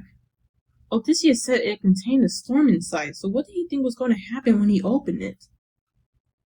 Now, everyone says that because of a future song, we now know they were going to run into Poseidon anyway because of Odysseus saying his name and address. But that doesn't erase Eurylochus' actions. If we're able to call Odysseus stupid for saying his name when they're so close to leaving, then we can call Eurylochus stupid for opening the wind bag when they were so close to home. These are two flawed characters that made ridiculous decisions based on the circumstances they were in, or really based on the emotions they felt. And we defend these two so much, but fail to see none of them defend themselves. Odysseus knows what screwed him up was him showing mercy. He even has a song dedicated to it. And even though Eurylochus doesn't have a song, we still see him not excusing his actions. He says, point blank, I opened the wind bag. I'm sorry. He knows what he did was awful, and he's sad that he broke his friend's trust. And what makes this scene so sad is that Eurylochus is sorry. He is the voice of the crew, and his actions somewhat caused the deaths of many of his friends. And that guilt is weighing heavy on him, which is why he confesses right here and now. But Odysseus doesn't seem to react. At least, at first we don't think he does. Deep down, we only care for ourselves. Eurylochus, light up 6 torches. Afterwards, Eurylochus notices that they're not alone. Something's approaching. Hello.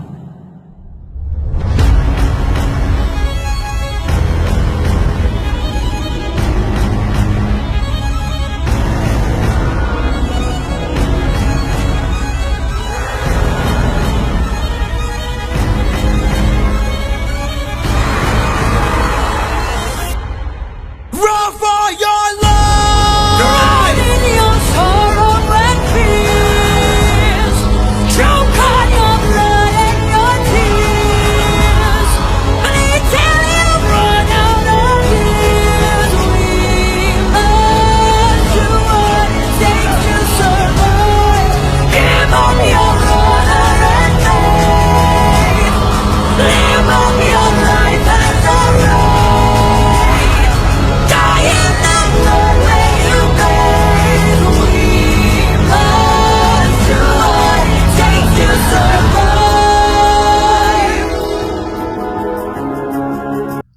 Once again, they lose Moorman to something they could not escape from. It's something that would drive any man insane.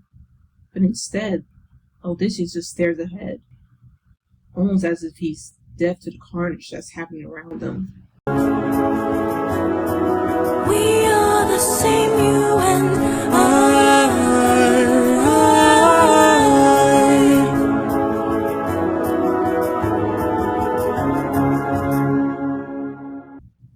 This song is incredible, but also hurts me. I was so devastated when I heard this. I was also so mad that I was counting how many men were dying. I was so pissed I became numb. And of course, the vocals gave me chills. Scylla is played by KJ Burkhardt. Ooh, give me a minute. Burkhardt.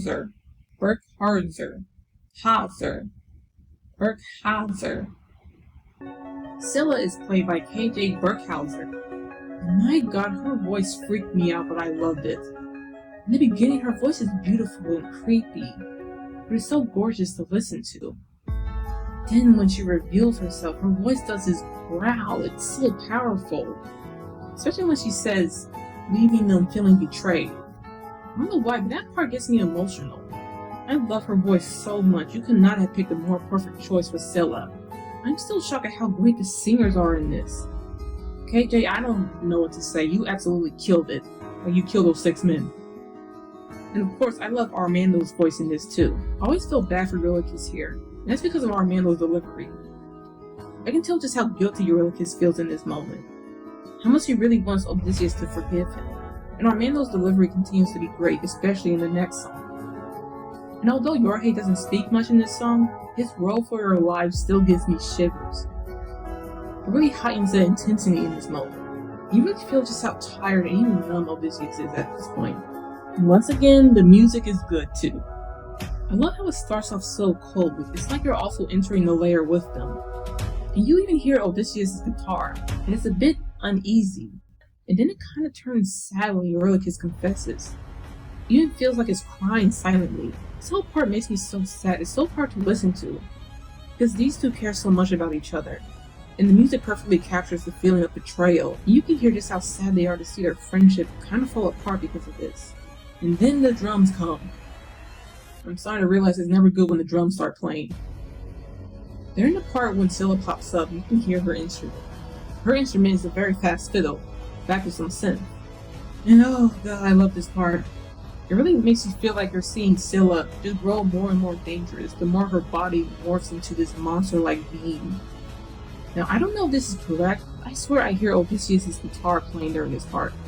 And if that is his guitar, man, the symbolism in that. His guitar playing in the background adds so much to this scene, especially when you know what's happening. And then once it's over, it goes back to the piano. I really like this part because it gives me this sort of I'm done with this type of feeling. At least that was my reaction. Odysseus in his moments is just numb and guilty. You're also in shock after that, so the piano playing back really captures that feeling. God, it's brilliant. And of course the lyrics. Scylla the entire time knows what's happening and is speaking about it. And she especially knows what's happening when Odysseus says, light 6 torches. And I can't talk about it yet, but know when she says, give up your honor and faith. She is speaking to a certain somebody, especially that last line I mentioned. But I do love the line, die in the blood where you bathe. God, I want that on the shirt. I know people don't understand it, but still, I love it so much. But it does make me feel sad for all the 6 men that died in this song, though. But I think that's the point. Everything about this song is just made of virtue. And now, the animator for this one is Gigi. Gigi, didn't I tell you to go to sleep? Anyway, this animatic is done by Gigi. Gigi, my friend, why is your Scylla design so creepy? And why does she look like Momo? If you don't know who that is, please don't search her name. Unless you put twice at the end of it. And like I mentioned before, Odysseus here does not show any emotion, and I think that's perfect. It's almost like he didn't even hear Eurylochus. He just focused on his own mission, which we know is, of course, well, we'll get to that later. And also, we had to pay our respects to XI Dude. May he rest in peace. But on a serious note, the fact that Gigi made recognizable background characters made this hurt even more. Because you've seen them and now they're dead. Really adds to the sadness you were already feeling. And of course, the moment where Eurylochus looks at the torch, that's all I'm gonna say. Gigi, you are so talented, but please get some sleep. And now, on to the next song. I'm scared.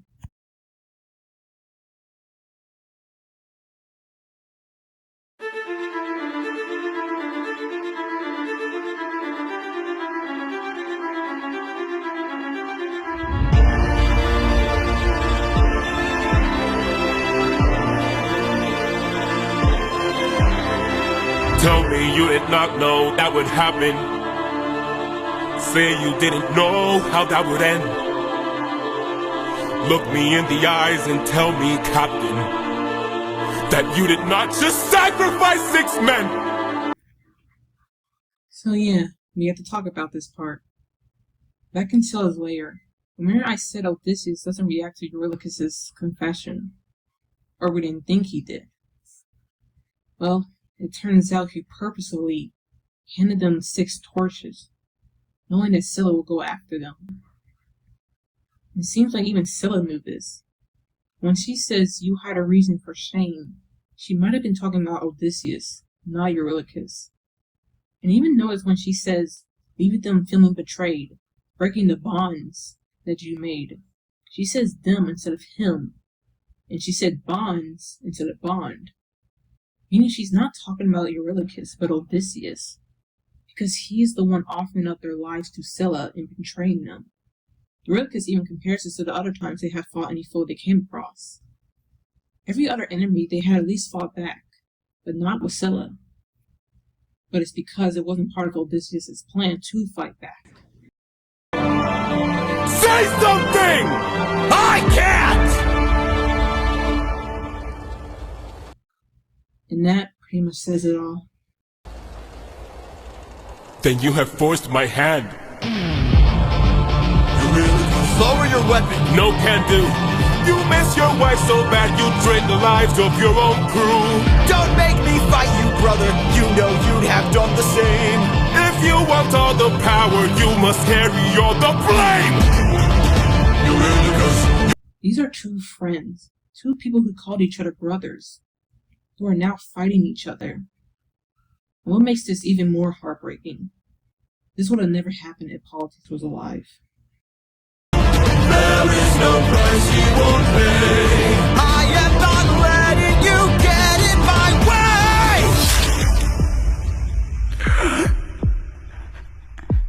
My brothers, why? How are we supposed to trust you now? Now, your time has come, your luck's run out. Now the time has come to shut you down. You relied on wit, and then we died on it. Whoa. He wakes up to find himself on an island tied to a statue. Eurylochus informs him that this was the first island they found. And it was here that they found cows to eat. And it's been so long since they'd eaten anything. But he also points out that the statue Odysseus is tied to is the god of the sun. You find a statue of a god, and then you see cows walking about. Yeah, this is not going to end well. So tell me you're about to do what I think you'll do.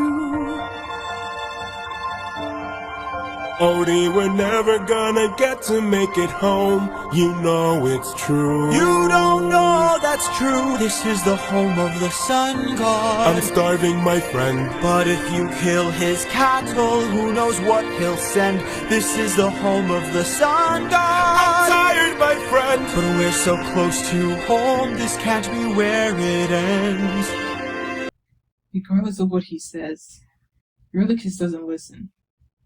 They lost so much and they still have not getting any step further to home. And even if they did get home, after everything that happened, none of them are going to be emotionally okay. They lost way too many men for things to go back to the way they were. It's either they starve to death, or either way, their story ends here. How much longer must we suffer now? How much longer must we push through now? How much longer must we go about our lives like this? When people die like this, I really guess no!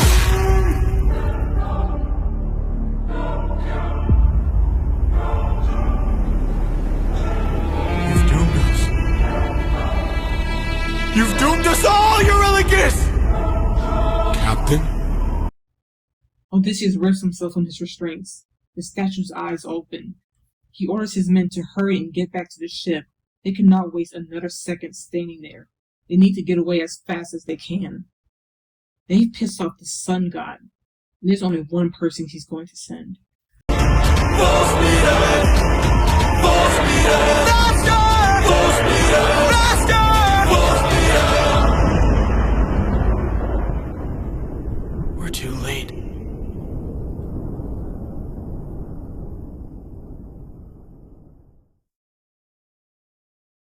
Well, crap.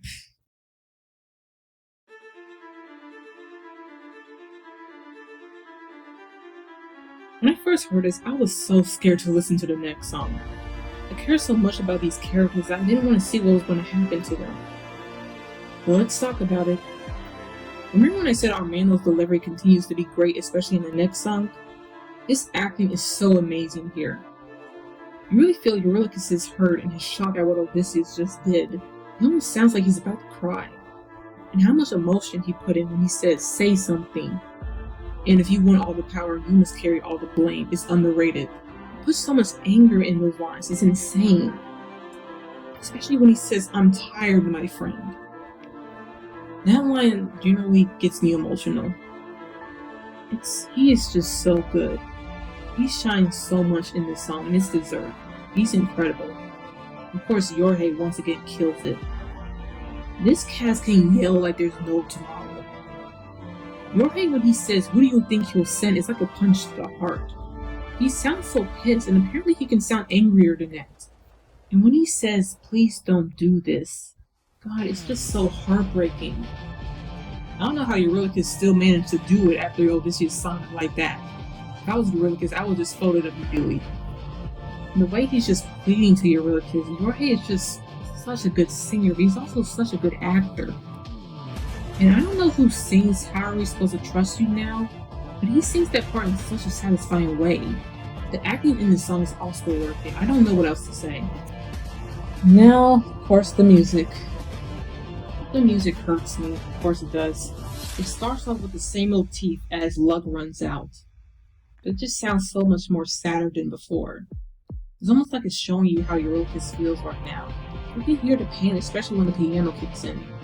And the moment of silence when Odysseus basically confesses is so gut-wrenching. It really allows you to let that moment settle in. And then Odysseus' guitar starts playing. He's about to fight Eurylochus. But it also plays like it's in Eurylochus' favor. And even then, I just noticed this. When they're about to fight, the danger motif plays. God, his guitar playing is just so sad.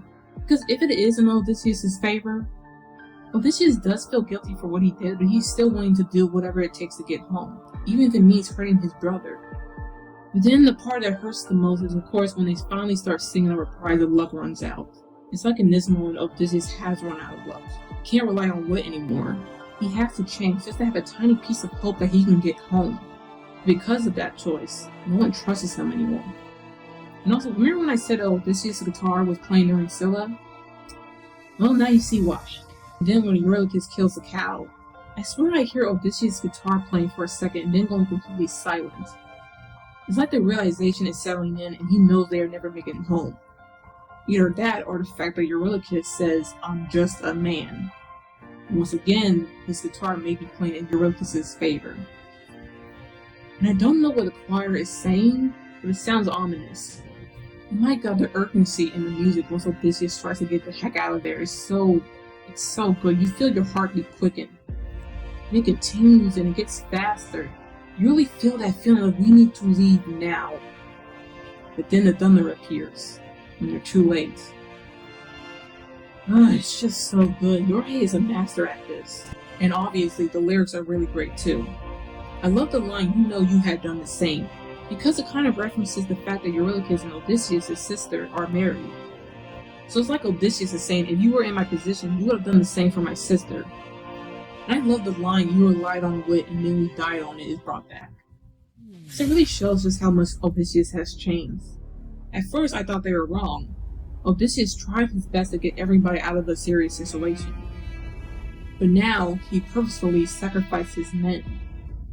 Also, having Odysseus say, "Please don't tell me you're about to do what I think you'll do," is a callback to what Eurylochus said in Luck Runs Out. It's just hurtful. But what's really interesting is Eurylochus is basically saying he's giving up. The reason he chose to do this is because he was just tired of everything they've been through. People talk about Odysseus being depressed, and Eurylochus was too. But he didn't even care about making it home anymore. It's clear in his words just how much he's been suffering. And hearing Odysseus try to plead with him is just so heartbreaking. He just can't keep moving forward after everything they've lost. And also, having Eurylochus say, "I'm just a man," like Odysseus always said before he makes a horrible decision, is just brilliant. And just to hurt you even more than you are now, the full speed ahead is the last time the crew says it. I hate this musical. This animatic is done by Crash Heights. Hey, welcome back! Which is crazy considering how I just talked about Mutiny having a Luck Runs Out reprise in it. And Crash Heights did the Luck Runs Out animatic, so that's fun. But this animatic is really good. I feel like you really captured the emotion in this song. I love the fight between Odysseus and Eurylochus. And then having one of the crewmates help him up is so painful, but it's good. This shows how much they care about one another. And I especially like the full speed ahead part. You really captured the urgency that I was talking about. And the facial expressions are just so good.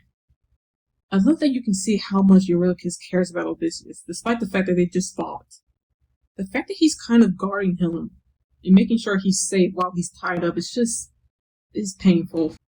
It really hurts to see these two in pain. And you can see the difference in how Eurylochus looks at Odysseus versus how the crewmates look at him. They look at him with anger in their eyes and even betrayal. But Eurylochus just looks at him like he's just exhausted at all of this. Great job, Crash Height. You made another great one.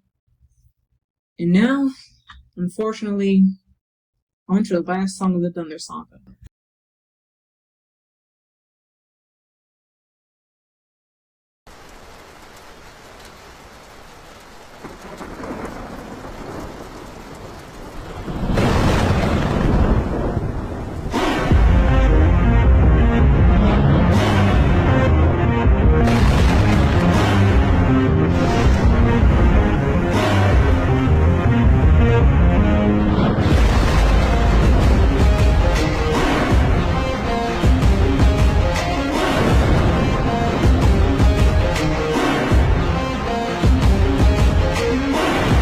Pride is a damsel in distress.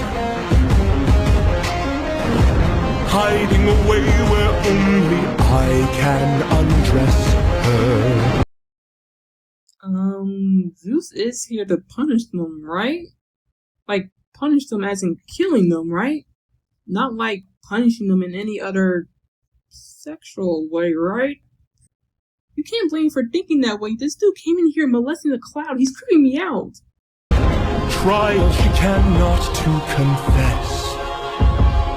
In the end, it's all the same once I apply all the pressure. Thunder, bring her through the ringer. Show her I'm the judgment call, the one who makes her kingdom fall. Lightning, wield her, use and gild her. Show her what she can't conceal, for true nature will be revealed. After that weird display of authority, he addresses Odysseus. If he made him choose, because good things always happen when Zeus makes Odysseus choose things. If he made him choose between the lives of his crew or his own life, Zeus is pretty sure he would choose his own. Since they couldn't take the pain of hunger, who's going to be willing to take the pain of death? Lightning wielder, here to yield your time, for you have passed your prime. Sublime you for your act of crime. Choose. Someone's gotta die today, and you have got the final say. You or your crew. Please don't make me do this. Don't make me do this. Does a forest become a meteor? When does a candle become a haze? When does a man become a monster? Does a ripple become a tidal wave? When does a reason become a rain? When does a man become a monster?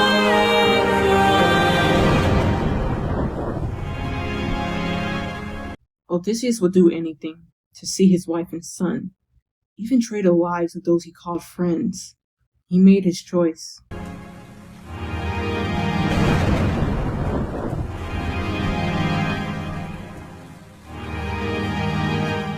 Captain? I have to see her. But we'll die. I know. All those promises he made to his men, saying he will get them home, are now completely empty. From 600 men to 43, and now there are none left.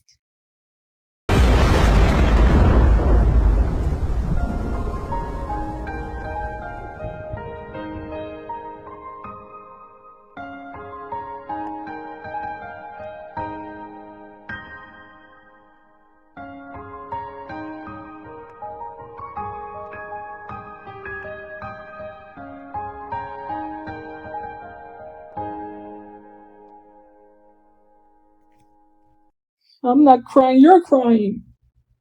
My god, I was so scared to click play on this song. I even tried to spoil myself. I was already tearing up at the beginning. I hadn't even gotten to the sad part yet. This whole song is so depressing. Jorge, why? I hate and love this song. Firstly, let's talk about the vocals. Luke Holt is incredible. He plays Zeus in this, though I already mentioned that, but it's been so long since we've seen him, you probably forgot. I love how powerful and confident he sounds. He feels like this big force you can't beat or escape from. His voice is perfect for Zeus. I was so speechless at how great his voice is. And when he belts, you feel the power Zeus wields. He is here to pass judgment. You can feel his power. Luke is amazing, especially when he sings Thunder Bring Her, Use It and Wield Her. I like the way he stretches the notes out, like he's just oozing the lyrics out of his mouth. It's just so perfect. And what I love about this song is that it's pretty much Zeus' song. So this isn't really because Barry speaks in this. But when they do, it breaks you. Jorge and Armando is really good in this, and I hate them for it. And Jorge's voice is so emotional. You hear just how distressed Odysseus sounds. It's so painful. And even Anna comes back as Penelope. Even that had me emotional. And even the crew had me emotional too. And of course Armando. All Armando said was Captain and But will die, and it was enough to crush me.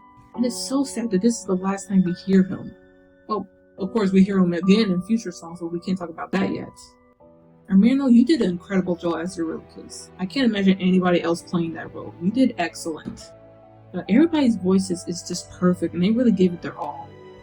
And the music put me in the hospital. It was completely brilliant to have the Thunder appear before the music starts. You already know who's here. You don't need a choir chanting his name. You don't need anything else. All you need is the thunder, and you instantly know who arrived. And speaking of which, Zeus is the only god that doesn't have a choir chant his name when he appears. Once again, it's just a thunder. And I think I mentioned that before in the Course of the Infant, but once again, it's been so long since we heard that.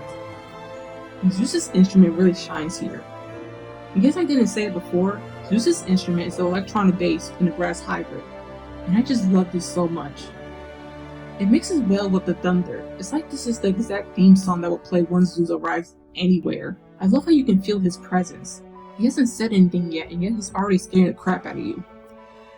Am I the only one who loves the snaps in between the song?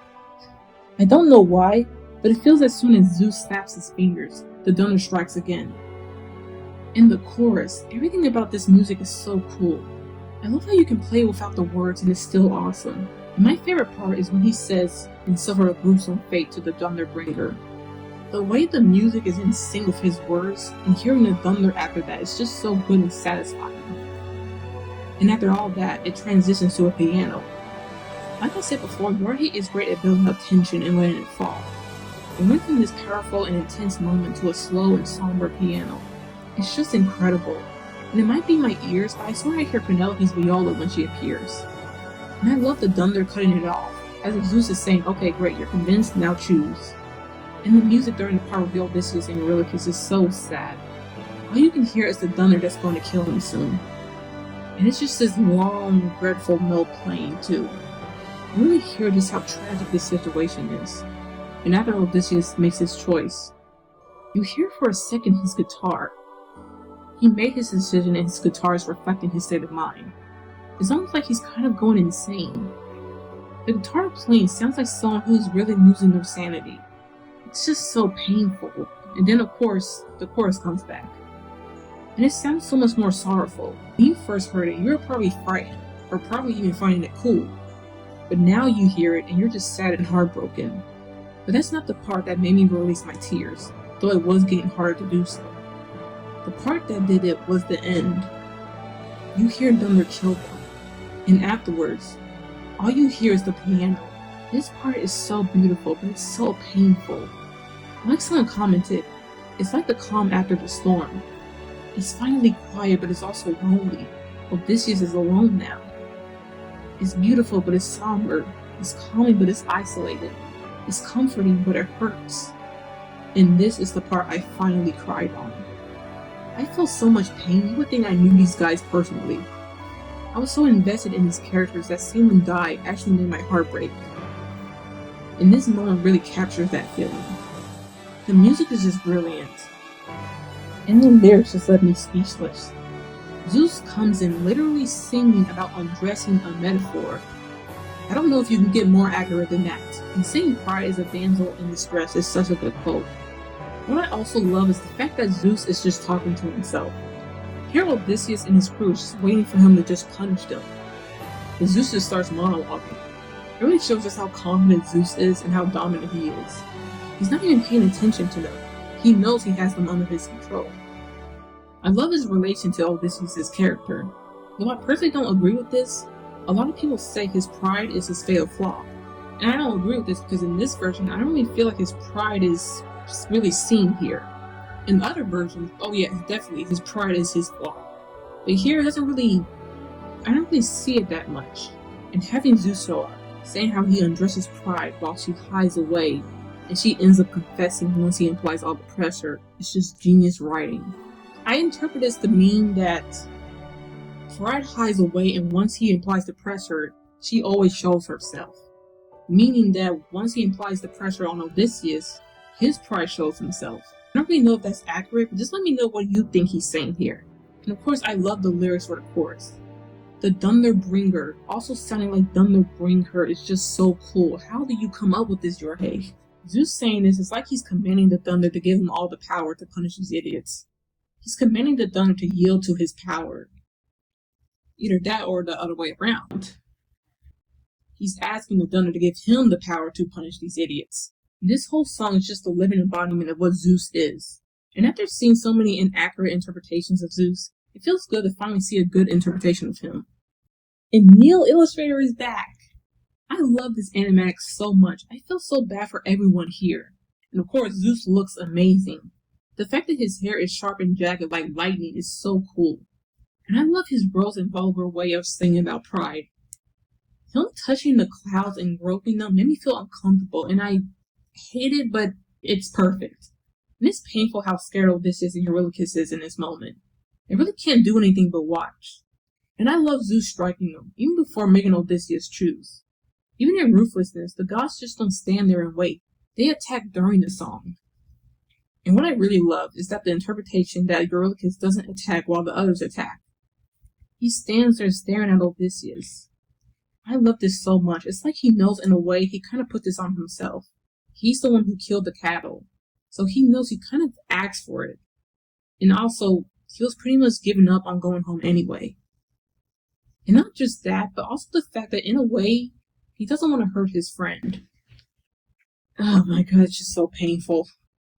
And of course, in the end, when Zeus strikes them, there's not even ashes left. They're just gone. And it makes the ending more painful. And of course, just seeing Odysseus cry at seeing his crewmates just gone, it's heartbreaking. I hate it. I hate everything. Neil Illustrator, you're just perfect. This was amazing and hurtful. And that was the Thunder Saga. The most painful thing I've ever heard in my entire life. We went from feeling badass to dying on the inside. I love this saga, but man, it's hard to listen to. But it's definitely a masterpiece. It's absolutely perfect. Not one song was bad or poorly made. Heck, not one song the whole musical so far has been bad.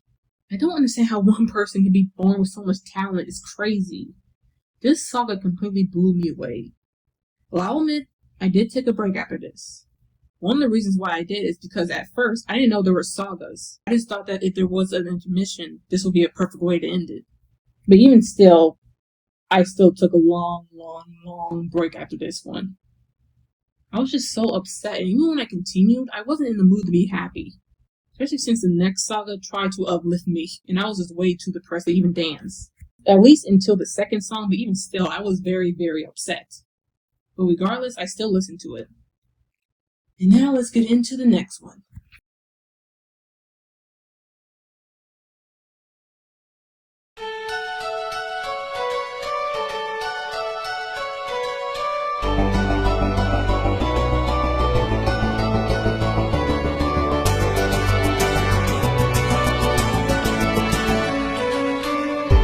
It's just me, myself, and I. You're not Odysseus. Who are you? Stuck in my bedroom, living in this world you left behind. In this world you left behind. In this world. Oh, you're a character now? Oh, I don't know how to pronounce your. Okay, hold on.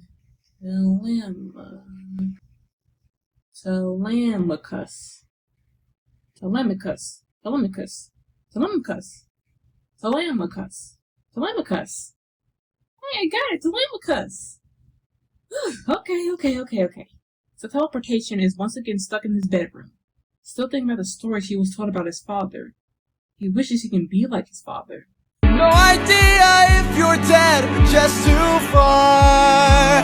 Somebody tell me, come and give me a sign. If I fight those monsters, is it you I'll find? If so, then give me sirens and a cyclops. Give me giants and a hydra. I know life and fate are scary, but I wanna be legendary. I'll fight the harpies and Camambras, the Minotaur, even Cerberus. I know life and fate are scary, but I wanna be legendary. Now don't hate me. At this moment I was so upset because of the last saga, I literally said shut up. Yes, I know, I told this precious man to shut up when he said legendary. You can gladly dislike. But it turns out that because of Odysseus' absence, a group of suitors have arrived to try to marry Penelope and claim the crown as their own. Despite this, Penelope has been standing her ground. But not only have they been harassing Penelope, but they have also been bullying Telemachus. About 108 men have been destroying their home and basically have been taking advantage of the rules of hospitality. Cause they're getting impatient, dangerous too. And I would fight them if I was half as strong as you. Somebody help me, come and give me the strength. Can I do whatever it takes to keep my mom safe? All Telemachus wants is to be just as he says, legendary. If he can be as strong as he is, maybe one day he'll prove himself. But clearly that day can't come soon enough, because as we see here, the suitors are once again harassing her. Where is he? Where is the man who loved you to wife? Oh, oh, oh. Where is he? Where is the man with whom you'll spend your life? Cause it's been 20 years and we still have no king. Give me a chance, a single opportunity, and I'll overcome these obstacles and scrutiny. And Boy, when's your tramp of a mother gonna choose a new husband? Oh, Kick him! Kick him! Kick him! Kick him! Kick him! why don't you open her room so we can have fun with her? don't you dare call my mother a tramp. That is not what pissed me off, Telemachus. That was definitely the most tame thing he said. I just did. What you gonna do about it, champ? Somebody tell me, come and give me a sign. If I fight this monster, is it you I'll find? Oh yes, let me beat up the son of the woman I'm trying to marry. Surely that ought to get her to love me. Dude, I don't know a lot about romance, but someone beating my son's ass isn't really something women find attractive. And that was legendary. Once again, I was so depressed in the last saga that I didn't even smirk during this song. No matter how cute Telemachus was, I was determined to stay upset. Luckily, it didn't last too long. And now we, of course, are being introduced to Telemachus. And he's so cheerful, you can't help but cheer up a little bit. And it was a nice song after that brutal one that shall not be named. Anyway, Telemachus is played by our lovely Miguel Leso. Am I pronouncing that right? I know I'm not. Also known as Miko. He sounds like a Disney prince and I am here for it. I think it's perfect considering Telemachus hasn't experienced what Odysseus is going through. So he's a little naive to the dark parts of the world, so his voice fits him. It's passionate, it's like an I Want song. I love how you can tell that this is Odysseus' son. Even the way he sings sounds like Jorge. Also the lungs on this man is incredible, he can belt so many notes, it's unbelievable. And when he sings Don't You Dare Call My Mother a Tramp, it's so powerful and satisfying.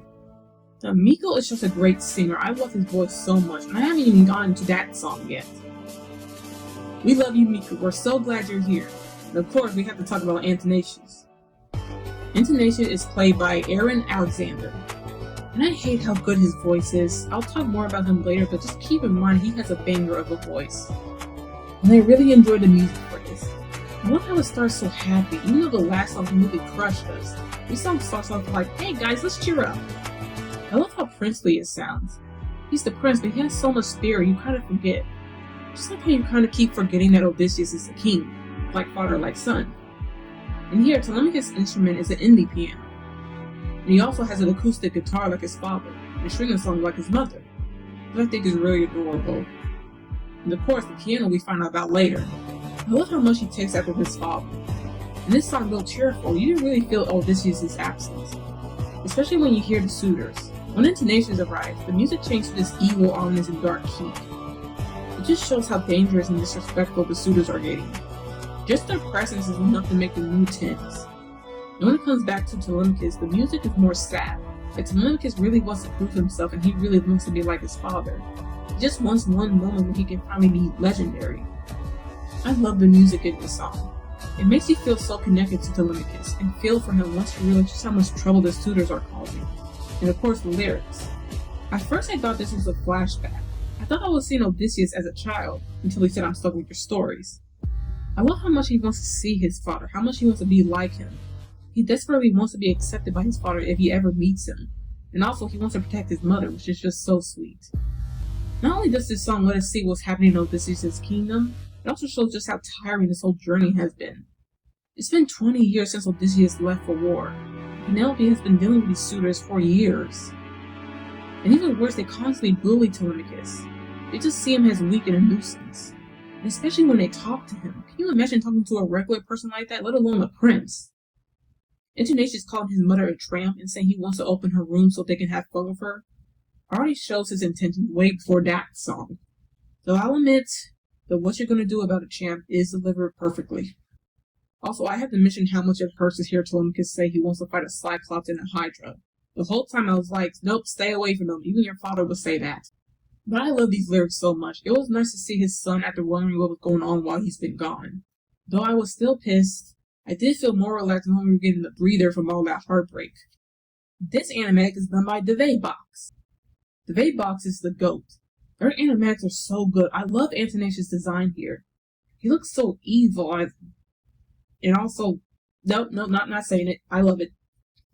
And I love the inclusion of Agos. Agos is a good boy. He's so cute. Look at him. And you really captured Telemachus' energy and his passion. I instantly fell in love with him. He just looks so cute, though I have to say he does look like a child.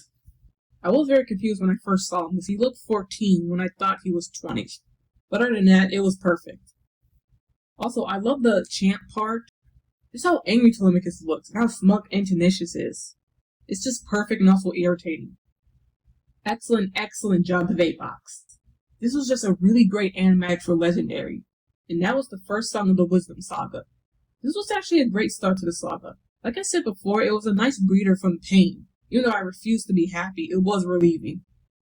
It was also nice to see Odysseus' son. So a great start. So let's continue. On to the next one.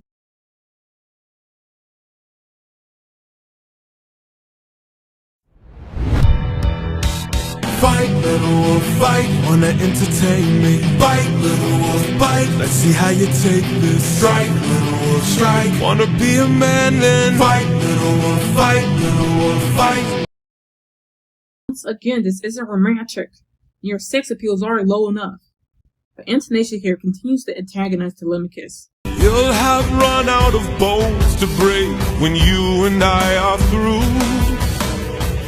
I'll teach you all the lessons your daddy never could. This cruel world doesn't give out presents just for being good. So fight, little wolf, fight, wanna entertain me. He punches him so much that Telemachus can't even recover long enough to fight back. So he has no way of defending himself, especially with someone stronger and more skilled than he is. He was never taught how to fight. He's been sheltered his whole life. And the first fight he's ever been in is with these horrible men who are trying to break his pride every chance they get. So he just stands there with no one there to guide him. Little wolf, die, little wolf, die. Need some help? Oh my god, you are surprisingly a sight for sore eyes. But reasonably so, Telemachus is just confused. Is your plan to stand around? Cause I suggest you fight back. I don't know how. Uppercut him. Now. Oh my god, that was so satisfying. Can we play that again? Now. Whoa. Okay, hold on. Again. Now. Whoa. Can someone loop that for 2 hours? Once again, Telemachus is confused. He thinks that time is just moving slow, but nope. Athena just made his mind quick. Basically, I made you smart enough to draw a freaking punch. Oh, that is so sick! Alright now. Let's try this again. I've no respect for bullies, those who oppose their will. I've seen plenty enough to truly understand this kind of filth.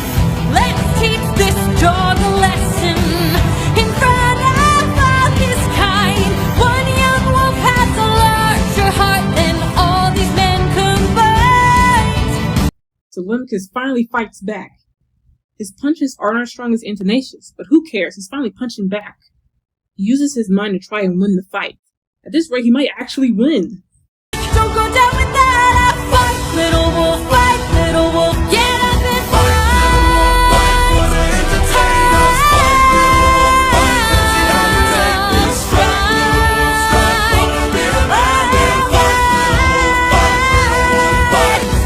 Oh, maybe I pushed you a bit too hard. Wait, what? He doesn't win? You can't let us have anything, can you, Yorhei? Ow. Go back and cry in your corner. Make sure your mother hears. If she won't choose a man to adorn her, we'll bring blood and tears. After watching Danny's reaction to this, I am now making myself feel better by imagining Antonacious actually crying because Penelope won't marry him. Thanks, Danny. But after the situation has calmed down a bit, Telemachus finally addresses Athena. Tell me, Athena, why you came to my aid.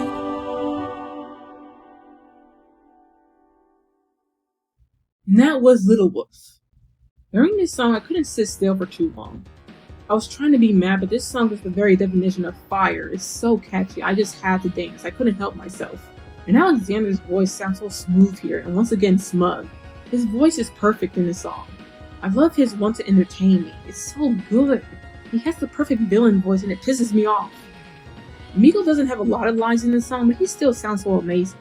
I love how excited he sounds when Athena explains what's happening. And I love his "Is time moving slow?" Once again, he sounds like Yorhei when he's just singing. It feels like he's reaching out to you. It just sounds so great. And of course, guys, Tegan is back. It was so nice to hear Athena again. Even if I was pissed for her the last time we saw her, it was nice to see a familiar face that wasn't dead. And my god, her runs at the end are so blood pumping. I love how you can hear just how much Athena loves to fight, and Tegan really sells it really well. Gosh, her voice is just incredible. And as always, the music is great. This song starts with the suitor's instrument. Their instrument is a grungy electric guitar, which is so brilliant because they're trying to replace Odysseus and become the king. But their version of the guitar is more evil and dark. Because unlike Odysseus, they're just trying to get the throne. They clearly don't care about Penelope and Telemachus, they just want the crown. And I love how this song sounds like a battle in a video game. The guitar here shows how villainous they are. It also sounds kind of cool, not gonna lie. But I love how each beat sounds like Antonacious punching Telemachus over and over. It sounds so violent. Remember how I said before Athena's instrument is my favorite? This song shows you why. The clock ticking and then hearing her quick thought theme appear was so cool. I instantly knew who it was before she even spoke. And then the piano comes back. And it gets more excited once Telemachus uppercuts Antonacious. It generally feels like you haven't seen her in 10 years. Even though I was mad at her, it was good to see her face again. And then the Little Wolf melody, but this time it's back with the piano. Everything about it is so good, and I love how much it overpowers the guitar in the back. As to the line, one young wolf has a larger heart than all these men combined. It's so hype, I couldn't stay sad for even a second, I had to break dance. Everything about it was just so exciting. Well, at least until Telemachus loses. And there's actually another instrument the suitors have. A cello-like string ensemble, but it only plays when Penelope is threatened by them. And in here, when they say they'll bring blood and tears, you swear it plays for a second. It just foreshadows how violent the suitors are becoming. And I also want to mention that Telemachus' instrument being an indie piano also symbolizes his friendship with Athena, which gets stronger the deeper they connect. But I love the music so much, it gets me so hyped. I will also be adding this song to my workout playlist. It's like, what if I had one? Once again, like I said before, don't work out to this song or study to this song. Once again, you will be so distracted you won't focus on anything. And of course, the lyrics are cool too. I love when the students call him Little Wolf, it's more of an insult and more of an emphasis on little. While when Athena says it, it's more of a compliment and more of an emphasis on wolf. Also, once again, I know I keep bringing it up, but that line that one young wolf has a larger heart than all these men combined. Once again, it's taking an insult and turning it into something strong. Also the line, maybe I pushed you a bit too hard, maybe a comedic moment, but it actually shows how much Athena has changed. She admits that she might have pushed him, whereas in Warrior of the Mind, in My Goodbye, she wasn't willing to accept any responsibility. And you see more of that in the next song. And the vape box is back! I really enjoyed this animatic. What I really liked besides Telemachus biting Antonacious' hand when he said "Bite, Little Wolf," It's the fact that Telemachus actually uses his brain while fighting him. He doesn't just use brute force, he actually uses his mind to win the fight. He uses his cloak, he headbutts him. He actually makes his dots split. And I love that Athena looks like an aunt here. It really adds to the family dynamic these two have. But everything about it is just so great.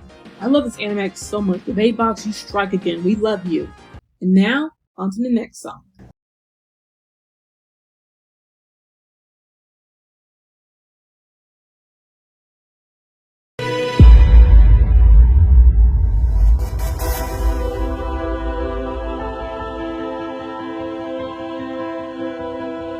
Tell me, Athena, why you came to my aid.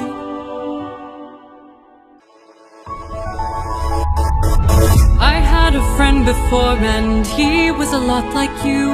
I helped him fight through war, but he had his demons too. And then we grew apart.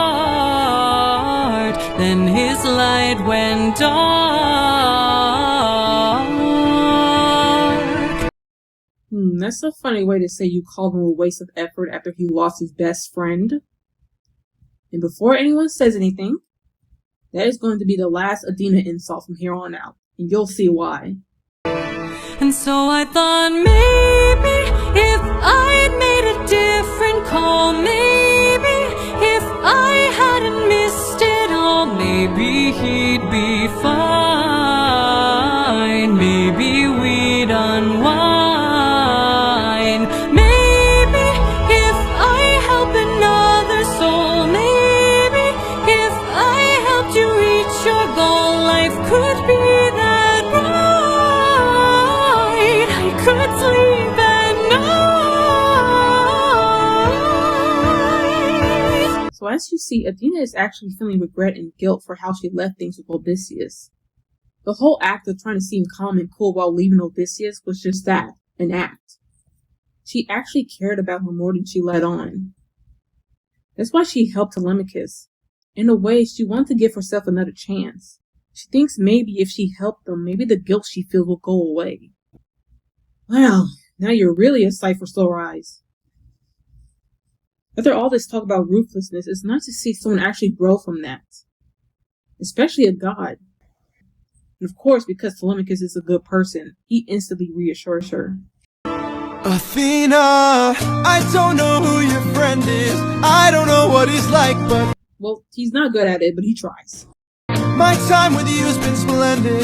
The best day of my life, cause I got in a fight and I didn't die. Once again, I said he's not good at it. Also, what? Never felt strong before. You're my friend, I couldn't ask for more. And so I think maybe if life wasn't spent as planned, maybe it's time that you lend a hand. I don't think he'll mind. If not his friend, then mine. Maybe. Alright. I was a little too harsh in the beginning. He got better.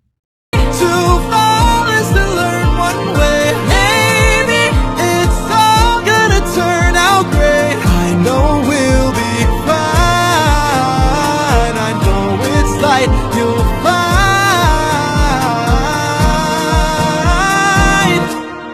find. You're a good kid. Thanks.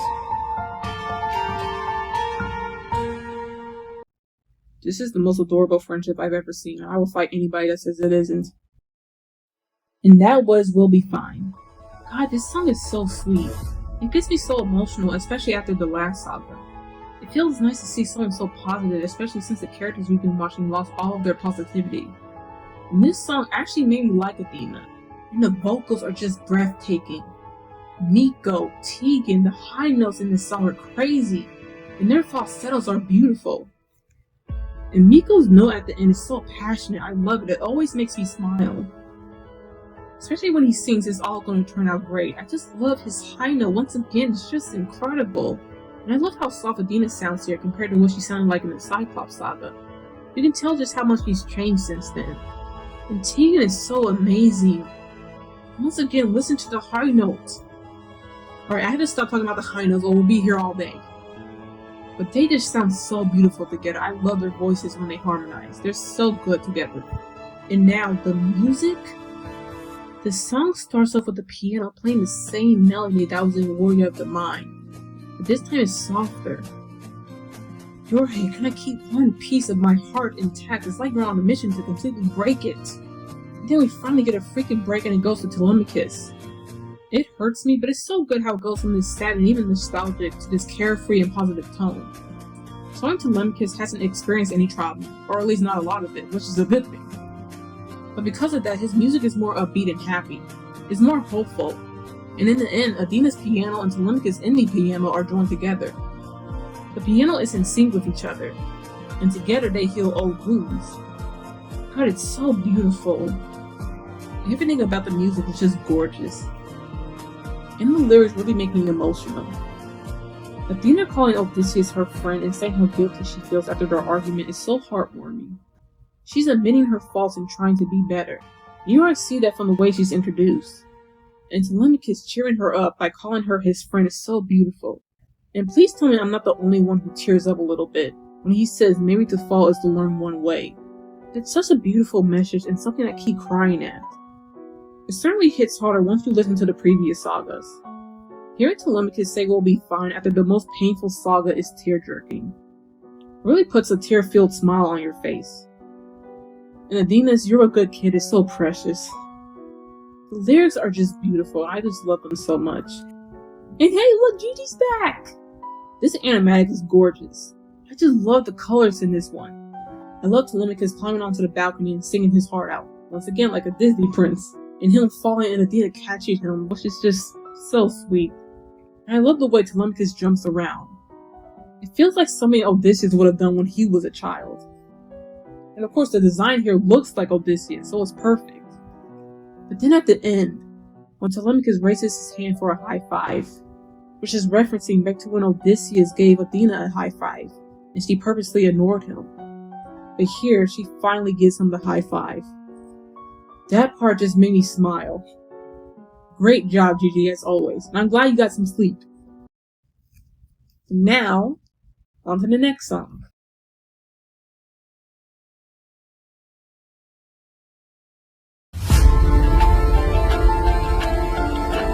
Old friend, it's been 10 years since I last saw you. Remember me, I am the infamous Odysseus! Let's see where you've been. But Athena goes through every memory Odysseus has, going through and seeing everything that happened after she left them. Ruthlessness is mercy upon the sick. On the wrong move, then you're done for. Anything like Song of past romance, I see the we won't take more suffering from you. drown in your sorrow and fears. Captain, I have to see her.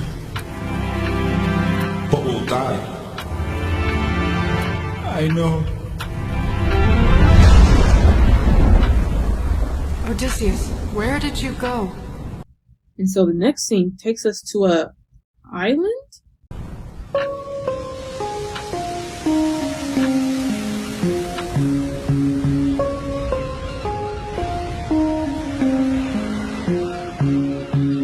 Yeah, that face is my face. What the frick? Morning, sleepyhead, you've been resting for a while. I swore that you were dead when you washed up on my isle. Did you know you talk in your sleep? Tell me though, who's Penelope? She's my wife. Anyways, I've got The heck was that? Did she glitch or something? She takes Odysseus around, showing him this gorgeous island they're on, saying that she has all that he wants here. Food, water, a bed that they can have sex on. Wait, hold on, what? I'm not your man. I'm what you want here. Turning the "I'm just a man" line into "I'm not your man" is just hilarious. But despite Odysseus' rejection, she keeps pushing him. What you need here, just you and me, my love in paradise. Now till the end of time, from here on out, you're mine. Oh, I know I could kill you where you stand. And I'm no pet, I'm a married man. Oh, handsome, you may try, but last I checked, goddesses can't die. Goddess. Great, another freaking guard. Can no one grab Odysseus and throw him to Ithaca? Just freaking fling his ass to Penelope. But yeah, as she said, this is Calypso. This is not just some random island they're on. This is her island. An island where Odysseus can't leave. Her island is unknown to anybody outside of it. No one can come or go. So basically, Odysseus is stuck here. My island stays unknown. No, I don't belong here. There's something wrong here. I won't be drawn to love in paradise. Not till the end of time. There is no way. You're mine, all mine. Odysseus has been trapped on this island for 7 years with somebody who claims they love him, but clearly just thinks of him as a pet. With Calypso, he has no say in what he thinks and feels. And sadly, this experience has taken a toll on him. Odysseus? All I hear are screams. Odie, get away from the ledge. You don't know what I've gone through. You don't know what I've sacrificed. Every comrade I long knew, every friend, I saw them die, and all I hear are screams. After sacrificing his friends, destroying any morality he had left, and then he still hasn't gotten home. Now he's forced to be with someone he doesn't love. Every day he's been suffering, and now he has given up. At this point, he's given up on seeing his wife and son. Nothing seems to go right for Odysseus. Every single time there's a little sliver of hope, this world kept taking it away and crushing it. And now, Odysseus is tired. He just wants to close his eyes. All I hear are screams. I love you, my dear. I love our time here. Life would be so much Just worse let if me you close had my died. Please stay eyes. away from harm. Stay in my open arms. He's surrounded by those he's lost. The friend he sacrificed. The friend he saw die all those years ago. And the mother he left. They've all come back to haunt him. He can't hear anything else besides their somber voices. And they continue to get louder and louder to the point where he can't even hear his own screams. All his painful memories build up to the point of suffocating him. This is his life now. He'll experience this every day. Because despite this, Calypso won't let him go. There's only one person out there. One he knows is still alive. His friend that left him all those years ago.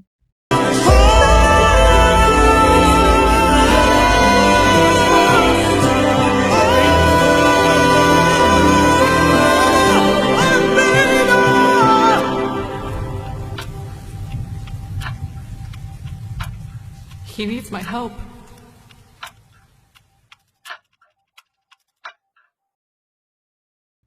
Well, that happiness didn't last long. God, this song is heartbreaking. It hurts to see Odysseus in so much pain after Thunderbreaker. And my God, I hate Calypso. I don't hate her singer, but Calypso.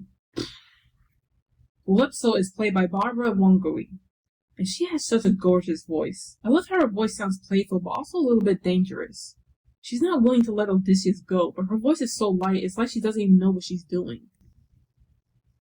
God, her voice is just so perfect.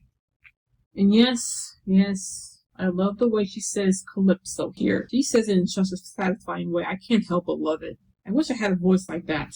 And her voice being so gorgeous and beautiful also adds to Calypso having the ability to put people under a trance.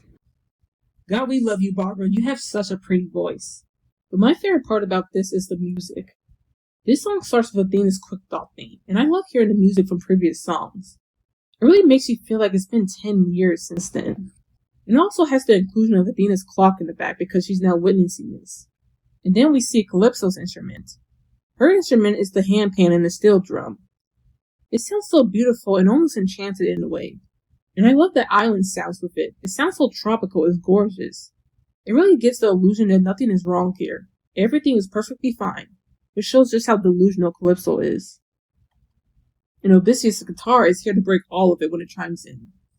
It breaks the illusion and also sounds angry when it plays, which is reflecting Odysseus' anger at not being listened to. And then a moment of silence, followed by a tone change when she reveals that she's a goddess, is just so good. It shows just how much danger Odysseus is in, regardless of what she says. Even when the music comes back, you know it's not comforting, it's not safe. Odysseus doesn't want to be here, but Calypso isn't giving him a choice. And I love Athena's piano here. She doesn't know yet how much pain Odysseus is in, but she is still sad about him being forced to stay there for 7 years. In this part, Odysseus' guitar sounds so weak here. It's like the strings are being plucked, trying so hard to make a beautiful melody, but it's barely hanging on, just like Odysseus. His spirit is completely crushed and his instrument is barely there. What I love here is that the music is somber, but it's also quiet. It's like no one hears Odysseus screaming.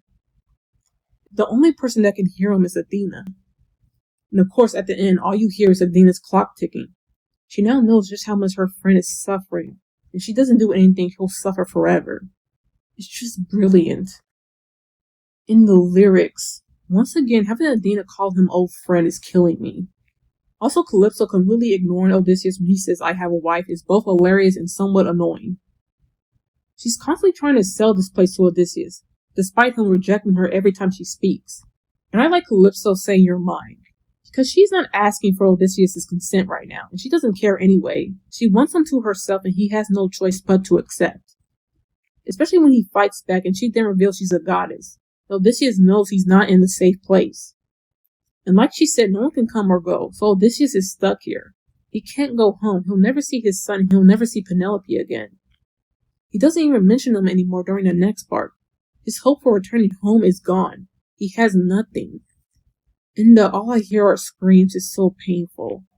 It shows Odysseus' mental state throughout the years he's been trapped. He's completely surrounded by the ones he's lost, and they keep echoing in his head. They won't stop.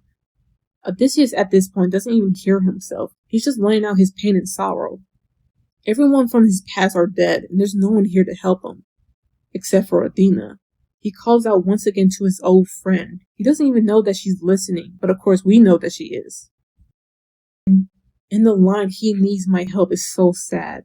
You can hear just how heartbroken she is at the fact that Odysseus is traumatized from everything that happened. And that's why I say Yorhei's vocal performance for last. I don't know how or what he did to tap into to make those screams, but it was effective. You feel his pain and even hopelessness. He has nothing in this moment, and my god, Yorhei really brings it. Just the way he says her name like a child calling out to his mother is so heartbreaking. And his screams, they sound so painful to listen to. It's so painful, but it's so good. God, poor Odysseus. Yorhei, once again, you're incredible. And this animatic is done by the legend herself, Ximena! I love the moment Calypso realizes he has a wife. Just the blank and almost insane stare she gives is so funny. And I love the colors in this one too. Just how pretty the island looks versus how it looks at night is so cool. And I love Calypso putting him under a trance and it not working when he's trying to jump. It's so sad, and also having his legs tied up at the end is so painful. And I hate how it implies that Odysseus saying just let me close my eyes. It's actually something she won't let him do. God, it's so hurtful. Ximena, I love you for making this, and I also hate you at the same time. Great job, this was fantastic. And now after that painful song, let us get to the last song of the Wisdom Saga.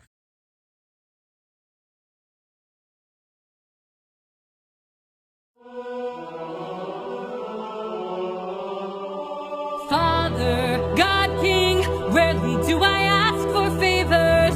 Now I'm knocking on your door with hopes to save a friendship with one who's a prisoner far from home. Odysseus. Zeus here just laughs at her efforts.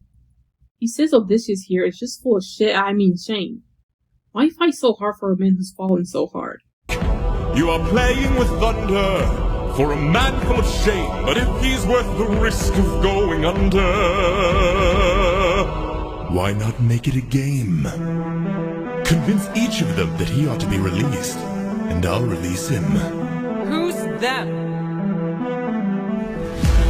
Apollo, Hephaestus, Aphrodite, Ares, Hera, or me. What do you say? Why can't you just release him? You know what? I'm done. Just proceed. Great. Very well. All right. Bring it. Apollo, you all know I'm a fan of catchy songs. So with so many sirens gone, I think God is in the wrong. Look, the sirens are trying to kill him. And here Athena basically says that. They were trying to kill them. All Odysseus did was retaliate. After what he did, they now know not to mess with him. And they'll live with caution, sure, but now they'll be careful and they'll live to sing another day. If that's true, release him. Okay, you clearly don't care about this. Why are you even here? Hephaestus. Trust is not given, is forged. Why should I give him my support? He sacrificed his own cohort. Okay, while this is true, it's the crew's fault for not listening to Odysseus. And while the relationship is clearly broken, he can still fix the bonds he has left with his loved ones that misses him. Fine, release him. Once again, that was too easy. Why are you two here? Well, at least for him, that was actually a good point. I hope the next one is also a good argument. You're a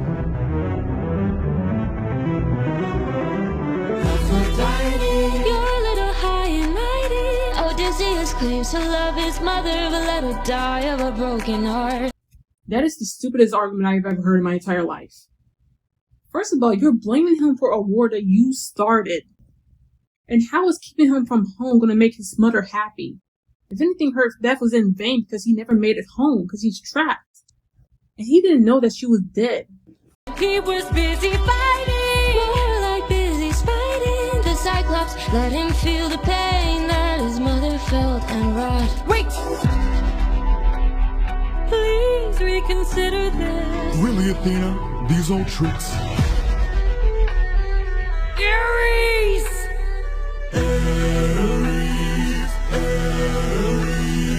What kind of sick coward holds back his power while his friends get devoured? He didn't even fight Scylla, didn't even try to kill her! Okay, that's actually a good point. I'll give him that one.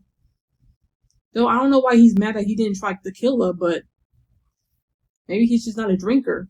And honestly, if this is him sober, I hate to think what he's like when he's drinking. Hides inside a wooden horse to get the job done. Never handles things up front, pathetic and weak like his son. And you lost me. Why did you put his son in it? What does he have to do with anything? And with this, he also lost Athena. Hold your tongue now, here's my friend, and tell your lover that a broken heart can mend. You want more bloodshed, then set him free to get back to his homestead. He'll make everybody bleed. Release him. Hey, baby. So many heroes, so many tales. Give me one good reason why you should be there. Oh, okay, that's easy. He has the mind of a genius. Yes, I heard her. Oh, a subtle way of calling him stupid. He's skilled with words. You can do better than that. God damn, Hero, what else do you want from me? Athena, what do you have? He's kind of funny. He's kind of funny. She doesn't even say he's hilarious, that he makes my stomach hurt. She says he's kind of funny, kinda. That's not even a good argument because aside from the eye-to-eye joke, he hasn't really made a joke in this whole show. Probably because he's too depressed to make a joke, but still. Athena, do you have anything else? Never once has he cheated on his wife. Release him.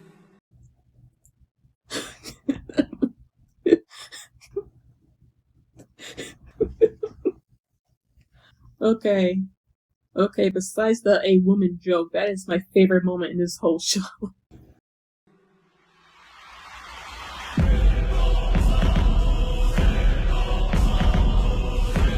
I played your game and won. Release him. dare to defy me, to make me feel shame.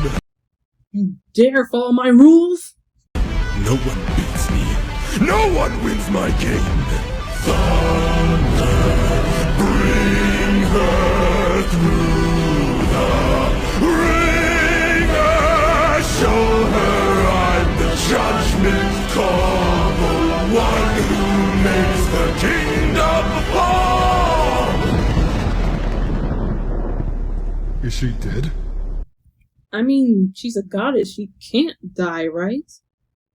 Regardless, Athena's body remains still. The only thing that's going through her mind is when she first met Odysseus, into her argument with him, into him crying out for her. And then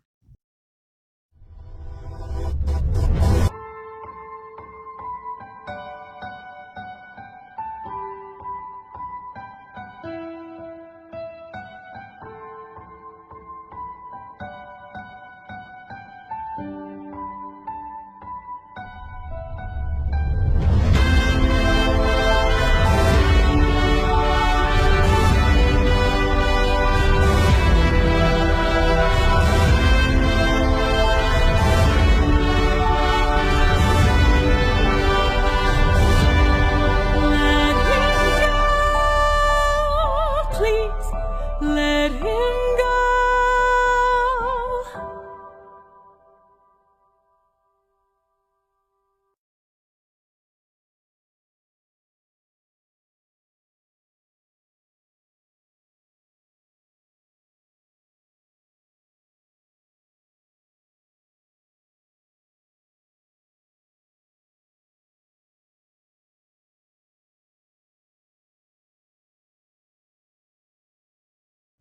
this song is hype. Having the gods appear, I bet made every enemy Greek mythology fan scream. First off, so many vocals. Apollo is played by Brandon McInnes. His voice is so fitting for Apollo. It sounds so chill and almost sounds like he's humming. He also has this really great accent to it. It gives this relaxed vibe to his part and I love it. I also love at the end how it sounds like he doesn't care anymore. He's ready to go. Just another great vocal to add to the list. Great job, Brandon. Varford is played by Mike Rivera, and he's Jorge's father. I don't know what Mr. Rivera does, but he needs to be a blacksmith. He has the voice for it. At this point, just own it. But no, seriously, he sounds so cool. He sounds like how Avestus would actually sound like. Gosh, he's so good. I am shocked at how talented his family is. I also like the way he says cohort. I know people say it sounds like Uncle Hort, but either way, it sounds good. Mr. Rivera, you did an amazing job. Excellent work. Aphrodite is played by Janani Keja. I have repeated Aphrodite's part like 9,000 times. Her voice is so perfect. It almost sounds like she's flipping her hair as she sings. And how light her voice gets when she goes high sounds like I'm entering heaven. I love how seductive and deadly she sounds. She's like a femme fatale. And I love how she sings Your Little High and Mighty. It's so beautiful. Great job, Janani. You are incredible. Perfect for Aphrodite. And Ares is played by Earl Gresham Jr. But I refuse to believe that. Ares is played by Ares. He is Ares. No one can convince me he isn't. His deep and rageful voice fits him so well. I love how you can hear him getting angrier the more he talks. It's so perfect. His voice is just amazing. And I love his highs inside a wooden horse to get the job done. It's like you can hear him breaking things as he's saying this.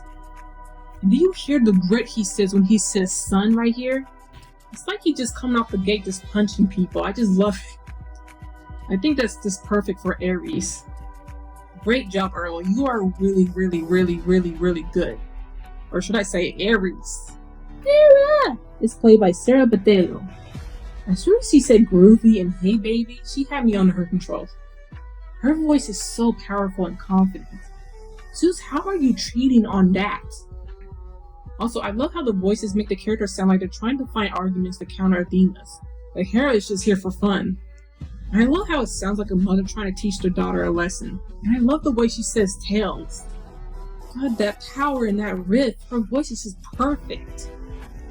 Great job, Sarah. Once again, another great vocal performance. Everybody here is just amazing. And of course, Luke. Just anger and then really made me feel scared for Athena. Also, I love him introducing everybody. It's probably the only time he actually sounded proud of Ares in this moment. I love how angry his voice is. It's just perfect. But unfortunately, this is the last time we hear Luke as Zeus. And because of this, I just have to say, Luke, you were perfect as Zeus. I could not think of anyone better to play Zeus. You were just amazing. Great job. And of course, Tegan is incredible in this too. I love how determined she sounds to free Odysseus. And I love when she sings "Hold Your Tongue Now, His Son's My Friend." It's so good and it gets me so emotional. I love the growl she puts into it too. And when she's begging Zeus to let him go, always gets me. Just how soft and how sweet she sounds here, because she's just begging for her friend to just be free again. It's just so great. Tegan, you are great as always. Wonderful job. Wonderful job to all of them. And now the music. I love how in the beginning you hear Athena's piano and then Zeus's music. I love the difference between the two. Athena is trying to help a friend in need, so her piano is slightly sad but also willing to do anything, while Zeus is just calm and nonchalant. He really doesn't care and instead just wants to have fun, while Athena is taking it seriously.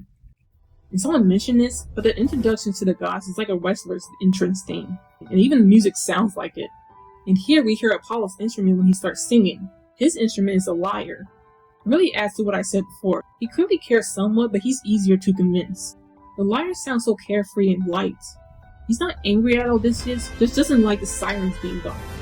But if they're coming back, he'll release them. Just so perfect. And of course, Hephaestus' instrument is a hammer and also a church bell. I love how well it goes with the beat. It's perfect and it sounds strong. It almost sounds like he's fighting in armor. It's so cool. I also like to think that he's just wondering when he can get back to building weapons. And Aphrodite's instrument is a saxophone, which is of course a romantic instrument, which is obviously perfect for her.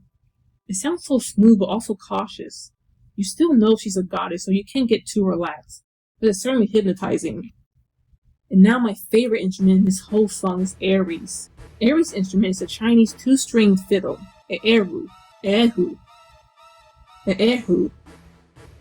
I am not pronouncing that right, which is a nod to the art of war. He is also represented by a snare drum. This one is my favorite because it sounds like something Ares will play during a fight. It even sounds ancient and sounds like a soldier's march. I just love it so much. And I love when Athena yells at him, her piano gets louder and starts to overtake his instrument. And after this, I really like their instruments kind of blending together, because it kind of hints at them being siblings, so they know each other's sounds. And I couldn't find, unfortunately, what Hera's instrument was, but it's obviously just disco. It's basically her just breaking it down, which adds to my previous statement. And now, because of that one anime, I can't stop imagining her just dancing while Athena just stands there. And of course, Zeus's instrument starts playing again, but unlike before, he's pissed now. So the force of his thunder is more powerful, and so is his music. And I also love and also hate the next part. If the Warrior of the Mind melody plays one more time, I swear I'm going to sue Yorhei for emotional distress. It's just the saddest part for me in this whole song. Just hearing the Warrior of the Mind chorus play, it's so beautiful, and I love how sad and nostalgic it sounds, before becoming more powerful and more motivated. And actually, the first part that plays is actually the melody for Legendary. Everything about it is just so great. It's like Athena is pushing through her guilt and sadness to save her friend. No matter what, she will set him free. It gives me chills every time. And the piano playing that one more time shows just how much Athena cares about Odysseus, despite what she said before. She is willing to be smited for it if it means he can be free and finally be happy. God, it's just so beautiful. And of course, the lyrics in this are just amazing. Once again, it kills me when she calls him her friend. And I love every argument she had for Odysseus, especially the one for Ares. She doesn't justify Odysseus, but she does say a broken heart can mend. No matter what happened, things can get better, but how's that supposed to happen if you keep him trapped? Like I said before, if anything, you're hurting his mother more by hurting him. Also, I love the foreshadowing of what happens later when she says he'll make everybody bleed. And I already expressed how much I love Hera's part. Just that not once has he cheated on his wife, and that convincing Hera is just so funny and clever. Especially when you think that this is the reason Zeus was so pissed at the end. And just to let him go is so beautiful. You would never think you would hear Athena begging for anything. It just shows how much he loves Odysseus and how much he cares for Telemachus. It's so beautiful. Everything about this song is just gorgeous, and it's so emotional when you listen to it after the past sagas. And of course, so is the animatic. This animatic is done by Neil Illustrator, they're back! I love this God Games animatic. I love the designs, especially Aphrodite's design. I love that Vest is kind of going into like a mega battle with Athena. It's so cool and it's also perfect for his character. And I love Athena hugging Zeus at the end, and Zeus trying to hug her back. Especially since she's his favorite, so it makes sense that he kind of felt bad for hurting her. In the moment when her memories were going through, and the part when Telemachus showed up, it always makes me want to cry. Also, the fight between her and Zeus was so cool. And I never caught this, but someone mentioned that it looks like Ares here is saying sister. I think this shows just how much he cares for her despite them fighting in the beginning. God, Neil Illustrator, you are once again incredible. Thank you so much for these outstanding animatics. We all love you. And that was the Wisdom Saga. I love this saga so much. It was nice seeing Athena again and seeing Telemachus, especially after the painful Thunder Saga. This served as a great breather from that, and a wonderful continuation to Athena's character development. But it was during this that I was a little bit scared for Odysseus. I don't know how anybody can jump back after what he went through. But, with that being said, let's find out. Let's get into the next saga.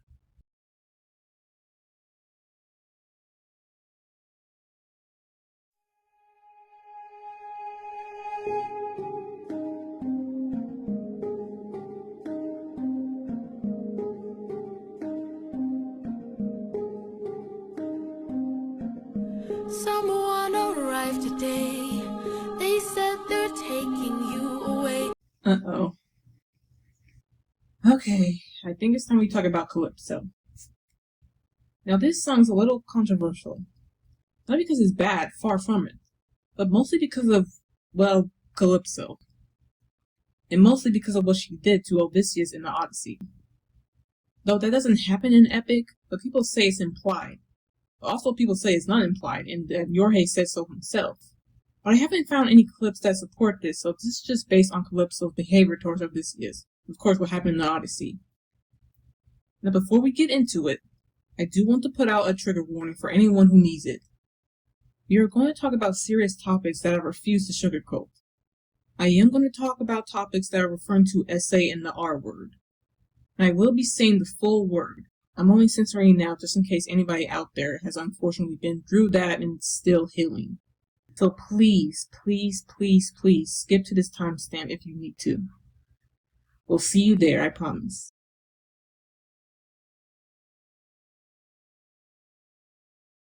So basically in the Odyssey, after Odysseus finds himself trapped on Calypso's island, she is more than forceful toward Odysseus.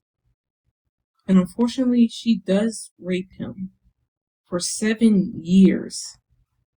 This is something we need to talk about. I've been noticing that even when we're not talking about Epic, people keep treating this as if it wasn't sexual assault. Some people keep saying Odysseus cheated when he didn't cheat. He was raped. And the sad thing is, the only reason some people refuse to acknowledge this is because Odysseus is a man. A lot of people, when it comes to male victims, do not take it seriously. Or even worse, they take it seriously and put the blame on the man.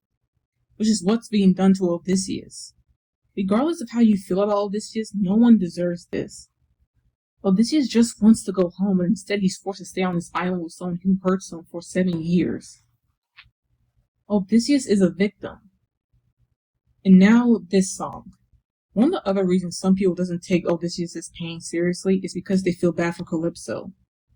While this song does make you understand Calypso, I think it's clear that it wasn't Yorhe's intention to justify her actions.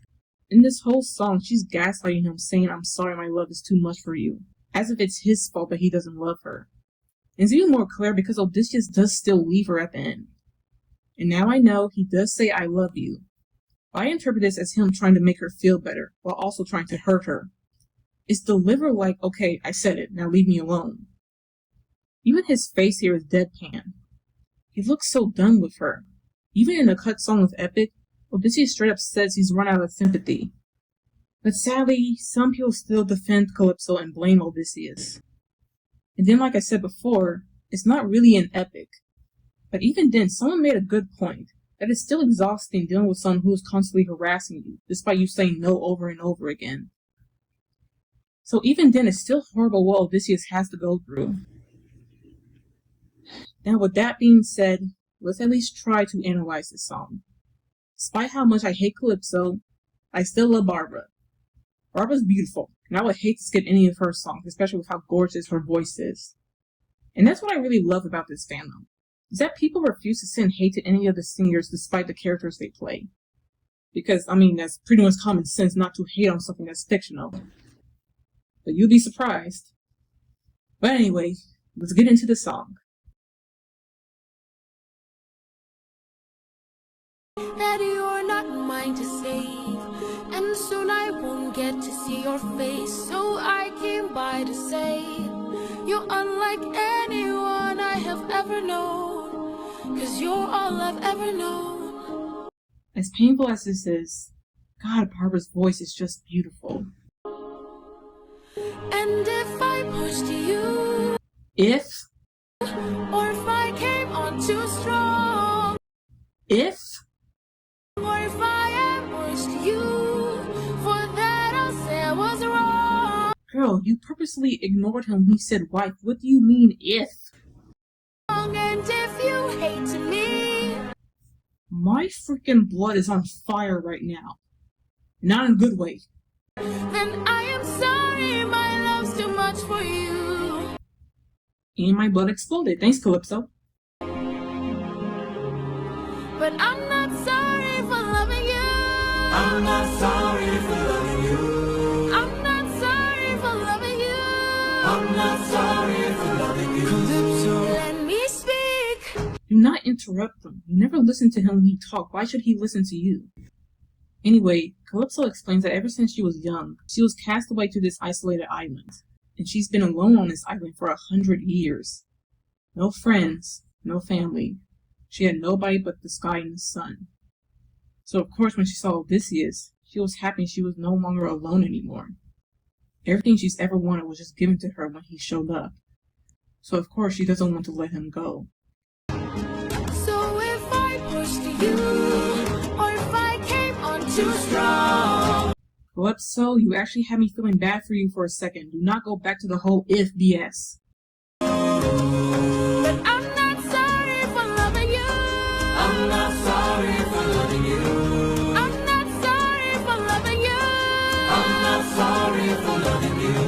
I'm not sorry. I'm angry and tired and restless and sad. I'm stuck in the moments I swore that we had. I wish you would chase me or try to embrace me for once. I wish you would lie and say I love you. I know guys, just relax.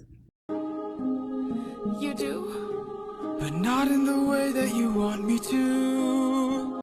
See? Oh, thank God. The saying I love you as a form of pity is something Calypso does not understand and does not want to hear. But what does she expect? He does not love her like that. He just wants to go back home to his wife and son, and it would have saved Calypso a lot of pain and heartbreak if she just would have listened. Odysseus would have still laughed, but maybe it wouldn't have hurt so much as it does now. I hate that I fell in love with you. Hate that I fell in love with you. Why did I fall in love with you? Why did I fall in love with you? What do I do with this love for you? What do I do with this love for you? How am I supposed to get over you? How am I supposed to get over you? Why in the world would you love me too? And so finally, Odysseus breaks free from Calypso's clutches. Though I will say, it is kind of sad to see Calypso all alone here.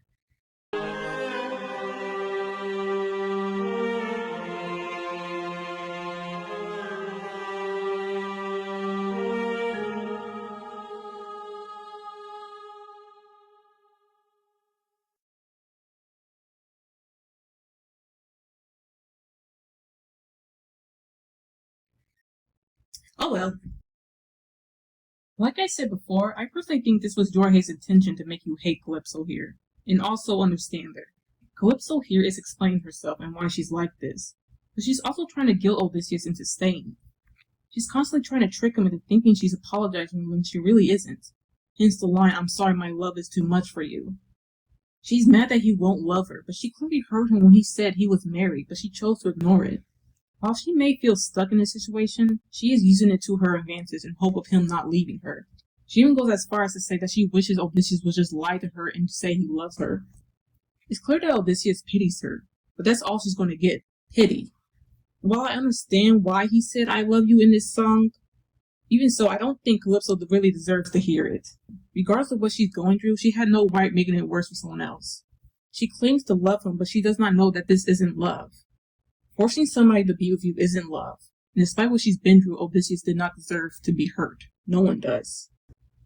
And while I did feel bad for her, I couldn't help but roll my eyes a little bit when Calypso starts talking about her backstory. I have sympathy, but I do not have patience. But this song is still amazing, and it's a great start to the Vengeance Saga, considering how numb Odysseus is during this. And Barbara is once again, of course, excellent in this. If it wasn't for her vocals, this wouldn't be bearable to listen to. She really makes you feel sorry for Calypso. Even if you still hate her, you still feel bad for her. Especially when she cries at the end, you really feel her loneliness and suffering. Barbara gives such a good performance here. I can't even feel my heart break when she questions why Odysseus won't love her. Especially her voice breaking when she says, "How am I supposed to get over you?" It's just so perfect, but it's so painful. If it had been anyone else, I might not have felt anything, but Barbara was perfect for this role. And I mentioned this before, but her childlike voice is definitely painful once you find out how old she was when she was cursed to be on this island. And once again, Jorge doesn't have many lines, but I love how tired he sounds. He's been here for 7 years, and he honestly just wants to go to sleep. Even when he says "I love you," he doesn't say it like he really cares. He says it like "I feel sorry for you, but at the same time, I'm done with you." Jorge, you are once again incredible, and Barbara, you are amazing. You actually made me feel for Calypso, and that is not an easy task. So great job. Now let's talk about the music. Calypso's instruments are of course played throughout this. You don't really hear Odysseus' guitar. It really adds to his cold demeanor in this song. He's not even thinking about anything, he's just that tired. I love how lonely this song feels. But it almost feels like the island sounds are still in the background. Almost like even when Calypso is talking about her trauma, she still can't escape it. The island is still her only home. This is the only place she's ever known. And it makes sense since her music doesn't lead away from the tropical sounds. Because she basically has no other music but the island. But when she goes into the chorus, an ensemble is heard in the background.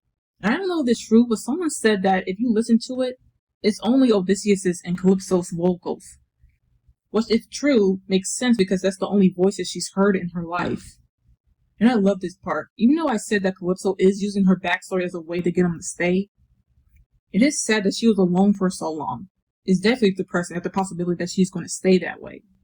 The music does start to get more intense when she explains just how angry and tired she is. She's trying to get Odysseus to lie to her. She doesn't understand why he won't just chase her. So when he says he loves her, the bass stands still. You hear nothing but the steel drum. She's happy for a second, thinking he actually loves her and is going to stay with her, until he rejects her. Even the steel drums go away for a second. And after she yells, they come back. Those sounds are all she knows and all she will ever know. The motif from before comes back, but this time is mad and heartbroken. This part is so emotional because it really sounds like Calypso is crying. Even in the music you can hear it. You hear her pain and you feel every piece of her heart just shatter. And the most heartbreaking part of this whole song is the ending. Hearing just how painful this is for her, you can really feel her sadness at watching Odysseus leave. Because you know in this moment he is sailing away. You feel her pain, her sorrow. There are no words said in this part, but it's so heartbreaking. You feel so bad knowing that she is alone again. My god, this song is actually really tear-jerking. In the lyrics, my goodness. Like I mentioned before, I do think Calypso is trying to guilt Odysseus into staying. But she is depressed at her situation. When she says "you're all I ever known," she means that, and she says it with a somber tone.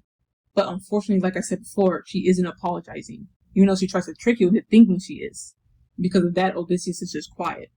Though the reason for that is because she interrupted him. Although she says she loves him, I'm inclined to believe otherwise. She's in love with the idea of someone loving her. She's been on this island for so long, 100 years as she says. The only person she knows is Odysseus. All she wanted was to not be alone anymore. But it doesn't fix what she did. No matter how much she cries, Odysseus isn't staying. But she deluded herself into thinking that Odysseus did love her. She says she's stuck in the moments she swore that they had, but they never had those moments. Odysseus was trapped like she was, possibly worse than her because he was with someone who he didn't love. And that somebody was clearly forceful in the way they show affection, if you can call it that. And as I said before, I don't think Odysseus generally meant he loved her, seeing as he friend-zoned her afterwards. I believe he said that to make her feel better, and heck, in some animatics, Odysseus says it to make Calypso stop yelling and grabbing him, which is just heartbreaking. But regardless of how he meant it, it didn't make Calypso feel better. In a way, it's not Odysseus' job to make her feel better. But the last lines are sad. Calypso can't fall in love with someone else. She has no one else. She really can't do anything about it. She's going back to her lonely life and there's nothing she can do. Odysseus can't do anything even if he wanted to. But what's really sad about this song is when she says, "Why won't you love me too?" Although she should know the answer, she is still living in delusion. She's been isolated for so long she can't understand what love is. What Odysseus and Penelope have is actual love, not what Calypso thinks it is. But she doesn't understand that, and she may never understand. And knowing that is freaking so crushing. And this lovely animatic is done by Clover. I really enjoy this animatic. What I like about it is Odysseus. In other animatics of this song, they will normally have Odysseus react to Calypso saying that someone is taking him away from the island. But this Odysseus doesn't react at all. He's so tired and broken, he can't even find it in himself to be happy or even smile. I also love how angry he looks. There is no sympathy left in this man's heart. He is done with her and he does not hear her cries. I love him yanking his arm out when she grabs it, just further to show just how little he cares right now. But it's in contrast to Calypso's expression throughout the animatic. She's expressing herself so much. She's crying, she looks resentful and angry. You can tell just how lonely she is, and it makes you feel a tiny bit of empathy for her. But it doesn't condone her actions one bit, it just explains them, and I love that. Also showing just how young Calypso was when she was banished to the island is so cruel. Despite what you feel about her, that little girl did not deserve that punishment, regardless of how mad you were at her. What is wrong with these guys? Anyway, Clover, you did an incredible job with this song. The expressions were great, and you really did an amazing job with the emotions in the song, too. Great, excellent job. I also want to praise other animators for this song. The Traveling Pen and May the Fae. I'm praising them because not only did they make really good animatics for this song, but they also represented the essay that Odysseus went through in the book. Even showing just how traumatized he is. It's a very serious topic and some people really try to shy away from it, especially when it happens to men. Not saying that if you choose not to show it that you're a bad person or anything, especially since it's not an epic, so why would you animate something that's not even in there? But I have to give credit when credit is due. It's something that shouldn't be ignored, especially when people sadly relate to it. Great job, guys. We love you. And that was the start to the Vengeance Saga, and it's already making us cry. Yorhei, why are you doing this to us? I will say this is certainly a sad way to begin this saga. Just showing how long Odysseus has been on this island, and showing how sad and numb he is depressing. He's going through so much just to make it back home. And he still can't even seem to get an inch close to it. It makes you wonder how this man's sanity hasn't broken yet. Or maybe it has. Anyway, let's find out. Let's get into the next song.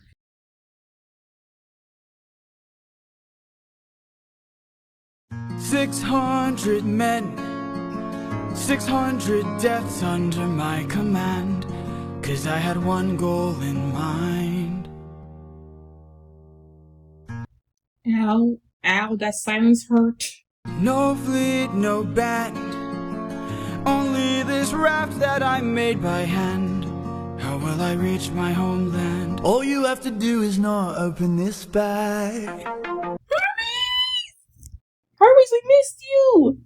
We have no idea what we've been through, God. Hermes? I missed that stupid ass laugh. Hello, old friend. So you're the one who talked to Calypso. Why are you here? Who cares? He got rid of Calypso. He deserves a gold medal. You're being given final option, consider this your one last chance to make it back home. And abandon caution, wash it away like the blood your hands have known. I know if you dance with fate, then I know you'll enhance your state. If your plan's so great, then why'd you wait to say it? Even if your plan was trash, why didn't you show up earlier? You know how much easier this would have been if Hermes was around?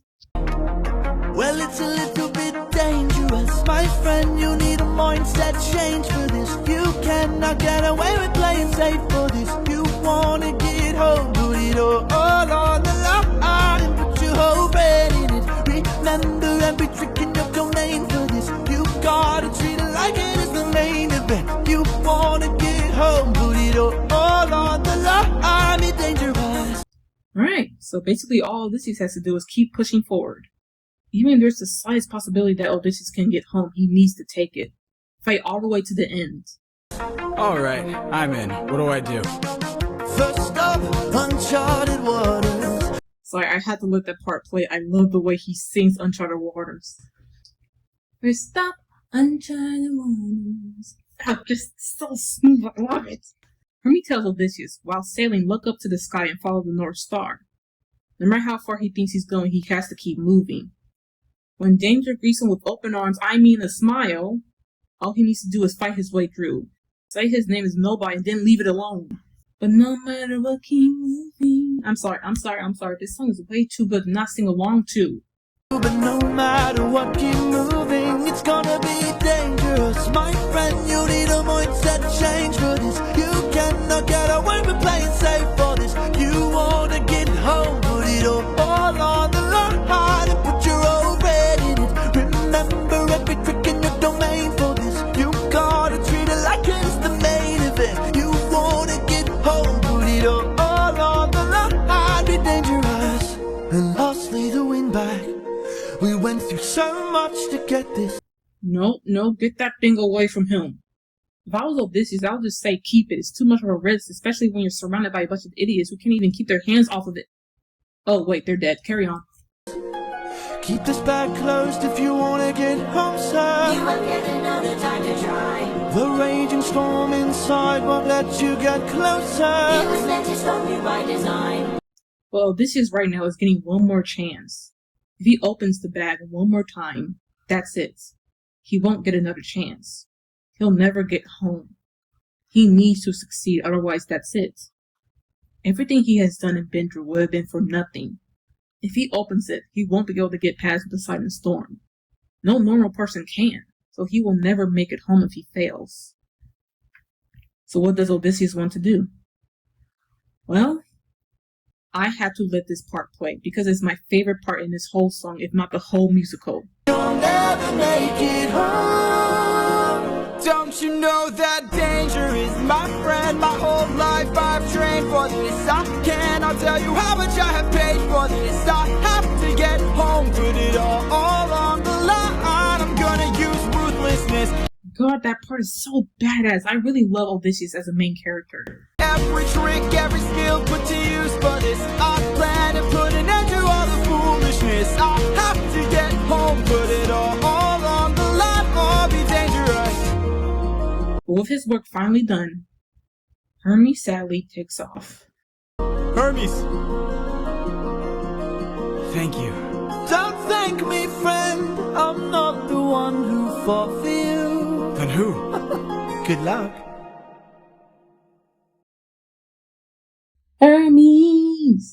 My god, it was so refreshing to see Hermes after all the heartbreak we went through. I was so depressed after the Thunder Saga, but as soon as I saw Hermes, my brain went from I hate this life to this life is so amazing when you create with open. And like I said before, I actually didn't realize this at first. When Odysseus sings 600 men in one go in line, unlike before, nobody repeats after him. Because there is nobody with him. They're all gone. Ugh. And as painful as that was, it was nice to see Hermes. And even he was a bit more serious this time around. So let's get into it. First, the vocals. Troy! It's not fair he only has 2 songs. He needs more. We need more. Once again, he kills it as Hermes. And like I said before, Hermes seems a tad bit more serious than before. And Troy really brings that aspect of his character to life. He's still playful and mischievous, but he is certainly aware of the situation and knows there's no time to mess around too much. Though of course, Troy still sounds like he's enjoying himself. I just love his more mature tone in this. This doesn't take away from the gravity of what happened before he arrived. And I love his voice when he gives Odysseus the bat. You can tell he isn't smiling in this moment. It's in his voice and it's so good. How soft his voice gets. It's like he's really trying to warn Odysseus of what could happen if he opened the bat.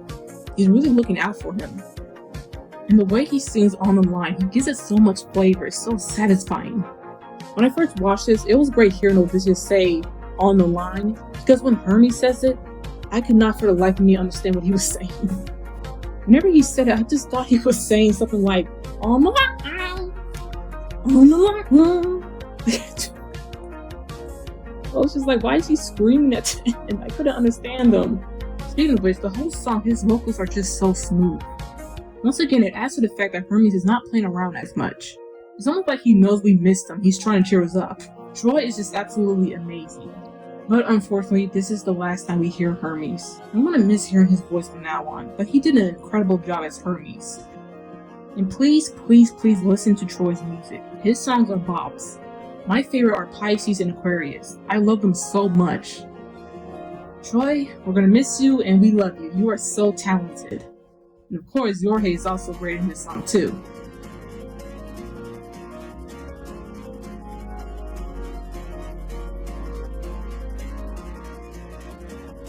I like the slight annoyance in his voice this time around, versus the amused and cheerful tone he had towards Hermes in One Blue Light. It hurts to hear how much Odysseus has changed from the last time he saw him. And I thought the part when Odysseus grabs the bat, Jorge really brings the energy of someone who has been through so much, but is still willing to see it through to the end. He's determined to make it home no matter what it takes, and at this point he better make it home. But once again, Jorge, thank you so much for enunciating On the Line. I wouldn't be able to know what he was saying if you hadn't sung it that way, so thank you. And also, Jorge's sister is in this, Diana Hedans, and she is the voice of Princess Winion. She sounds so cute here. I didn't even know it was her voice. I like the way she says it was meant to stop you by design. I don't know why, but just the distortion on her voice is just so perfect. It's actually really perfect for the intensity of the scene. She does so well here. It's so cool that he has such a talented family. God, everything about this cast is just excellent. Another excellent job. And second of all, the music. Once again, the music hurts me. Odysseus' guitar is back, and you can hear his emotional state. The guitar playing is a nylon guitar, but it's fast-paced. It's like Odysseus is still being powered by his drive to make it home, but he lost his spirit. And the silence kills me. And I'm pretty sure I'm wrong, but the guitar playing in the beginning sounds like Full Speed Ahead's melody in the beginning, with a little more tempo. And it continues and continues and continues until the music makes a sudden cut to silence again. And that's of course when Hermes appears. I love this part because it shows how much of a welcome surprise this is to Odysseus. After Hermes appears, the music goes from this sorrowful to energetic and poppy feel to it. It's like you can see the club lights come on when he shows up. And his synth is back, but with more of an 80s feel to it. I love his music in this. I love the electric club vibe to it. It fits Hermes' vibe in this song. It's still very bouncy, but it has some calmness to it. So much that it doesn't make you feel entirely happy, but it's enough of a bop that you can relax and dance to it. It keeps you on edge and you're still on guard. But dare I say, it feels dangerous? Even when the bass comes in it still pumps you up, but it keeps you at a certain energy level. Oh my god, when it removes the bass in the synth and slows it down, it's just incredible. Hermes' harp plays during this part of the song and is used so well. Unlike before, when you like it was used in the beginning, and here it plays with the synth this time. And the other instrument goes away, and that's all you can hear. Like I said before, Hermes is a bit more serious, and his music resembles that. In this moment, he's not talking at Odysseus, he's talking to Odysseus. He understands how painful this journey has been for Odysseus, and he knows the bag is a sensitive subject for him and doesn't make a joke, he just informs. God, I love this part.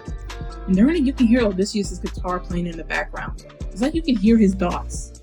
It's almost like he's contemplating about whether or not he wants to take the bag, if he should even take the risk. But he does. And this part is my favorite part of the whole song. The guitar picks up tempo and all you can hear is his emotion. At first, Hermes was pretty much the center of the song, but now Odysseus is in the spotlight. He's made it so far and all he has to do is keep moving. God, this part almost made me cry. It's actually really encouraging. And when he says he's going to use ruthlessness, his guitar changes from nylon to electric. It's so creative and well done. What more can I say? And then the music slows down again to symbolize just how grateful Odysseus is for Hermes. It almost turns sweet instead of melancholy. And I don't know why, but the silence that follows when Hermes says good luck is emotional to me. His voice is clearly cheerful when he says it, but the music cutting off immediately afterwards makes it feel like Hermes is actually telling him good luck, and he's hoping he makes it. Unlike before when he said it just to mess with Odysseus, it's like now he's actually rooting for him. That is so great and gives me chills every time. And now the lyrics. Once again, hearing the same melody that Odysseus sings in full speed ahead in here is damaging to my soul. Before, it was to show how many men were under his command, and now it's showing how many died under his command. This part genuinely broke me. I was so heartbroken that none of his men made it back home. At this point, you feel exactly the same emotion that Odysseus feels. You don't know how much worse it can get, and you're honestly scared to find out. And then Hermes repeating what Aeolus said to him a long time ago gets me hyped and also makes me sad. But I was so happy to see Hermes, I didn't even hear what he said. But his laugh is always welcome and not a bit of a jump scare. And I love Hermes calling Odysseus old friend. Once again, he says it in a way that makes it feel like he actually means it.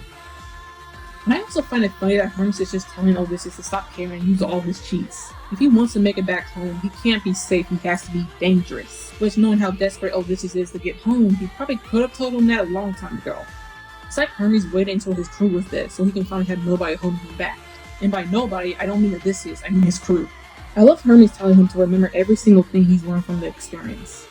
He tells him not to repeat the same mistake, that this is basically his final battle. He has to be smart this time. No more saying your name to a Cyclops. And I love how Hermes is being more specific in this. And when you like, he helps them, but he is trying to watch Circe and Odysseus star it out. He's clearly enjoying the mischief he's causing.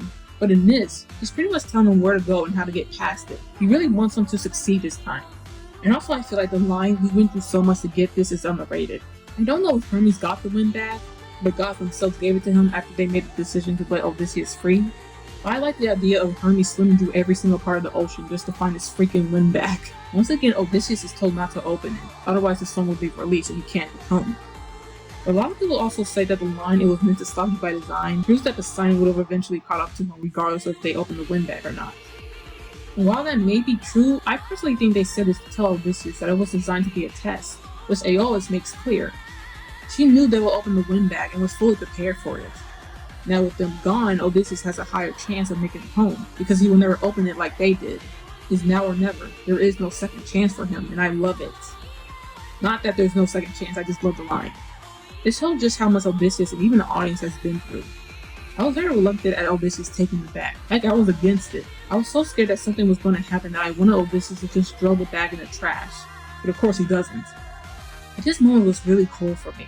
Having Odysseus say just how much he paid for this is just a really excellent way of making the audience feel like they were on this journey with Odysseus. At least that's the way I felt when I heard this part. It actually felt like it's been 20 years. And Odysseus saying he's going to use ruthlessness is perfect. He's learned from his mistake and he's not going to mess up this time. I love it when a protagonist actually learns and changes and grows. Also, the Hermes thank you is so precious. Before he said it and he actually meant it, but this time he is fully and utterly indebted to him. It's like he's putting his hand to his heart when he said it. It's so sweet. And then of course it crushes with the last line. We the audience of course know that Hermes is talking about Athena, but Odysseus doesn't know that. And it makes the end of Love in Paradise more depressing. Because now we know Odysseus really didn't know if Athena was listening when he called out to her. He was just in so much pain he called out to the one friend he had left, even if she didn't hear him. So that's depressing, yay. But I definitely love this song. I love when the show successfully makes you feel like you were on an adventure with the characters. Especially when years pass in the story. Making it feel like years have actually passed is an extremely difficult thing to do. And so incredible when done right. And obviously, Yorhei does right. Not only that, but the visuals have to really sell it too. And this animatic is done by Zeta. Can we please talk about how attractive Hermes is in this? I love how mysterious he looks in this. Everything about him is dark except for his eyes. And even then, his eyes are glowing. And I love his smile. It really gives off this playful and sneaky vibe to him. And although I love how Hermes twerking while Odysseus is fighting, I like how Hermes is talking him through it. He's like the fairy on his shoulder, just helping him with tasks and telling him where to go. Remember when I said it feels like Hermes isn't smiling when he gives Odysseus the bag? Well, Zearu animates that perfectly. I love his expression here, and I like how you made him so serious without making it jarring or dramatic. God, it's just so perfect. But the scene with Odysseus takes the bag is perfectly crafted and is mind-blowing. It actually almost made me shed a tear. Showing Athena when he said, "I trained for this," God, it's just so perfect. And then showing Poseidon when he said, "I paid for this. I think you're trying to kill me." And also, remember when I said that it sounds like he's putting his hand over his heart when he tells Hermes thank you? Well, once again, it's all right here. Odysseus looks so grateful for Hermes, and this is probably the happiest you've seen him since the Thunder Saga. And my god, calling this an animatic doesn't even do it justice. This is just animation. There is no still frame in this video. The characters are always moving. Once again, it feels like a TV show. It's fantastic. Zearu, you are amazing. You deserve so much praise. We love you. This is just absolutely incredible. And that was dangerous. And now I'm sad. Man, we're really gonna miss you, Hermes. Oh well. On to the next song.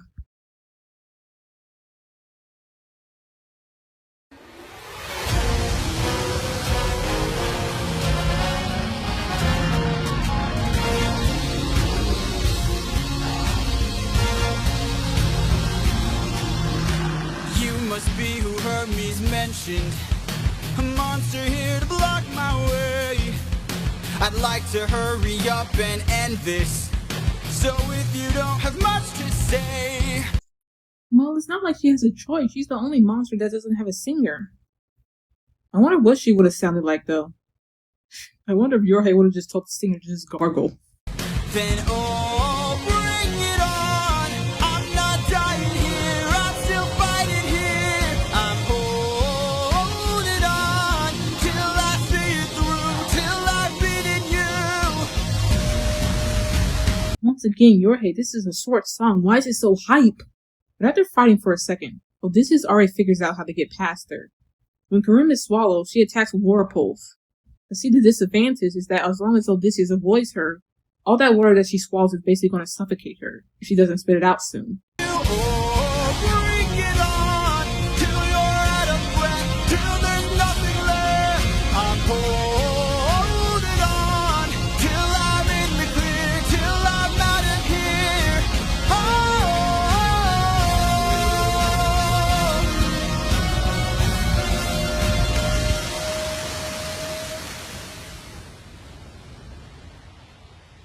There, I see it.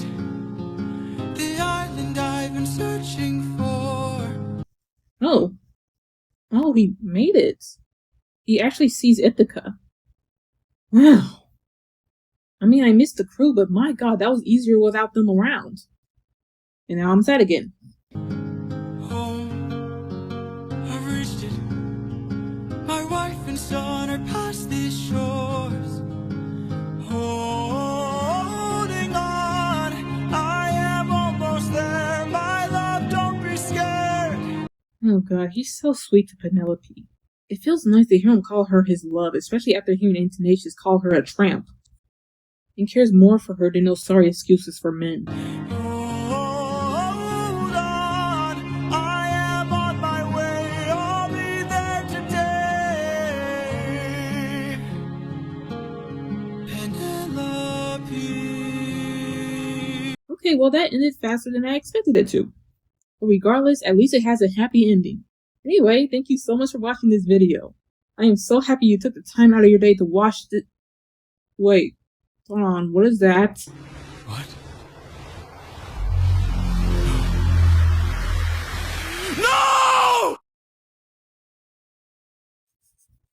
Yorhei, what happened to you in high school? Why is this song so underrated? It does not deserve to be underrated. I love this song so much. First of all, the vocals. Oh my god, the vocals. Yorhei is already a legend when it comes to vocal performance. But in this, he is excellent. And he somehow gets better. Dude, take a nap. You've done enough.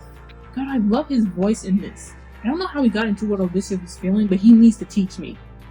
I love how much power he puts in his voice. You feel the determination from Odysseus. You just feel how much he needs to win this battle. And the way his voice changes when he sings Hold On in the second verse versus the way he says it when he's fighting Charybdis just shows how incredible his vocal range is. I mean, he goes from ready to fight to Penelope in a matter of seconds, and it doesn't feel like it's out of nowhere. It's perfectly timed. And I keep replaying the part when he sings, "I am always there, my love, don't be scared."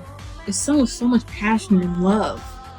You almost believe that Yorhei just fought a giant sea monster to get home. I can go on and on about this, but I unfortunately have to move on.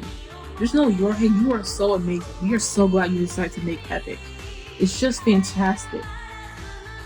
And second of all, I'm going to say it, you cannot stop me. The music is epic. It's just so hype. I don't know how to describe it. It's just so blood pumping. And this Odysseus guitar is in full force. It is taking over. And I love it. It gives this song its impact. Odysseus is not playing around anymore. He is making it home and he is not stopping until he gets there. The guitar is angry, it's fierce, it's epic. It shows you how much fire Odysseus has in this moment. It even shows you how you feel in this moment. You, just like Odysseus, wants him to get home. After all the heartbreak we went through, it all comes down to this moment, and it's so well done. I can't say any more about this part, because despite what I warned you about before, I'm pretty sure those people have not clicked off of this video and listened to Epic for themselves. So I'm not going to say any more. You have to listen to it for yourself. Nope, not going to say any more. Alright, but one more thing. I love the music getting louder as Odysseus tries to survive. It's so intense and it's so good. Also, Charybdis doesn't have a specific instrument, but she does have a time signature of 5/4. And it really blends well with Odysseus' guitar. It sounds so, once again, epic. Okay, that's the last time I say it, I promise. Now, this music is so amazing. Especially the last part, after Odysseus escapes Charybdis. The guitar goes from electric to acoustic, and this transition is done so well. Once again, it doesn't feel out of place. It's like you just went through a long and painful battle and you finally get to relax, and that's definitely what Odysseus is feeling. And this part is so beautiful. The guitar symbolizes how Odysseus is feeling. It sounds so hopeful and cheerful. It even has a sleepy type of feel to it, which is of course showing how exhausted Odysseus is after this. And just like Odysseus, it gives us that same feeling. We're so happy to finally see Odysseus reach his homeland. And we want him so badly to see his wife and son. And I swear I hear Viola playing when he sings Penelope. And that's true, God is just so sweet. And that's how it ends. I swear nothing bad happens afterwards. Alright, it's fine, I'll talk about it. Unfortunately, that moment doesn't last. The music from before fades away, and in comes this eerie and dark tone. You can hear the waves start to turn, like it's transforming into something. It's so terrible. God, I hate this part. Even when I listen to it, you will find me skipping this part every single time. I just hate it. But I still have to praise it, because once again, the tone shift doesn't feel out of place. It only serves to surprise you and catch you off guard like it's supposed to do. And I waited to mention this, but Yorhei's note in this song actually scared me. His acting skills are impeccable. You feel how tired Odysseus is, and he just wants to go home. But yet again, something prevents him from doing so. I love this song, but I hate that part. Let him be happy, dang it. And third of all, the lyrics. I love the lyrics so much, I keep listening to it. I love how great of a strategist Odysseus is. It really shows you who taught him. But not only that, the lyrics certainly has a double meaning. Odysseus is staying up to Charybdis and choosing to fight on, but also choosing to not give up and keep moving forward, despite what he's been through. I said before, this song is very encouraging, and you can see why. Every time I almost give up on something, all I have to do is play this song and remind myself Odysseus was going through so much worse and he didn't give up. And the "Oh, bring it on" is definitely my favorite lyric. It's so powerful and it's so hype. Just hearing Odysseus fight so hard to make it out alive is so amazing. And that breath of relief we all let out when Odysseus said he finally reached his home. It's so beautiful and it's so heartbreaking when it's taken away from him. He suffers so much. At this point, you just hate to see him keep suffering. And this animatic is done by Rosa Ricks. I really like this animatic. The main thing I love about it is that someone mentioned that Rosa Ricks referenced the Odyssey by having Odysseus hang on to a tree to avoid Charybdis. I love that so much because it just shows how smart Odysseus is and how much he's trying to survive. And showing him injured generally made me a bit concerned. I thought he was going to die before he made it home. I was really terrified. With how Greek mythology normally is, I expected him to die before he made it home.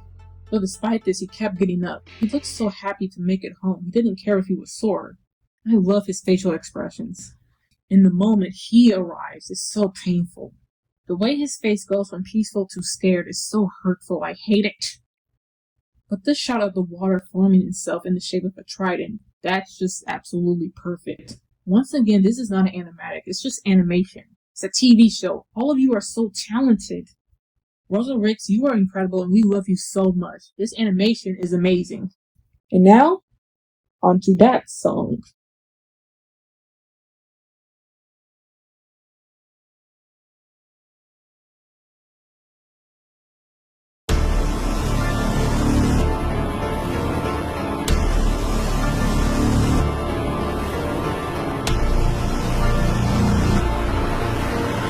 There you are, coward.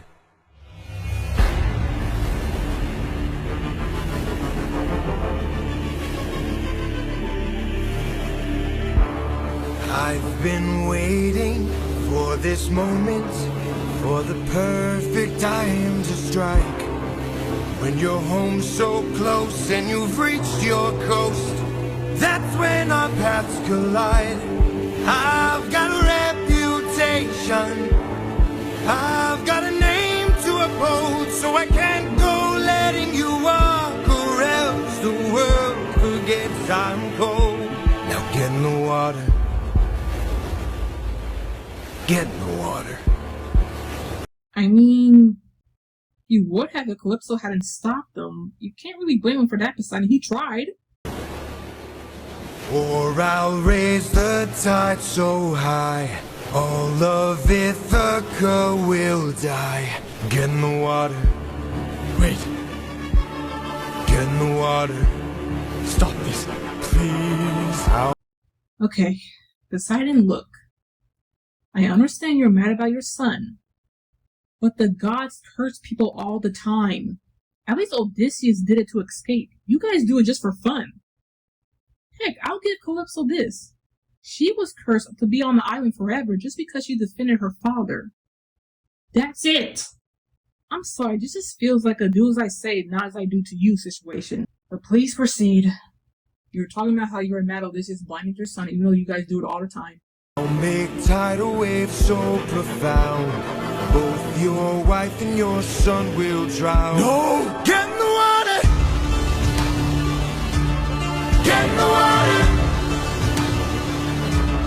Don't mistake my threats for bluff. You have lived more than enough. God, Steven is just amazing. I wish I recorded my first reaction to this. When I first heard this, my hand was over my mouth and everything. I was so scared for Odysseus, and then Steven hit that note. God, it was so hard not to rewind that part. My hand was itching to hit replay. I wanted to hear it again so much. It sounded so good. That riff. Get in the water! Get in the water! I take your son and catch his eyes. Hey, don't you dare touch Telemachus. Unlike your son, he didn't try to eat anybody. That is unless you choose to die. Get in the water! Aren't you tired, Poseidon? It's been 10 years. How long will this go? Yeah, really, Odysseus at this point already learned his lesson from hurting your son. He's already lost so much. The only thing you can take from him is getting home. But I guess that's Poseidon's point. There is one thing he has, his wish to get home. After everything Odysseus has went through, the one thing he wants is to get home. But even then, Odysseus here is actually remorseful for what happened to his son. There's nothing else to be done. At this point, it's just overkill, at least from Odysseus' perspective. But Poseidon can't go home, as much as he wants to. He said he has a reputation to keep up. He's a god. He can't just go home and let Odysseus live. And regardless of what Polyphemus did, he still hurt him. He still hurt his son. We know Odysseus would do the same if it was Telemachus that was hurt. But even still, Odysseus still tries to reach out to him. Maybe you could learn to forgive. No. Ruthlessness is mercy upon ourselves. Die!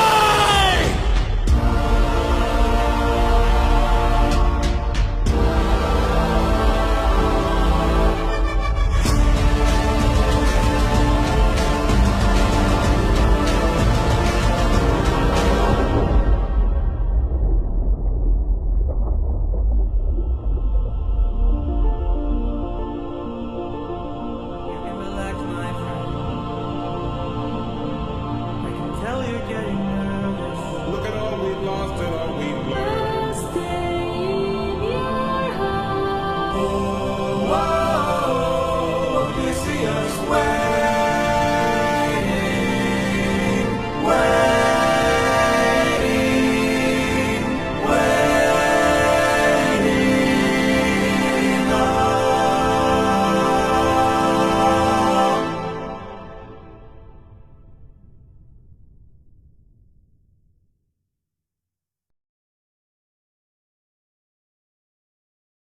I need to talk about the ending last. It deserves to be saved for last. This song is cold, and I mean that in a good way. It is so good, I actually didn't move because I was so scared for Odysseus. But as soon as Odysseus started singing, I instantly went from scared to annoyed. Poseidon, just let him go. And let's talk about the vocals before I start to rant again. First off, Steven is back! God, we miss you so much, Steven. Steven is, of course, still killing it as Poseidon. His vocal range in this song is incredible. Once again, he sounds like he's actually angry. I love how cold and nonchalant he sounds at the beginning, but then once Odysseus keeps resisting, he gets angry. It actually scared me the first time I saw it. Heck, it still scares me. But I'm sorry, I have to mention it again. That riff Steven does on You Have Lived More Than Enough is so satisfying. Like I said before, even when I was horrified, I was still impressed. His raspy voice is so perfect, I can't stand it. Also, when he said, "I'll take your son," and gouged his eyes, I felt his rage. Steven, did someone do something to you? Because I, for the life of me, could not have that much anger in my voice, even if I wanted to. But also his "I can't." Despite the fact Poseidon is trying to kill Odysseus, you can hear how tired he is from all this. You almost feel bad for him. And the way he screams ruthlessness is mercy on ourselves. And when he screamed "die" too, I swear I had chills. He's just too good as Poseidon. And he gets better. Steven, you are incredible. We love you so much.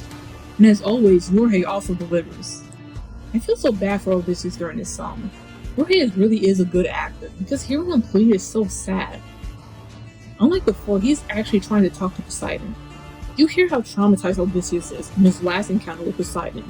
And Jorge is just perfect at showing that in this song. He makes him sound like he's actually trying to connect with Poseidon, which clearly doesn't work, but worth a shot. And also the high notes he does here.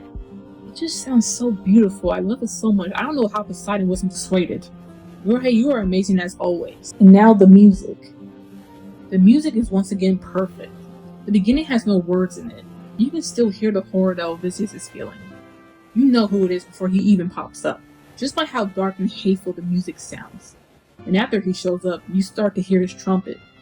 At least I think you hear his trumpet. It's actually very hard to hear the music in this one, because it's so mixed with the ocean sounds. It gives it this inescapable presence.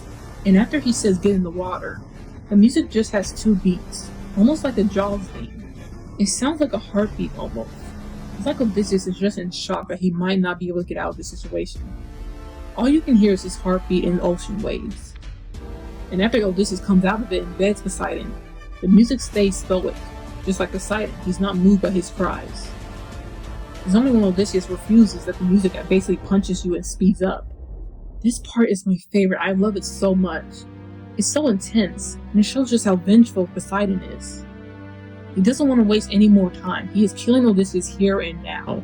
It only calms down when Odysseus begs once again with Poseidon. His guitar is playing silently in the back, but it's a nylon guitar. Odysseus isn't trying to trick him or trying to outwit him. He is actually trying to talk to Poseidon. There's no ill intent behind his music. He is genuinely begging Poseidon here. And once Odysseus is finished, his guitar plays a melody. And when Poseidon speaks, his trumpet plays it back at him. Almost like he's listening to what Odysseus is saying and believes him. And he might even want to let him go, but he can't. Odysseus reaches out again. But his guitar doesn't come back. It's still Poseidon's trumpet. And Odysseus sings to him in the same melody as ruthlessness. And the trumpet also does so. Because that's all Poseidon hears.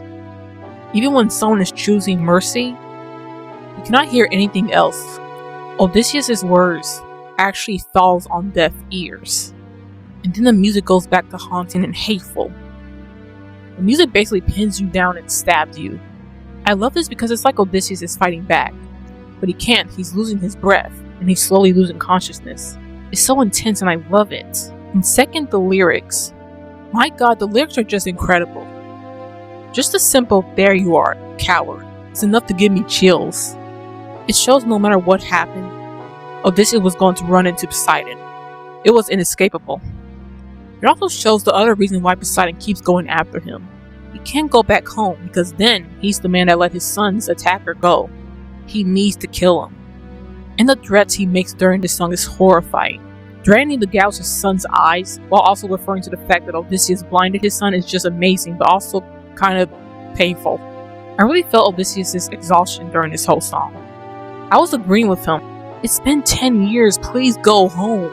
I've already paid the price for hurting your son, what more do you want? But Poseidon, kind of understanding what he's saying, just to instantly go back to, nope, screw you, you're dead. It's both screwed up and hilarious. And of course, I love that he repeats the lesson he was trying to teach Odysseus. No matter how many times he begs, Poseidon isn't going to let him go. Ruthlessness is mercy upon ourselves. That's the mantra he goes by, and he's going to stick by it. The first part of this animatic is done by Willows. This is my favorite animatic of Get in the Water. I love it so much. How Poseidon looks in this is so scary. He looks inhuman and I love it. Also, Odysseus actually looks older. Nobody adds to how tired he is and how long this journey took. Also, the gouge his eyes part is so brutal and cruel. I love how it perfectly captures Poseidon's rage in this moment. He isn't bluffing. And of course, Poseidon's eye turning into Cyclops' eye, referencing his son, is just, God, it's so incredible, and I love it so much. And then the last part of the animatic is done by Larnitumiau. I will never pronounce that right, I am so sorry. Once again, this animatic is also good. What I really love about it is Poseidon actually ripping out his own eye when he says, I'll gouge your son's eye out. It's clear he's going a little bit insane, but it's also good. And having Odysseus actually reach out to Poseidon when he said, maybe you can learn to forgive, is actually kind of beautiful. It shows what I was saying before, that Odysseus is actually trying to beg Poseidon to let him live and to just go home. He's actually trying to connect with Poseidon. Though of course, like I said before, it falls on deaf ears. And just the last part is amazing. Having the crew open the wind bag and let the air inside his mouth so he can breathe. It's just so emotional. These animatics are just amazing. Please check them out all together. It's just so cool to see how much work was put into this. Great job, Willows. And also great job, Larnitumiau. Excellent work. And now we are going to talk about the ending. The ending is so emotional and beautiful. While I was watching it, sadly the animatics I saw did not animate that part of the song. So for a little bit, I did not hear that part. And I had no idea what people meant when they said her hearing Polites again. But after watching the whole musical again, I heard the last part after curiosity got the better of me. And it is a miracle I held back my tears. Now a lot of people when they hear this part, interpret the ghosts of his loved ones, trying to pull him back basically to the underworld. It's like they're telling him to finally join them. But I don't actually interpret it this way, at least I didn't when I first heard it. I interpret it as them trying to pull him back up, basically telling him that the people he loves are waiting for him. Just hearing the music becomes so soothing. It makes me feel like they're trying to comfort Odysseus, but they're also trying to wake him up. Especially his crew, it's urging him to get up, that his family is waiting for him. The music never increases in volume. I feel like that's because the voices Odysseus hears are purposely trying to make themselves louder. They want Odysseus to hear them. And Odysseus hears them, but he's still drowning. So when it goes quiet, all you can hear is the sound of the ocean. Even if my interpretation is wrong, hearing the characters we've lost come back in this song is really a tearjerker. After a while, it was nice hearing Steven and Armando and Wanda and his crew again. It did feel like it's been 7 years since we heard them. Of course, they all sound amazing. But the part when they sing Waiting, not only is the harmony beautiful, but the way they sing it is so emotional. To me, they want Odysseus to get back up. Jorge said that the dead in the underworld can only communicate through what they were thinking in their last moments. So that means in my interpretation, Polites and Eurylochus and his mother and his crew were basically calling out to him. We don't need to know what they were trying to say because it's all in the last line, at least to me. They're saying your family is waiting for you. Penelope's waiting for you. Ithaca's waiting for you. Your kingdom is waiting for you. You went through all of this just to die here. Your mother died waiting for you. She wanted you to come back home. She wanted to see you home again. And your son is waiting for you. Everybody's waiting for you, so get up. Especially if I was the ghost of the crew, I would also say the same thing. You sacrificed all of us just to die here? No. You're getting your ass up. This part is just so amazing. I get teary-eyed every time I hear it. I have no more words to describe this part. It's just so good. It really tugs at your heartstrings. In my interpretation, seeing and feeling everything Odysseus went through, and feeling so much guilt for it, and then hearing his crew, the men he sacrificed, telling them to get up will bring any person to tears. It's so incredible, and I couldn't believe just how perfect this musical is.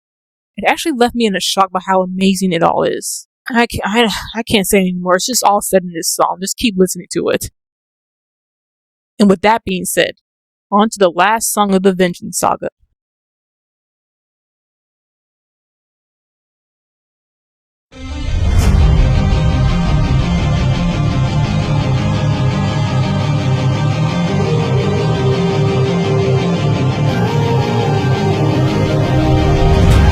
Odysseus, no, don't open the bit. You know what? Fuck it!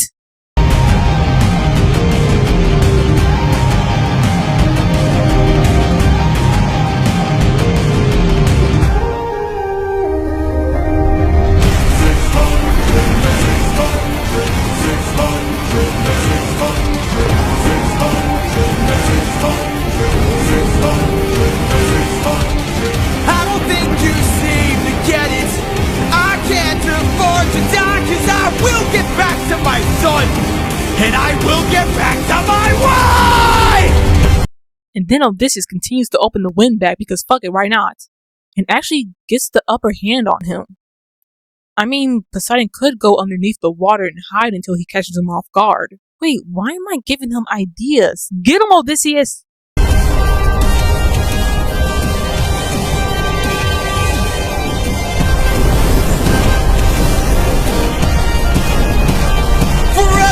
Comrade, every one of my friends, almost all of whom were slaughtered by your hand, 600 strike!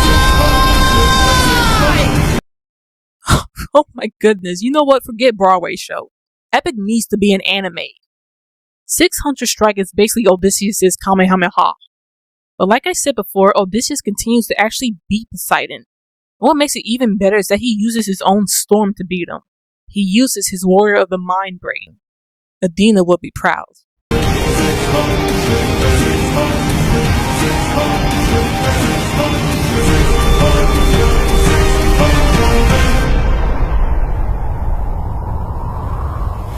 So he actually wins. But sadly, he opened the bag to win. Now the storm is released. You idiot. Can't you see? You sealed your fate just to beat me. You released my storm when you opened that bag. Blocked your one-way home. Now you'll never get back. You're going to call off that storm. Or what? You can't kill me.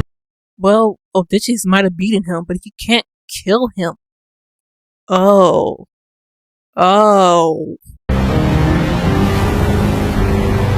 Exactly.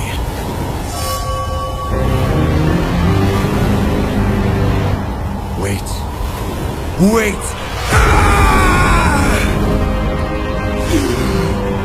How does it feel to be helpless? How does it feel to know pain? I watched my friends die in horror, crying as they were all slain. I heard their final moments, calling their captain in vain. Look what you turned me into. Look what we've become. Enough. All of the pain that I spent through. Haven't I suffered enough? You didn't stop when I begged you. Told me to close my heart. You said the world was lawlessness is mercy upon our... All right! Please.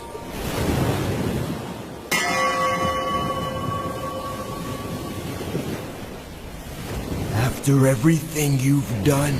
Poseidon, dude, you still talking smack after that? Shut up before he stabs your tongue. How will you sleep at night? Next to my wife.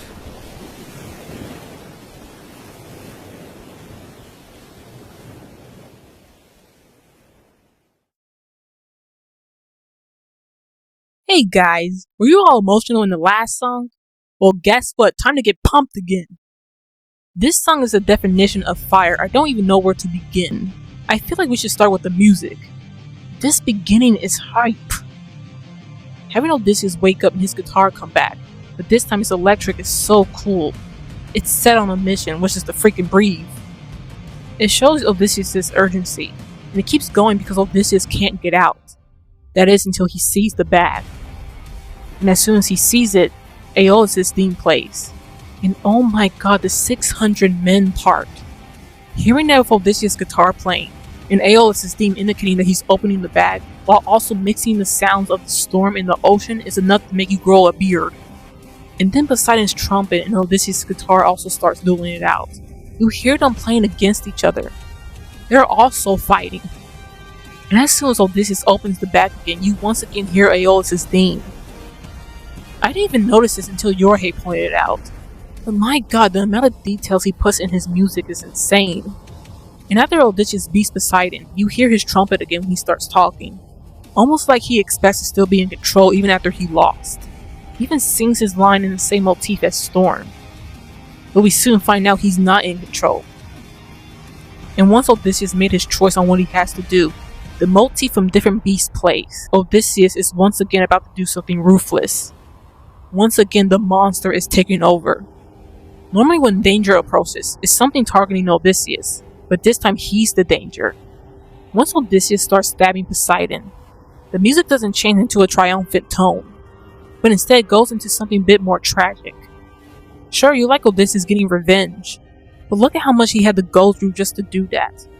And the music repeats itself over and over again, just like the trident going to Poseidon's flesh.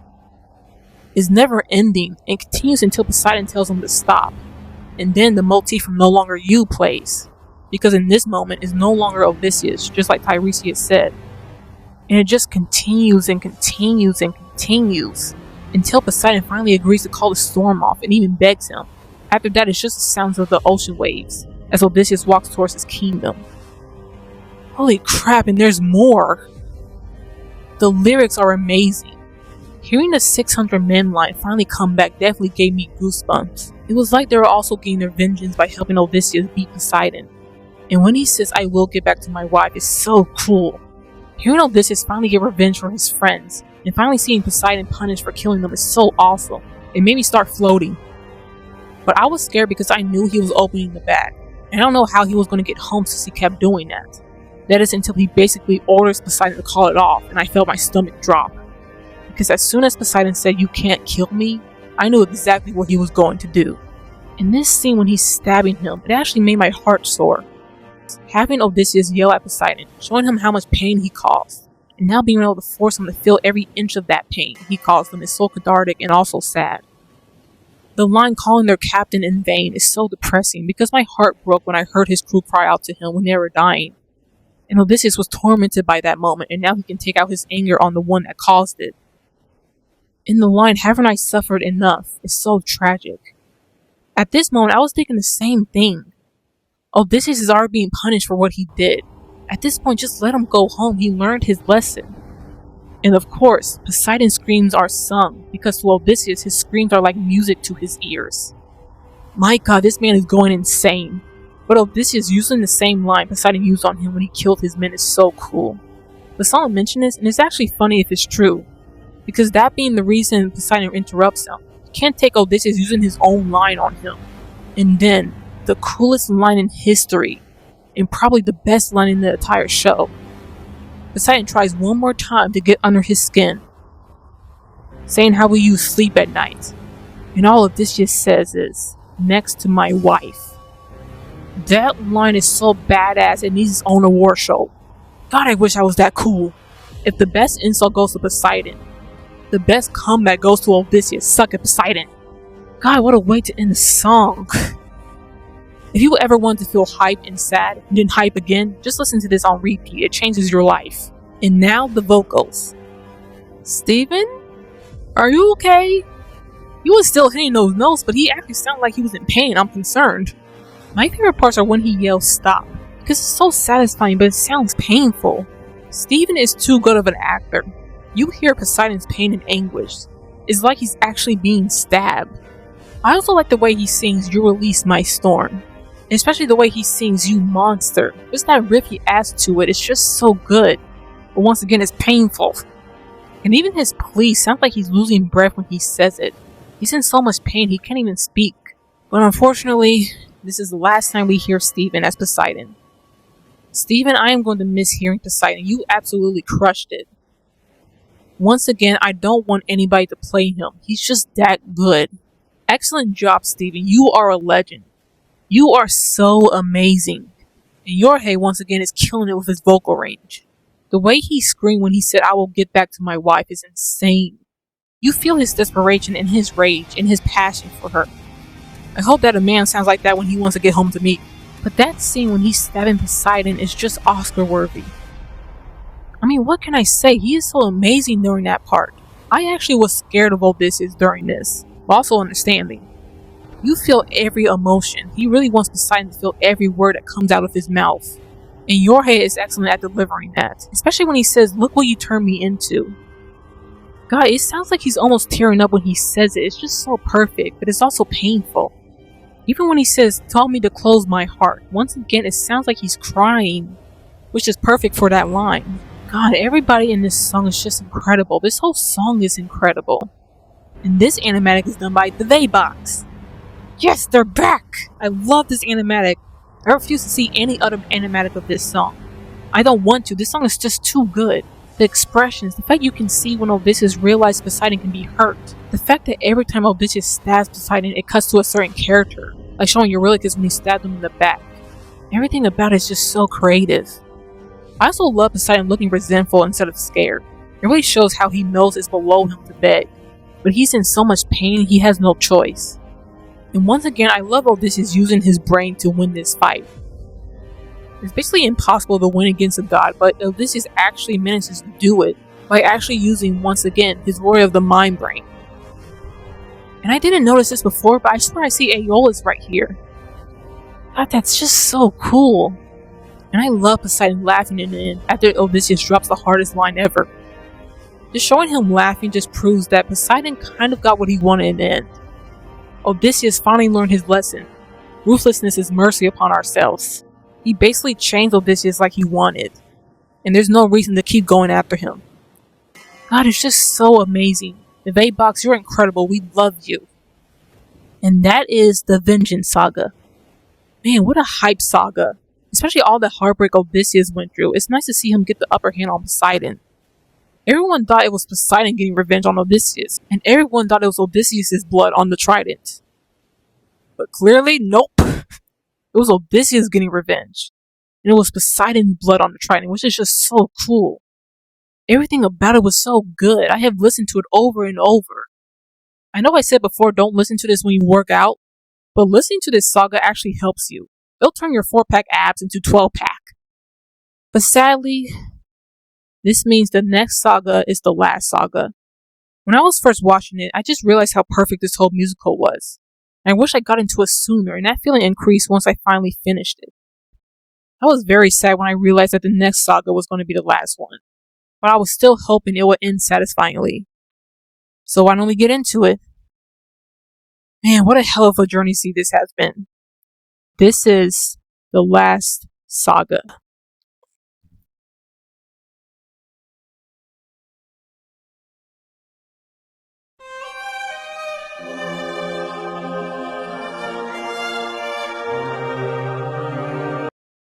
Oh, Penelope!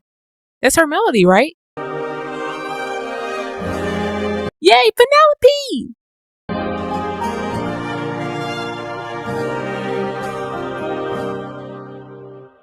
I'm supposed to choose a suitor to wear the crown. I said I would choose as soon as we weave this shroud. They don't know that every night I unthread all the work I've done. Oh yeah, you're definitely Odysseus' wife. These two love to freaking prank the hell out of people. Here you go, Cyclops, some wine. Oops, it's drugged. Sure, I'll choose a suitor once I weave this shroud. Oops, I undreaded it. Guess I can't choose a suitor. Whoopsie! 'Cause I'd rather lie than allow them to think they've won. Though I never thought that I'd resort to this. Just know I'll be here. But I don't know how much longer I'll last since we saw that storm. It's funny to note that the storm she's talking about was just Odysseus starving the frick out of Poseidon. It would have been funny if you can hear him screaming in the background when she says this. I'll be here, but I don't know how much longer I'll last since we saw that storm. Though it was so close to our kingdom, it was far from the norm.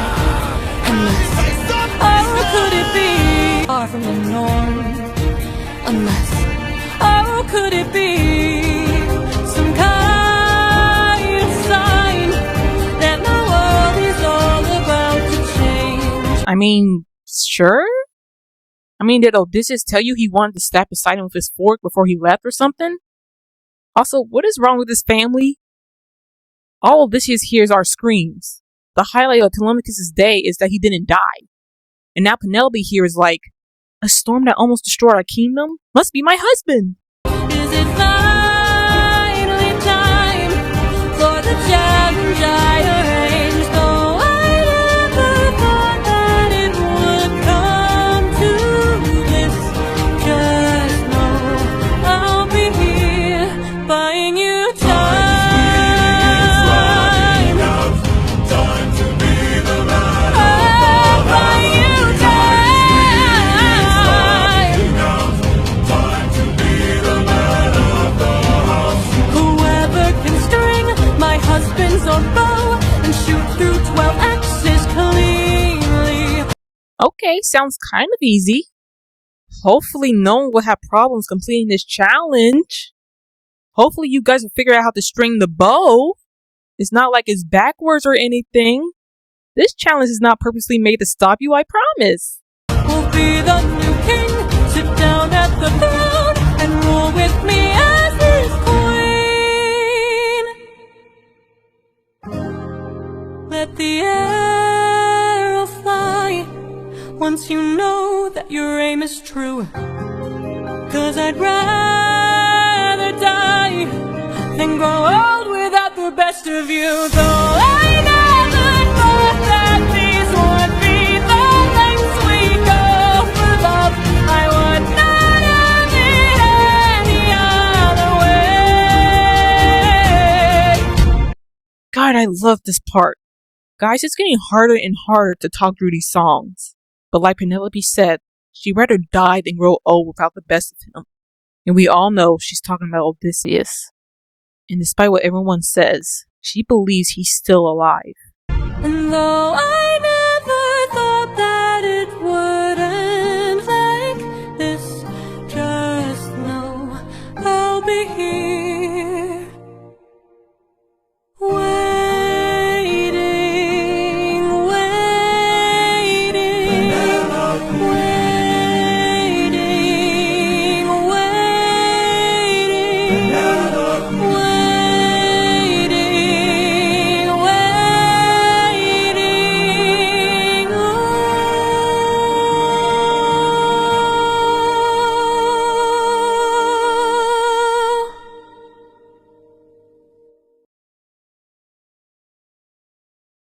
We finally get to see Penelope. This is definitely a strong start to the Ithaca saga. Seeing Penelope and hearing her thoughts and finding out that she is not only as loyal as Odysseus, but also has been suffering waiting for him like he is so romantic but also kind of sad. Also, not knowing the Axis part and seeing it for the first time was certainly an experience for me. I had no idea you can even make holes in axes. No, seriously, there are some animatics that actually have Penelope make holes in axes. I don't know how you can even do that. This is obviously incredible, but before I gush, let's get into it. First, the vocals. Anna Leigh is here again, and she's not a siren. She has such a beautiful voice. I love how mature and queen-like, but also elegant Penelope sounds. She also sounds a teensy bit older than when we hear it from Odysseus' perspective, which is probably because the last time Odysseus saw her, she was younger, and that's all he hears, which is depressing. But she is the perfect voice for Penelope. She has this authority, but also soft energy to her, which is perfect for a queen. I also love how excited she sounds when thinking about her husband. I love that Penelope is just as in love with Odysseus as he is with her. Anna puts so much love in her voice. Once again, it makes you feel like she was actually Penelope waiting for Odysseus.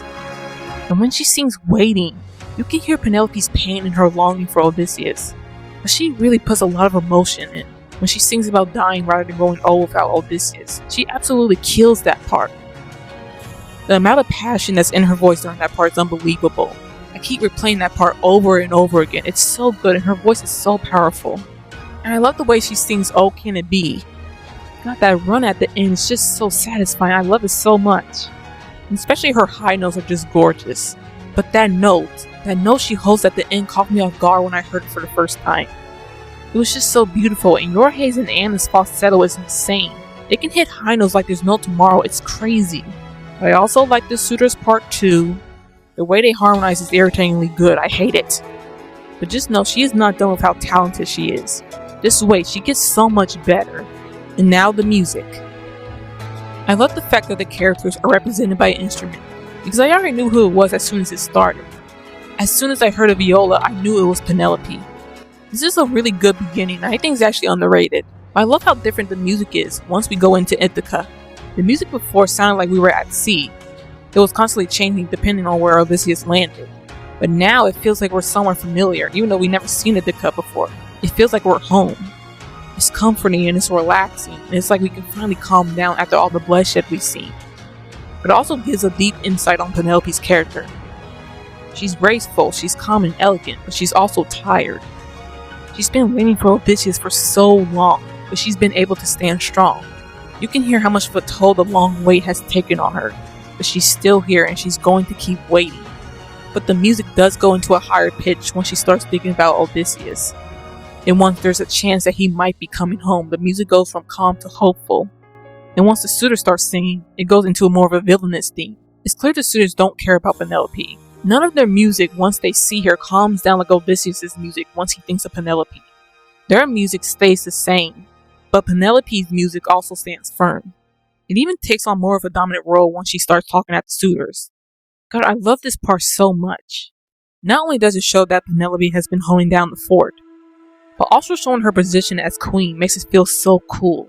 Her music never softens in the presence of the suitors, but as soon as she thinks of Odysseus, it goes back to sweet and calm.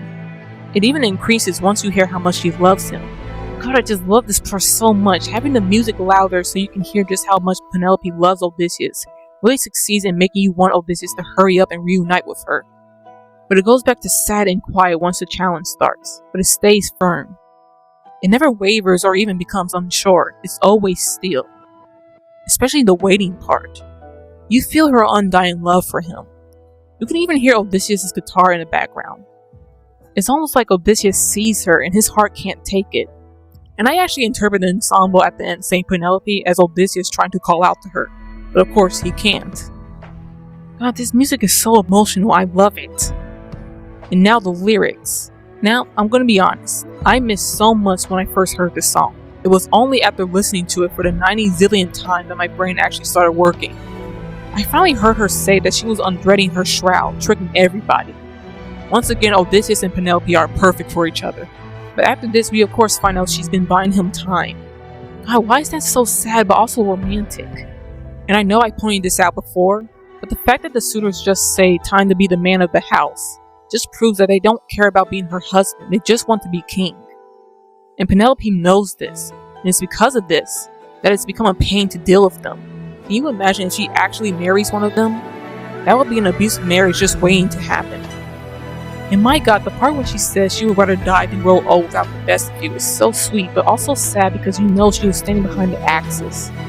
She really was willing to die than get married to anybody besides Odysseus. If that's not true love, I don't know what is. And despite everything that's happened, she would not change a thing. She would gladly do it again. She loves this man so much, she would sacrifice her life for him. And the waiting part. She has been here waiting for him. She also uses the line Odysseus' mother saying when Odysseus saw her, which is painful. My god, everything about this song is so perfectly done. It's Amina's back! This is my favorite animatic of the challenge. I have once again not seen any other animatic of this song, and I refuse to. First of all, Penelope actually looks older here. You can tell how much time has passed. And the way she looks fits her character well. She's tired, but she's still hanging in there. Also, her waking up to an empty bed just hurts me. But it just shows just how long she's been waiting for him. Also, showing Odysseus in the crowd, even going as far as to show one of the workers recognizing him, is just perfect. Especially when you find out that this actually happened in the Odyssey. And I love how disgusted she looks when she says, "You will rule me as his queen." It just shows how much she does not want to do this. But my favorite part of the whole animatic is the flashback Penelope has after she gives them the bow. This whole part is just art. I just love it so much, showing him proposing to her, and him falling in love with her. Even showing when they were intimate for the first time is so beautiful and romantic. I don't know how else I can describe it, it's so perfect. Also, showing Odysseus' mother waiting as a ghost is just brutal. And also Argos at the end. He's a good boy, he's so cute. God, I love this animatic so much, it's just perfect. Excellent job, Himena. And now let's get... Oh god, this song. Okay. Let me put out another trigger warning for this song, for those who need it. This song touches on some serious topics like SA and the R word. And also violence too. And so does the next song after it. For those of you who are once again uncomfortable with that, please skip to this timestamp.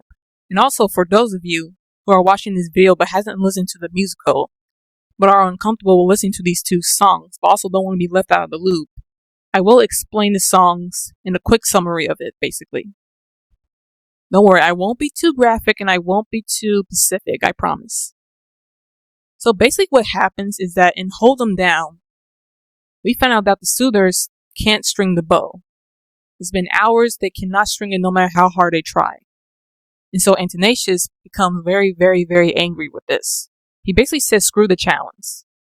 He knows it's a trick to hold them down. And he basically tries to convince the suitors to basically channel the fire inside their soul and fight back. So he mentions that Telemachus has been missing and that he's on a diplomatic mission. And today is the day he finally comes back. And so when he finally arrives, they decide to basically ambush him and attack him. And they basically describe what they want to do to him, and it's very violent and graphic. And once they get rid of him, they acknowledge that there is no one left to protect Penelope from them. And then they go into detail about what they want to do to her now since Telemachus is gone. And it's just horrible. It's something that should never ever happen to anybody. But at the end of it, you find out that Odysseus actually was listening in on them. And he takes the bow and he releases it on Antinatius, basically taking his life. And then the next song is basically Odysseus is going around the suitors and basically taking their lives too. And Telemachus even arrives to even help out Odysseus, but they're not intimidated by him.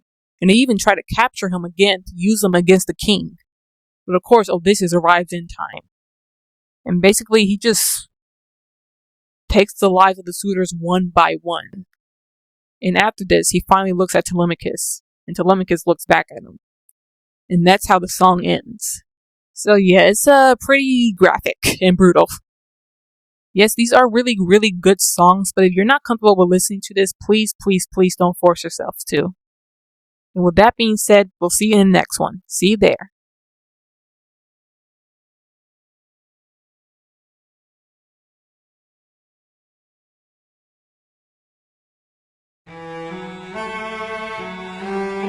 Whoever can string the old king's bow and shoot through 12 axes cleanly will be the new king, sit down at the throne, Penelope as his queen. Where is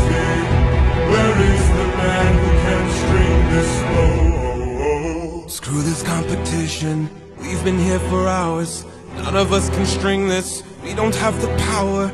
Oh no, they can't string the bow. Oh, who could have saw that coming? Oh well, I guess you just have to get the hell out of their palace. Through this damn challenge, no more delays. Can't you guys see we're being played? This is how they hold us down while the throne gets colder. Hold us down while we slowly age. God, why is his voice so good? I wish he sounded like a dying cow. What, too soon? Hold us down while the boy gets bolder. Where in the hell is our pride and our rage? Where's your pride and your rage? Probably where Poseidon's pride and rage is. Under Odysseus' feet. Here and now there's a chance for action. Here and now we can take control. Here and now burn it down to ashes. Channel the fire inside your soul. God, his voice is so smooth, it's not fair. Haven't you noticed who's missing? Don't you know the prince is not around? I heard he's on a diplomatic mission, and I heard today he comes back to town. So I say we gather near the beaches. I say we wait till he arrives. Then when he docks his ship we can breach it. Let us leave now, today we can strike it. Hold him down till the boy stops shaking. Hold him down while I slit his throat. Hold him down while I slowly break his pride, his trust, his faith, and his bones. Oh God, poor Telemachus. I have no idea why they hate him so much. All he wants to do is meet his father, and you're just over here plotting to kill him and torture him. Into tiny pieces in the great below. When the crown wonders where the prince is, only the ocean and I will know. What is wrong with these so-called men? Who sent you guys here? Satan? Ugh, guys, I can't. I have to let this part play. And I can't talk through this part because it's actually done very well. And I'm obviously not going to make any jokes. So I'm going to let this part play if that's fine with you. Once again, click to this timestamp if you don't want to hear it. I promise you that's okay if you really need it. Please, please, please don't force yourselves. Alright, let's get this over with. And when the deed is done, the queen will have no one to stop us from breaking her bedroom door. Stop us from taking her love and more. And then we'll hold her down while her gate is open. Hold her down while I get a taste. Hold her down while we share her spoils. I will not let any part go to waste. You know how I said kick him before? I changed my mind. Kill him, please. Now there's a chance for action. Here and now we can take control. Channel the fire inside your soul and hold him down. Hold him down. Hold him down. Hold him down. Hold him down. Hold him down. Channel the fire inside your soul.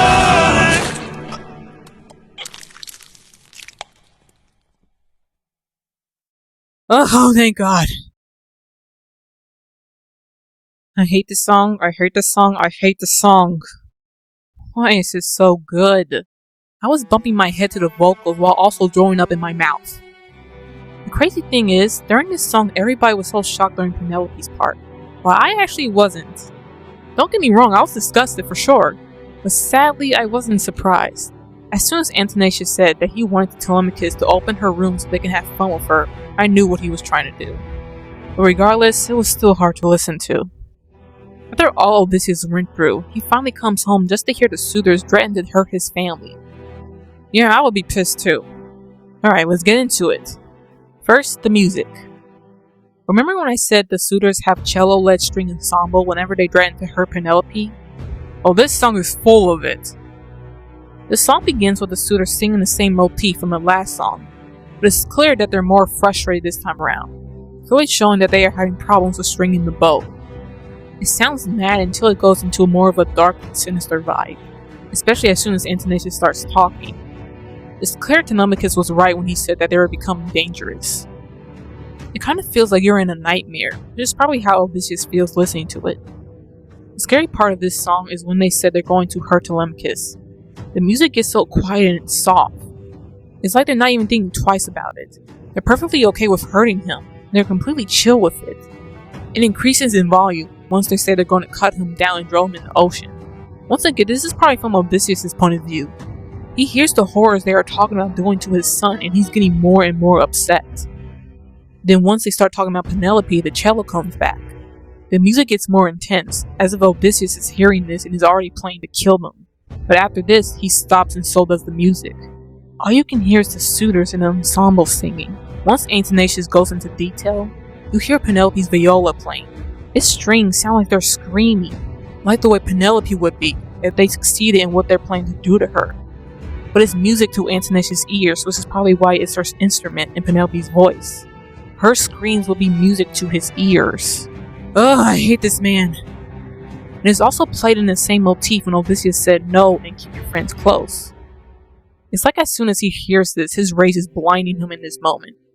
And there's nothing the suitors can do to get them out of the situation. And it also could be Penelope saying no. Which is just disturbing to think about. And the music picks back up and it becomes more confident. They're happy planning this, and they don't feel any shame or guilt for this. They're proud of this. The music gets more confident as they keep singing. And what makes this even worse is that the backing vocals is just a darker version of Eurylochus' instrument, which was the crew, further showing the fact that the suitors are trying to replace Odysseus. And then the most satisfying part is when the music cuts off and all you can hear is the arrow shooting and hitting Antinatius in the throat. You can hear him choking on his own blood, and it's beautiful. This music is pure evil. It's obviously a villain song, but it's definitely way darker than any villain song I've heard. The suitors honestly scare me more than the actual monsters in this musical, and Penelope's part is freaking haunting. It's so dark. And do I need to talk about the lyrics? Is there even a point? Once again, the suitors are clearly having trouble stringing the bow, let alone even shooting the arrow through the axis. And Antinatius just giving up and saying screw the challenge just shows how much of an all bark and no bite he is. Sadly, he knows that this is a trick, and in saying this, he encourages the other suitors to fight back. My god, once again, Telemachus' part is just painful. What makes this even worse is some people interpret Antinatius saying they'll break his pride, his trust, and his faith as him not stopping at just Penelope, and possibly doing the same thing he wants to do to her, to him too. God, I hate them so much. Also, the line "only the ocean and I will know" kind of shows that Antinatius might have been planning to kill the other suitors. Though it is kind of funny to imagine Poseidon hearing that and saying, "I am not messing with that man anymore, leave me alone." And please, I don't think I need to talk about Penelope's part. It's pretty self-explanatory. Though I'll talk about the fact that you can hear Odysseus' voice in the crowd when they sing "Hold 'Em Down," especially if you listen a little bit closely. Personally, I don't hear it, but I trust the audience if they say they do. It wouldn't surprise me because Odysseus is in the crowd. But that's all I'm talking about. I don't think I need to explain these lyrics any further. So let's talk about the vocals. Alexander. Alexander. Please tell me you're a vocal coach. I would pay you $1 million for just one lesson. I am speechless at his voice. First of all, you need to be a Disney villain. I am not going to look at another Disney movie unless you're in it. Actually, that doesn't even seem to give him credit for how amazing his voice is. It surpasses any Disney villain I've seen. Yes, I said it. It's right up there with Hellfire. You know what I really love about his voice? How smooth it gets when he's plotting. He's so cool about his plans, it's eerie. Just how calm he seems about killing someone and hurting someone is creepy. And now we have to talk about that ending. This man belts out a note while also doing a riff without missing a beat, and it is amazing. He does not lose breath. His voice does not crack once. He has so much grit in his voice, it's insane. I legit said out loud, "Stop hitting those notes, I'm supposed to hate you." His voice is just perfect. Alexander, you are incredible. I will not miss your character, but I will miss your voice.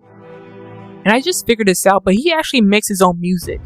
I have not listened to his songs yet, but trust me, I will, because I cannot get enough of his voice. You're incredible, Alexander. We love you. And of course, the ensemble are also amazing. Their harmonization is beautiful and creepy, but it does sound really, really, really good. I hate it. This animatic is done by Orange. This animatic actually really starts off really good. I love the fact that the camera moves around the suitors while they're trying to string the bow. Like I said before, it's like you're watching a TV show. And also, having the suitors slam their fists down while in beat with the music once again feels like a TV show.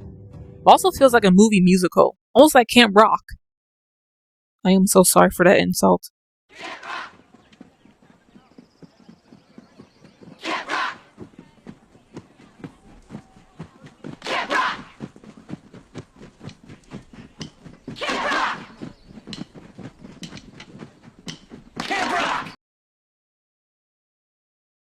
And I love the little wolf reference. Showing a wolf when they mission Telemachus is just so creative. Also, look at this pose. He looks so cool here. Go, Telemachus! And then Antinous unknowingly drawing the bow at Odysseus, giving him a chance to kill him, is so cool and also kind of funny. And also, once again, Telemachus' part hurts me. I like and hate how graphic and also subtle it is. And that continues during Penelope's part too. Showing Penelope as a doll while a snake tries to wrap around her is just... it's enough. You don't need to see more, you already know what's happening. And that is so brutal, but it's perfect imagery. But what I really love about it is her holding up the flower, almost trying to protect it, while the other suitors are trying to get it and just rip it apart. It's just, once again, perfect imagery. And after all that, it feels really good to see Antinous get killed by Odysseus, and I love how shocked he looks. It feels so refreshing. Great job, Orange. This song isn't easy to animate, but you absolutely killed it. This is amazing. Good job. Oh, thank you, Lord. We are moving on to the next song. And also one of my favorite songs. So let's get into it.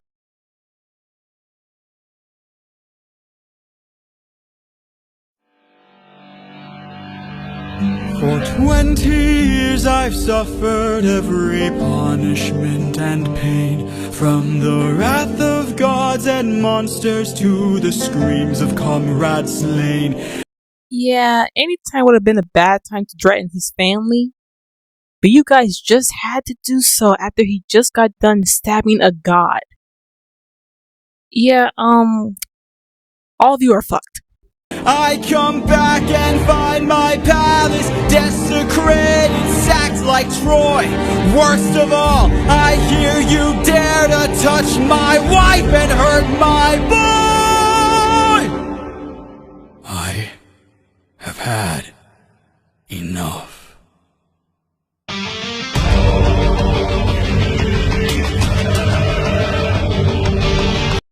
And just like that, the audience realized the final boss wasn't Poseidon. It was Odysseus. He's the monster they can't escape from. They made their bed. He's just here to make sure they lay in it.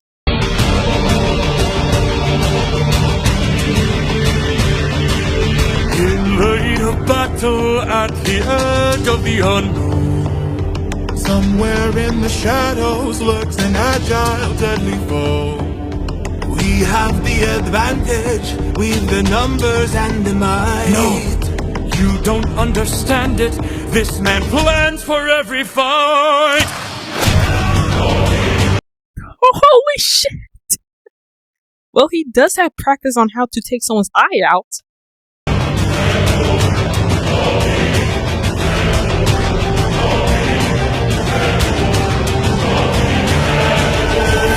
Where is he? Where is he? Keep your head down, he's aiming for the torches! Aiming for the torches? Sounds familiar. Our weapons! They're missing! He's using the darkness to hide his approaches. We're empty-handed, up against an archer. Our only chance is to strike him in the darkness. We know these odds, the odds can't be tilted. You don't think I know my own palace? I built it! God, Odysseus is so badass. Penelope, I understand why you will wait for 20 years for him. He's so cool.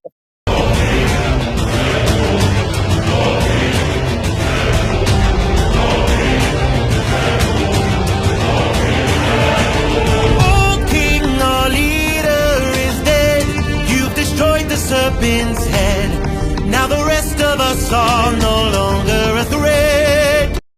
frick kind of excuse is that?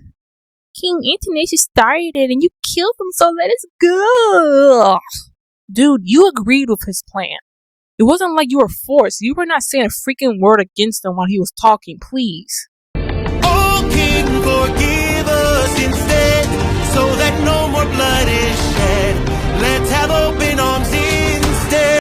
And you dare dishonor Polites? Let's have open arms instead. No.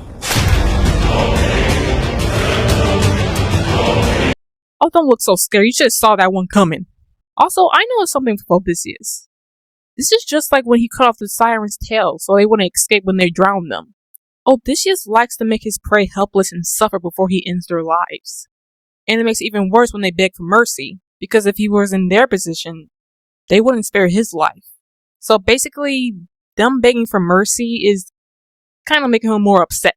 Damn, he's more cunning than I assumed. While we were busy plotting, he hid our weapons inside this room. I find it hard to believe that the sharpest of kings left his armory unlocked. So what?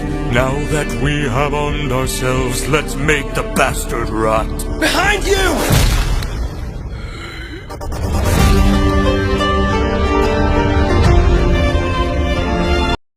Telemachus! This intro is so cool!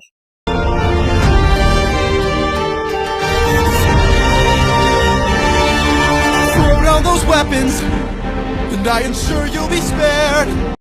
Sweetie, it's nice that you're hopeful, but I think it's been made very clear that Odysseus isn't going to spare them. After seeing what the king will do to us, we wouldn't dare. Honestly, I hate this man, but smart. I don't wanna hurt you, but trust me, I've come prepared. Your very presence is doomed the king, young prince. We don't fight fair. Stop! Brothers, we got company, and he's made a great mistake. Oh, why do they sound so good? Man, why couldn't you be a good person? Left the weapons room unlocked, and now they're ours to take.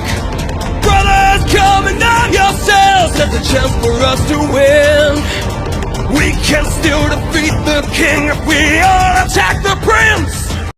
So, you're gonna do the same thing you tried and hold him down, which is the reason why Odysseus... Actually, let me just stop talking and let them dig their own grave. Where is he? Where is he? Capture him, he's our greatest chance. Get off me! Get off me! Fight till the prince can barely stand. Hold him down! Hold him down! Make the king obey our commands. Hold him down! Hold him down! 'Cause if he won't, I'll break the kid's hands. Got him. And just in time, Odysseus brought them a shovel. Mercy. Mercy. My mercy is long since drowned. It died to bring me home. And as long as you're around, my family's fate is left unknown. You plotted to kill my son. You planned to rape my wife. All of you are going to die.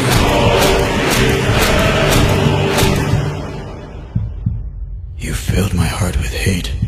All of you who have done me wrong. This will be your fate!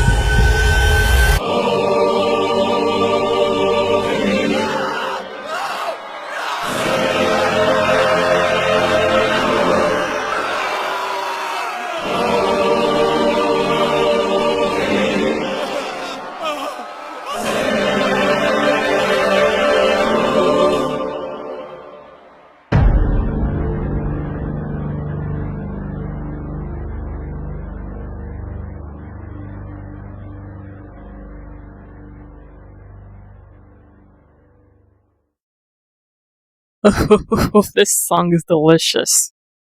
When I was listening to this, I thought there was no way the other songs left would beat this.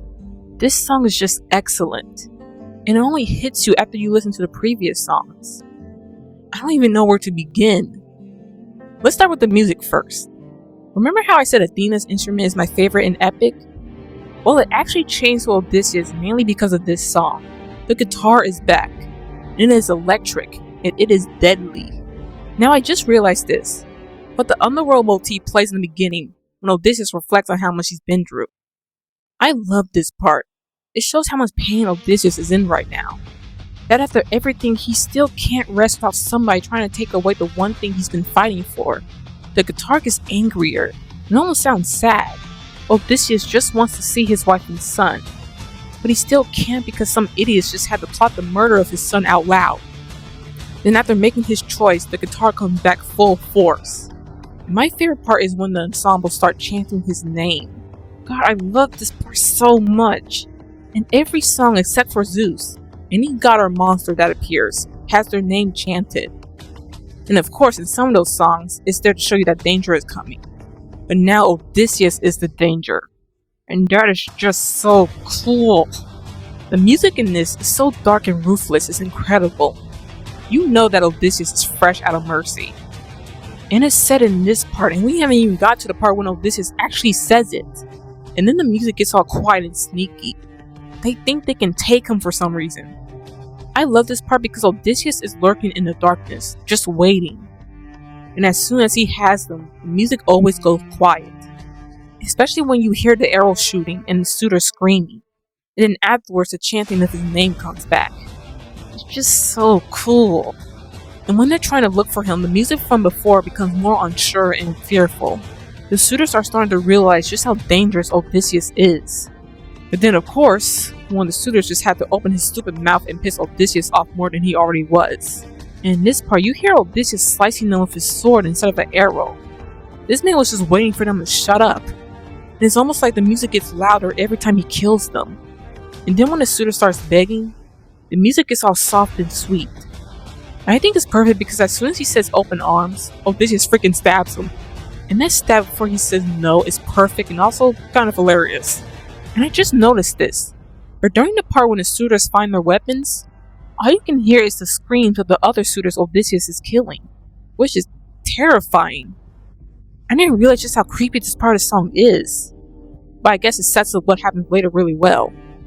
And then once again, Athena's instrument being one of my, well, not one of my favorite because of Odysseus, but being part of my favorite comes in. And this is really my favorite part because it even gets me a little bit emotional.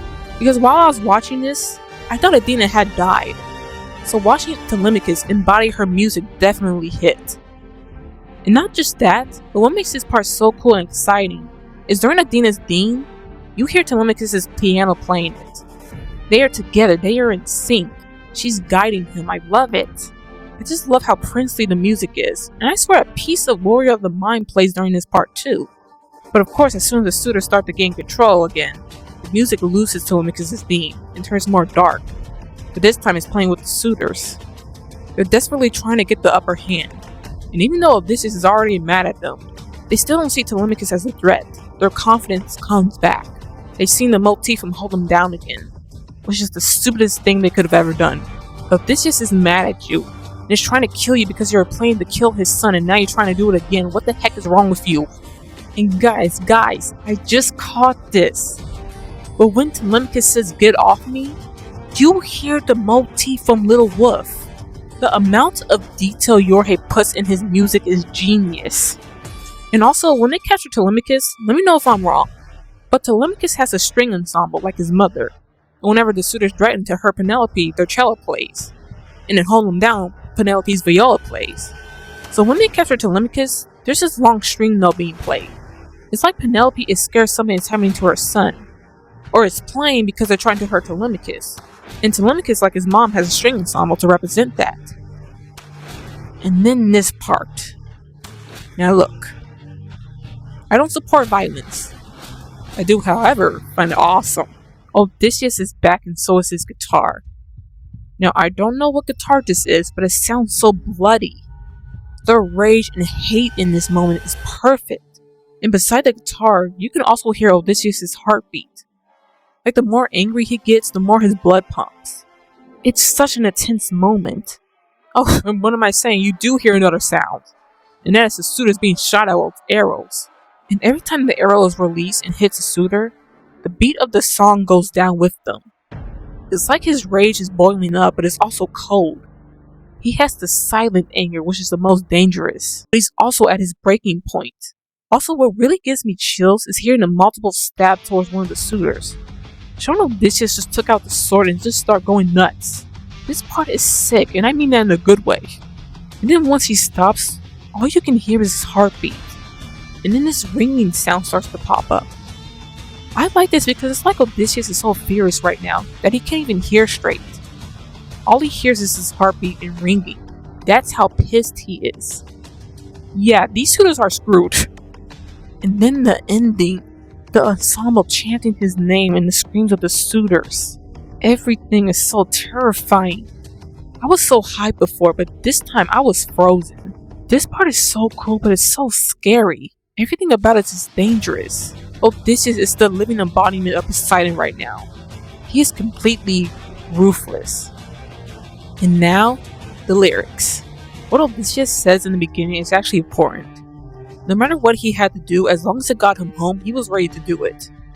And now he's home, and what does he hear? A bunch of morons trying to take away the one thing he was fighting so hard to get back to. He truly has had enough. And even then, the suitors don't understand that they are screwed. There's only one person that understood, and he got killed first. He plans for every fight because he was trained by Athena. How do you expect to win again?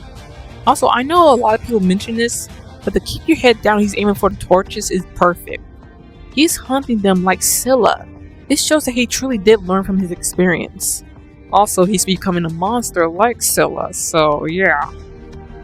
Also, our weapons are missing. It's so good. Because in the Hold 'em Down animatic, Orange shows Odysseus hiding the weapons while they're plotting. My goodness, Odysseus is savage. And of course, I have to talk about that line. These suitors literally say they know these walls, as if Odysseus isn't the king. You don't think I know my own palace? I built it. That line is so... God, it's so cool. If I was the suitors, I actually wouldn't mind dying to that line. It also shows how Odysseus worked really hard on his own kingdom. He built his own palace. Why do you think you can beat him? In the open arms. It's crazy that Odysseus normally would have folded at someone saying that, but now he's completely ruthless. He does not fold to someone begging him, even if they use his friend's old line. And if anything, that probably pissed him off even more. And then they once again try to hurt the prince. And once again begging Odysseus for mercy. Piss him off even more, especially after you're just about to kill his son and torture him. In the line, my mercy's long since drowned. It died to bring me home. It's so fire. Here he is just creating these fire quotes like this is a regular Tuesday morning for him. And what Odysseus says afterwards is also really good. He didn't know that the Cyclops was the son of Poseidon, or if the infant was going to kill his family. But the point is, why take the risk? If he shows mercy to these suitors, what's going to stop them from trying this in another palace? What are they planning a sneak attack on him? It's not worth finding out. Why not just kill them now? After all the pain Odysseus went through just to get home, he is not letting these men go. And I keep replaying the next part because as someone pointed out, Odysseus going from you dared to touch my wife and hurt my boy, to you plotted to kill my son, you planned to rape my wife is horrific. Because it's like Odysseus while killing them got angrier once he kept thinking about what they were trying to do to his family. And they have nerve to beg for mercy. Also, I love Odysseus saying, all of you who have done me wrong, this will be your fate. It really makes him feel like he's this inescapable punishment the suitors have to face. God, it's so good. And now the vocals. There are so many amazing vocal performances in this song, it's insane. First of all, why are the suitors just good singers? Unfortunately, I don't know each name, but they all sound so unique. And also, Troy comes back. He says the line, our only chance is to strike him in the darkness. Hey, welcome back, Troy. Sorry you died so quick. And also, Dennis Diaz is the voice of Eurymachus. And he has such a gorgeous voice. Unfortunately, if he wasn't a bad guy, I would have fell for it. His voice is so peaceful to listen to, it's incredible.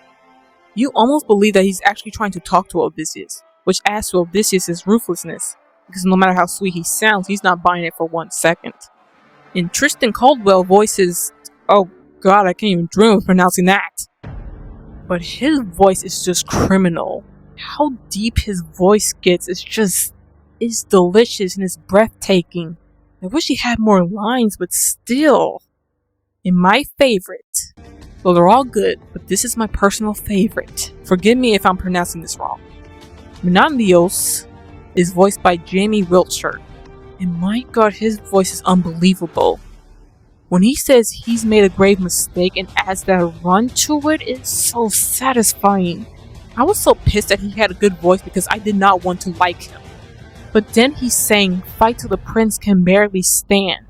And the power he puts in that line is so perfect.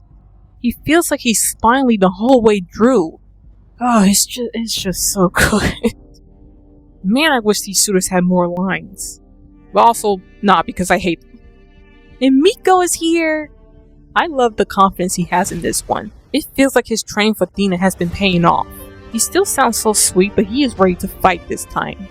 This may sound weird, but I also love his get off me. I don't know why I like that part so much. I also love the way he says, I don't want to hurt you. Once again, he sounds so sweet, but he's just like, I don't want to hurt you, but if I have to, I will. God, he doesn't even talk that much and he still sounds so good. Great job, Miko. But of course, the one person that steals the show is none other than Yorhei. He made me speechless with his range. I don't know how he was able to sound so deadly, but he pulled it off so well. I was actually a little bit concerned for my safety. The grit in his voice, the rage, the hate, everything is so well done. He sounds like he's going insane. Yorhei, I don't know who pissed you off, but they're clearly not going to mess with you anymore after listening to this. Especially the way he says, you plotted to kill my son, you planned to rape my wife. That man legit sounds scary. I would love to rant about this even more, but I don't even know how you can talk about this. You just have to listen to the song. Yorhei, you did an incredible, excellent job. My goodness. And now, this animatic is done by the Vbox. Once again, I have not seen any other animatic like Odysseus. This one is just so good. The lighting, the camera work, even the gore is amazing. That's kind of weird to say, but still. The part when he shoots the suitor in the eye is so berserk, it's kind of amazing. And I also love the way he looks in his cloak. I know technically in the Odyssey he was naked while killing the suitors, which is interesting to think about, but he just looks so cool in his cloak. And I just love when Telemachus shows up and it shows Athena with him. And she's just pointing at the suitors like she's saying, go get him. It's just, God, I just love that part so much. And once again, like I said before, it does get me emotional because once again, I thought Athena had died. So I thought, even though she's not with him, her spirit is. So that's kind of interesting to think about. But Odysseus, he just looks so upset and stern. It's perfect. Once again, I love the fact that you made him look like he's actually going insane. He's constantly smiling whenever he kills a suitor. It's just, God, I love it so much. But I do have to say, why did you make the suitor so attractive? I don't want to find them attractive. I hate them. And also, him taking the arrow out the suitor and stabbing him with it is so brutal. And the fact you timed it perfectly with the beat of the song, once again, it's just so good. And that shot at the end, with Odysseus staring at Telemachus, and he's all bloody and sweaty, it's just so amazing, and I'm gonna say it, epic. Oh boy, great job, the Vbox, you were incredible. And now, let's all calm down, and possibly cry. Whew. On to the next song.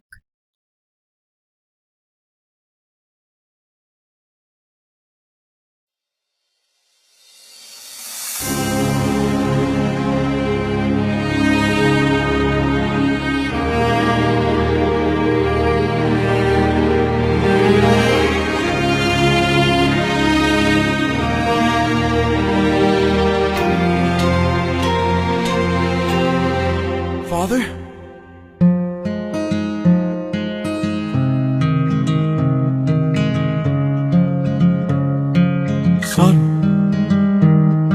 This is the moment. They finally meet. There are all those moments Odysseus mentioned his son, and every scene where Telemachus wished he could just see his father. They're finally able to talk to one another, though it seems like Telemachus is speechless.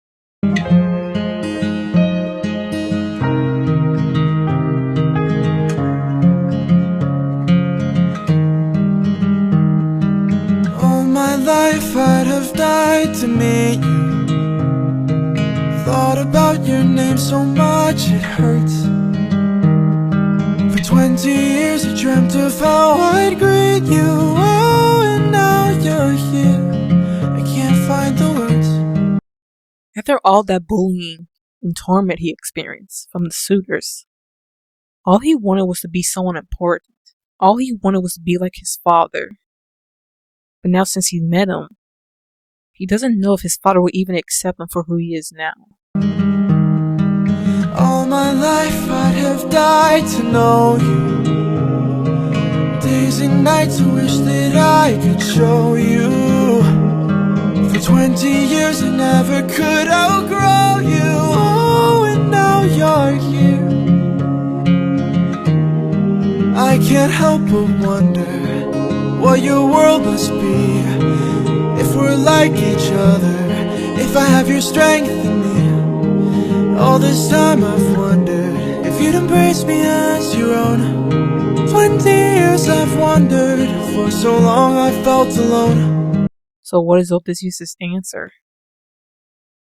Well, of course, he responds with love and acceptance. Oh my son, look how much you've grown. Oh my boy, sweetest joy I've known. 20 years ago I held you in my arms. How time has flown. Oh, used to say I'd make the storm clouds cry for you. Used to say I'd capture wind and sky for you. Held you in my arms, prepared to die for you. Oh, how time has flown. After everything he has suffered, he still sees Telemachus for the strong person he is, even though he doesn't even know him yet. And he sees him for the strength he holds within. For so long he wanted to see his family, and now there's no one stopping him. No gods, no monsters, nothing. He can finally reunite with his son. All I've ever wanted was to reunite with my own. 20 years we've wandered, but today you're not alone. My son, I'm finally home.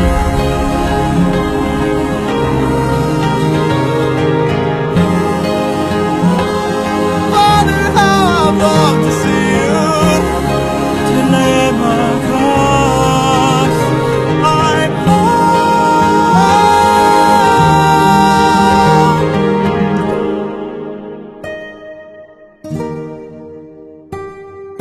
Go, tell your mother I'm home.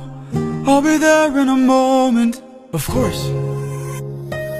While Telemachus goes off to tell his mother, Odysseus noticed something different in the air. He feels someone he hasn't seen in a long time. Show yourself. I know you're watching me. Show yourself.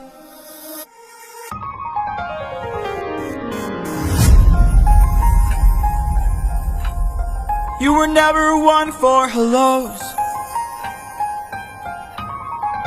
I can't help but wonder what this world could be if we all held each other with a bit more empathy. I can't help but feel like I led you astray. What if there's a world where we don't have to live this way? These two used to be inseparable. They were going to change the world together, goddess and man. But now, this bond isn't what it used to be. It's no longer broken, yes. It might even be piecing itself together. but they don't have the same dreams anymore. If that world exists, it's far away from here. It's one I'll have to miss, for it's far beyond my years. You might live forever, so you can make it be. But I've got one endeavor. There's a girl I have to see. Very well.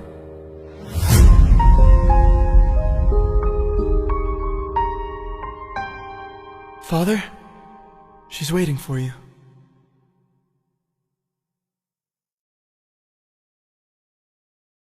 I'm not crying, you are! Shut up! Before I drown in my tears, let's get into it. First, the vocals. Miko sounds so wonderful in this. He is so perfect as Telemachus. He sounds so unsure and scared that Odysseus won't accept him as his son, that he's not as strong as he is. And him admitting how alone he felt just breaks me. But then after Odysseus accepts him, and he says, "Father, how I long to see you," it's so emotional and it just makes me tear up every time. Miko does an amazing job with the emotion in that line. You really feel how much he wanted to meet his father. It feels like he's actually crying. And the way he belts home is so heartwarming. Man, honestly, I don't know what else to say. I want to talk so much more about this, but it's just so... You ever see something so good that you don't have the words to describe it? This is how I feel right now. I will say one thing. Miko, you were absolutely incredible as Telemachus. You were perfect. We love you, telemarketing. And of course, Yorhei's incredible too. He's able to make his voice sound so much older than he actually is.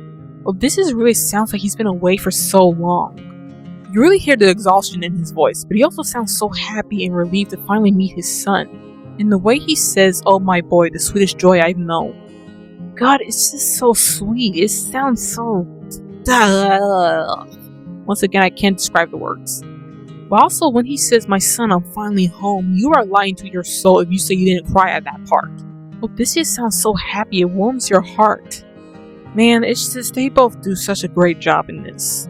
Yorhei, you are excellent as always. Amazing work. And then we have Athena. Welcome back, Tegan. She sounds so sad here.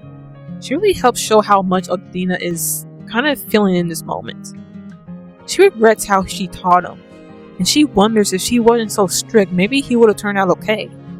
You hear the pain in her voice, and honestly it hurts me. And her simple but bittersweet "very well" just crushes your soul. Tegan, you are amazing as Athena. Athena is a person that's kind of hard to find the perfect voice for. And I could not think of anyone else that could have played better than you did. Wonderful job. I don't like the fact that this is the last time we hear her voice. But she just does so well in this. Man. And now, onto the music.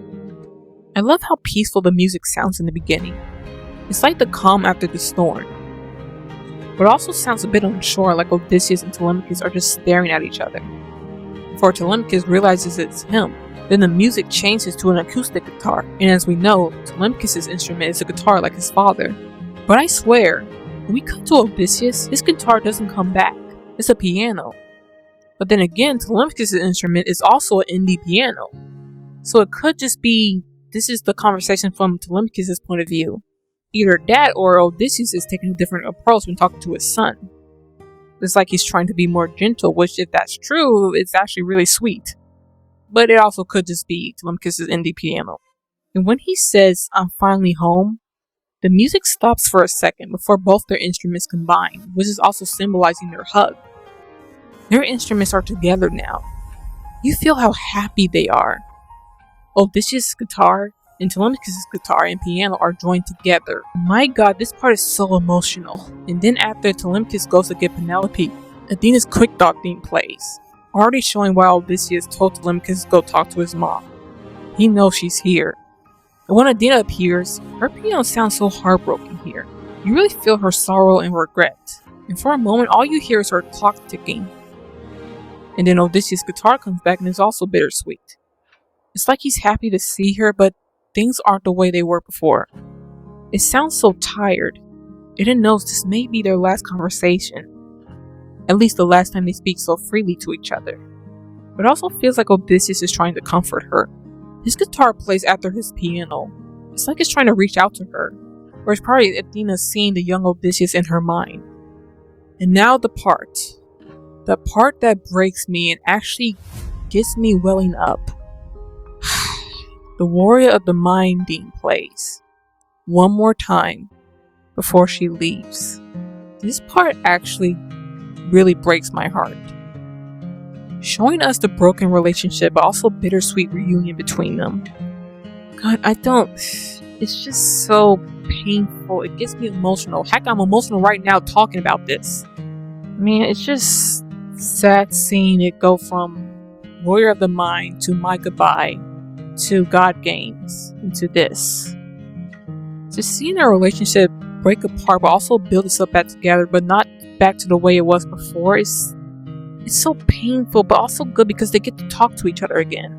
And I don't know why this part is so painful for me to listen to. It's almost like a friendship breakup is more painful than an actual romantic breakup. But man, it's happy, but it's also really, really sad. The music goes from happy to somber in a matter of seconds and it's perfect. And now the lyrics. The lyrics are just beautiful. Once again, Telemachus finally saying how alone he felt and wondering if his father will accept him is just sad. He missed his father so much even though he never met him. He just heard stories about him. I can't imagine experiencing things that you wish you can see with someone but they're not there. And then immediately Odysseus tells him how much he loves him. Once again, I love the line, "My boy, sweetest joy I've known." It's so sweet and shows how much Odysseus loves his son. He doesn't even know him yet and he already loves him. And not to get too personal about my life, but let's just say I don't have the best experience when it comes to fatherly love. At least not recently. So hearing a father go to his son and say he's the sweetest joy he's known kind of tugs the heartstrings a little bit, not gonna lie. And when he says, he used to say he'll make the storm clouds cry for you. It's so beautiful because he did with Poseidon in his storm. He said he'll capture wind and sky for you. He did with the wind bag. And he was prepared to die for him. And him acknowledging his son's pain and saying how much strength he has and telling him he's no longer alone, it's just so perfect. And him saying to Telemachus like he always did back then, but now he gets to say to his face, it's just, God, it makes any man cry. And then him saying, show yourself, I know you're watching me, show yourself. Which is the same thing he said in Warrior of the Mind. God, that part is just so sad. And then Athena saying if we just held each other with a bit more empathy, it's just so heartbreaking. She's repeating the words Odysseus used to say, but now it's kind of too late. She wishes she could have changed what she did and she kind of wants to do that right now. But once again, it's not really going to happen. And when Odysseus says, if that world exists, it's far away from here, is one I have to miss for it's far beyond my years. It's just so painful. He knows that the man he was once before is gone. He's no longer himself, which is perfect for the next song. He accepts this and chooses to let Athena make the world a better place. But he's going to spend time with his family. And although Athena is saddened by this, she accepts it too. Oh my god, these lyrics hurt. I used to hate Athena, but now I want to hug her. At least we got Telemachus and Odysseus finally meeting, but man, give my heart a break. And this animatic is done by Dre. I actually really like this animatic. I like Telemachus being on guard because he did just see this man murder a bunch of people, so of course he's going to have his guard up. And poor Odysseus looks so much older here, which makes sense, he went through a lot. I also love Telemachus trying not to lose it but failing once Odysseus starts talking. He's trying so hard not to cry, but as soon as Odysseus starts speaking to him, he just can't help it. And also, I love the fact that Odysseus kisses him on the forehead here. I think that is so sweet to show a father openly show affection to his son. And the talk with Athena is perfect. I love Odysseus smiling the whole time. And his smile looks so tired, but it really fits his words to her. And their expressions really fit the tone of the conversation. Once again, they both look so bittersweet about the reunion. And also the scar on Athena's eye is just so sad because you know she got it from God Games. And normally people say that they like when Odysseus sees the scar on her eye, but I actually like that this animatic doesn't have him turn around and see it. He never really finds out who helped him in Love in Paradise. And I actually kind of like that. Because I feel like the best good deed you can do is something that you're not even praised for. Athena doesn't tell him what she did for him, but she just did it because she loved him so much. And I feel like that makes what she did even more perfect. It makes me like her more because she doesn't get praised for it. Because Odysseus never finds out. And that actually makes it a lot more amazing. I don't know, maybe it's just me. But either way, Dre, this is perfect. Excellent, excellent job. You are so talented. But now, guys, you're finally on the last song of Epic. I was very sad when I got to this point. I was really enjoying it. But at the same time, I was happy Odysseus and Penelope were finally going to see each other. And I hope, by this point, I at least convinced you to listen to Epic. But this song is most certainly why Epic is a masterpiece. So, let's get into it. This is the last song of Epic the Musical. Thank you so much for making it this far with me.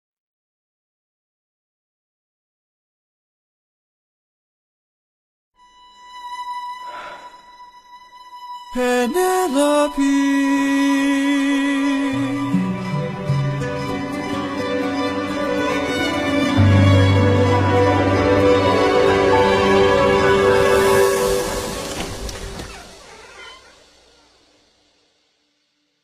is it you? Have my prayers been answered? Is it really you standing there? Or am I dreaming once more?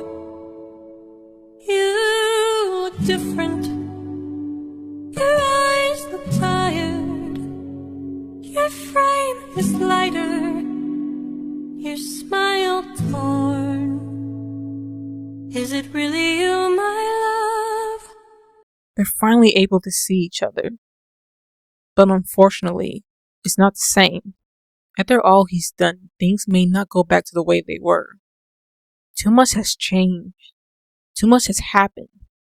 All Odysseus can do right now is ask Penelope if she will still fall in love with him again. I am not the man you fell in love with. I am not the man you once adored. I am not your kind and gentle husband. And I am not the love you knew before. Would you fall in love with me again if you knew all I've done? The things I cannot change. Would you love me all the same? I know that you've been waiting for love.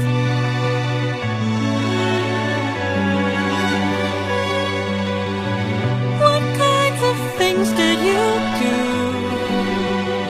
He can't wash away the blood on his hands. He can't erase what he did. He can't dry the tears of those he has killed. He can't silence the screams he hears at night. The only thing he can do is ask Penelope, would she still love him? Left a trail of red on every island, as I traded friends like objects I could use. Hurt more lives than I can count on my hands. But all of that was to bring me back to you.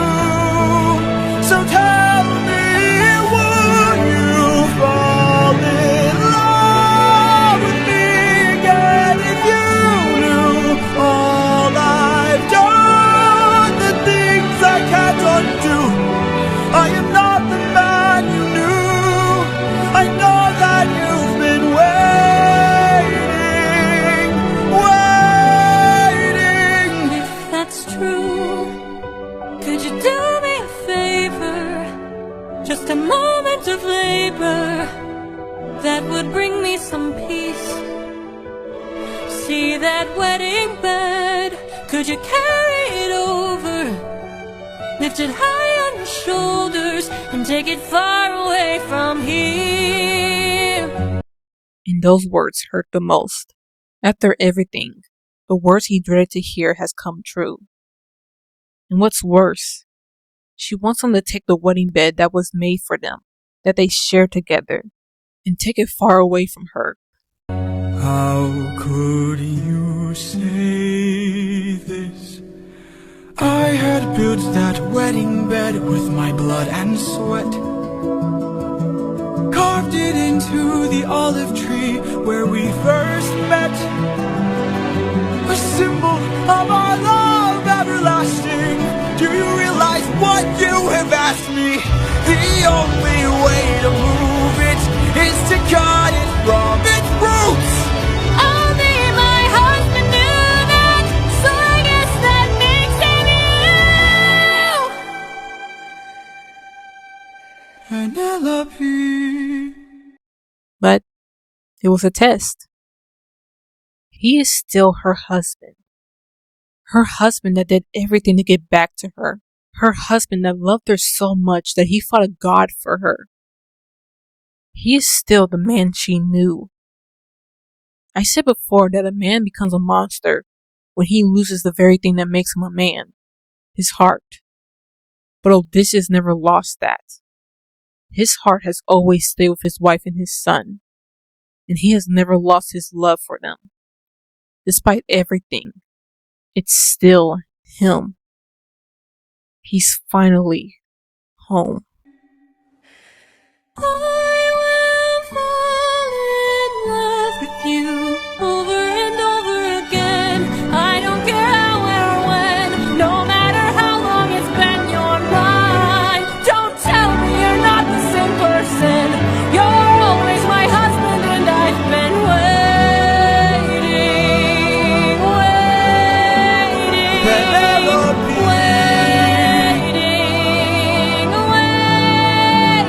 Penelope.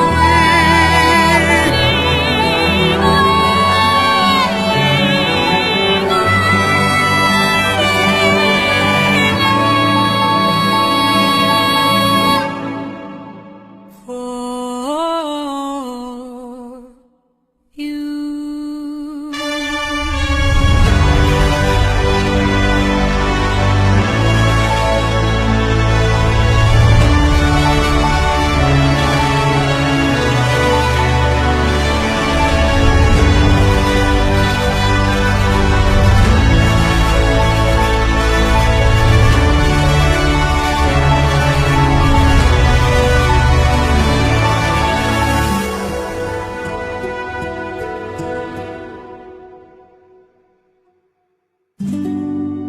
How long has it been?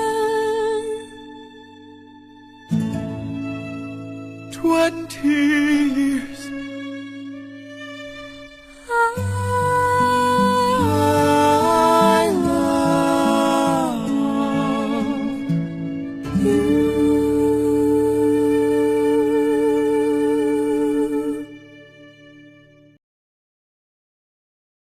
This song is the perfect ending.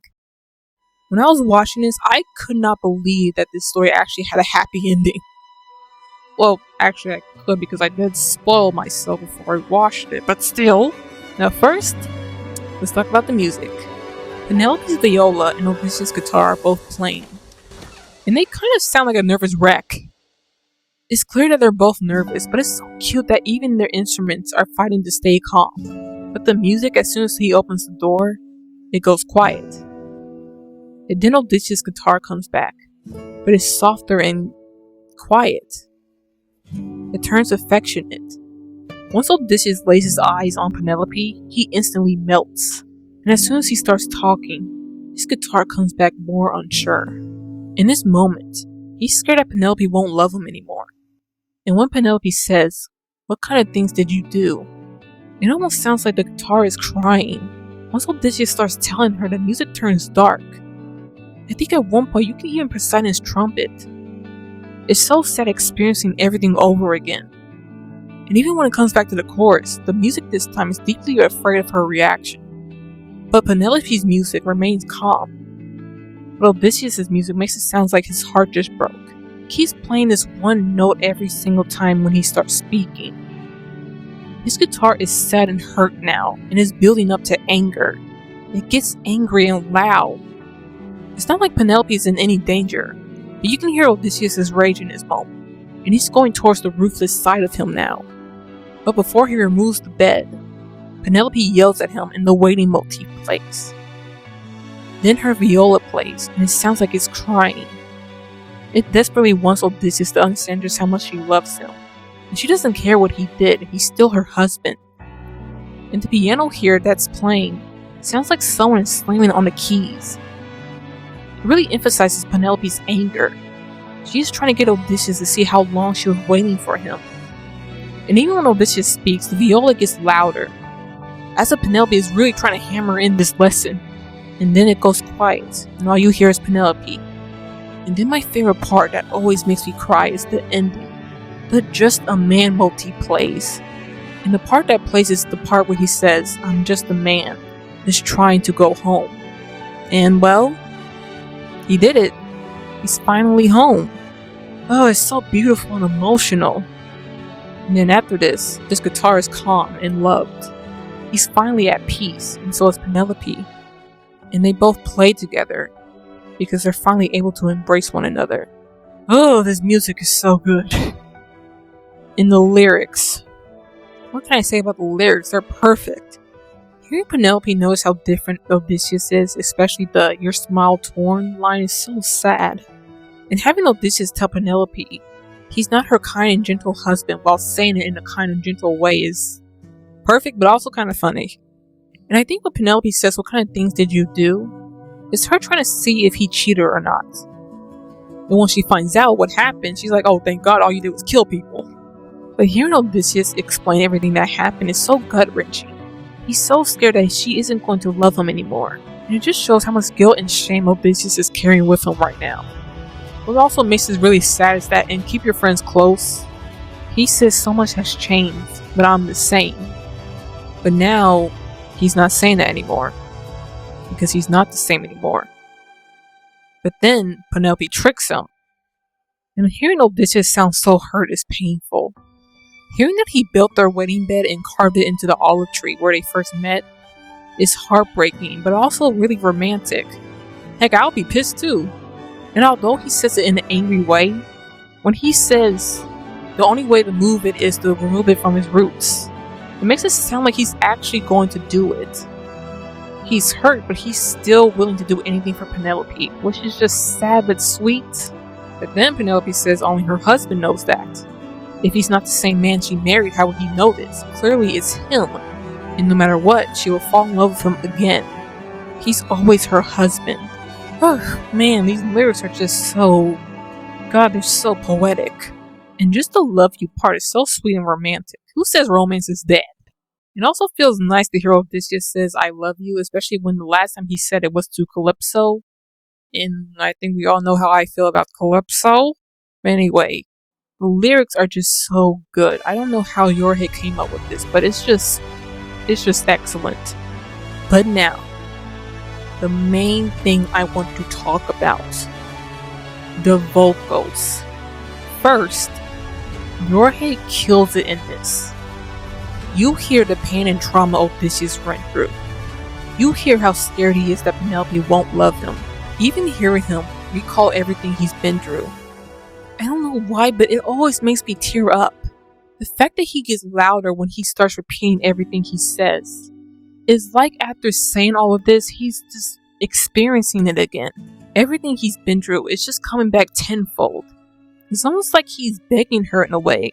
He doesn't want to force her to love him if she doesn't want to anymore.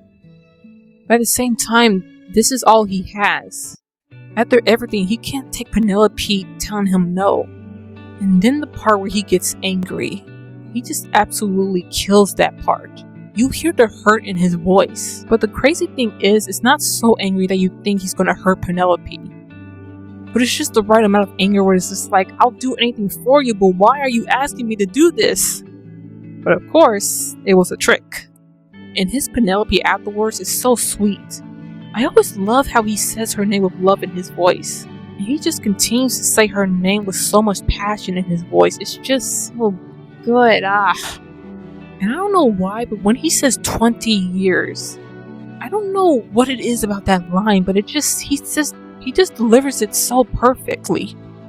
And of course, when he says, I love you, once again, he just says it so well. I don't want to rant at this part, but it's also, I want to keep talking about it because it's the last time we're going to hear him.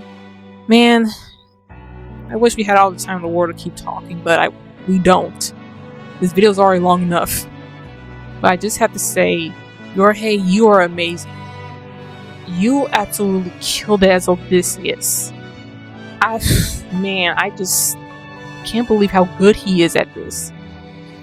He has ruined any interpretation of Odysseus. Every time I see Odysseus in a different show or movie, I'm just thinking, why isn't he singing? Yorhei, you are just incredible. It's already good enough that you made this musical, but the fact that your voice is so good, it's just... I don't understand how one man can be so talented. But you clearly proved that this musical is just excellent. Wonderful job. Really, I could not think of anybody else that could play Odysseus as good as you did. But now, Anna Leigh steals the show.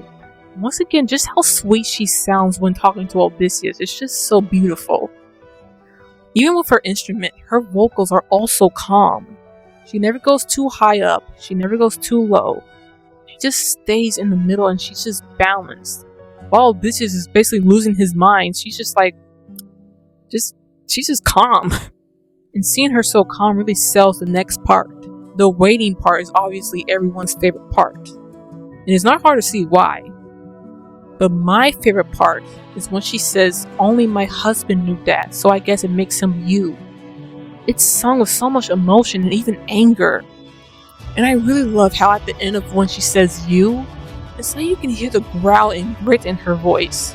It really sells the emotion. It's just so great.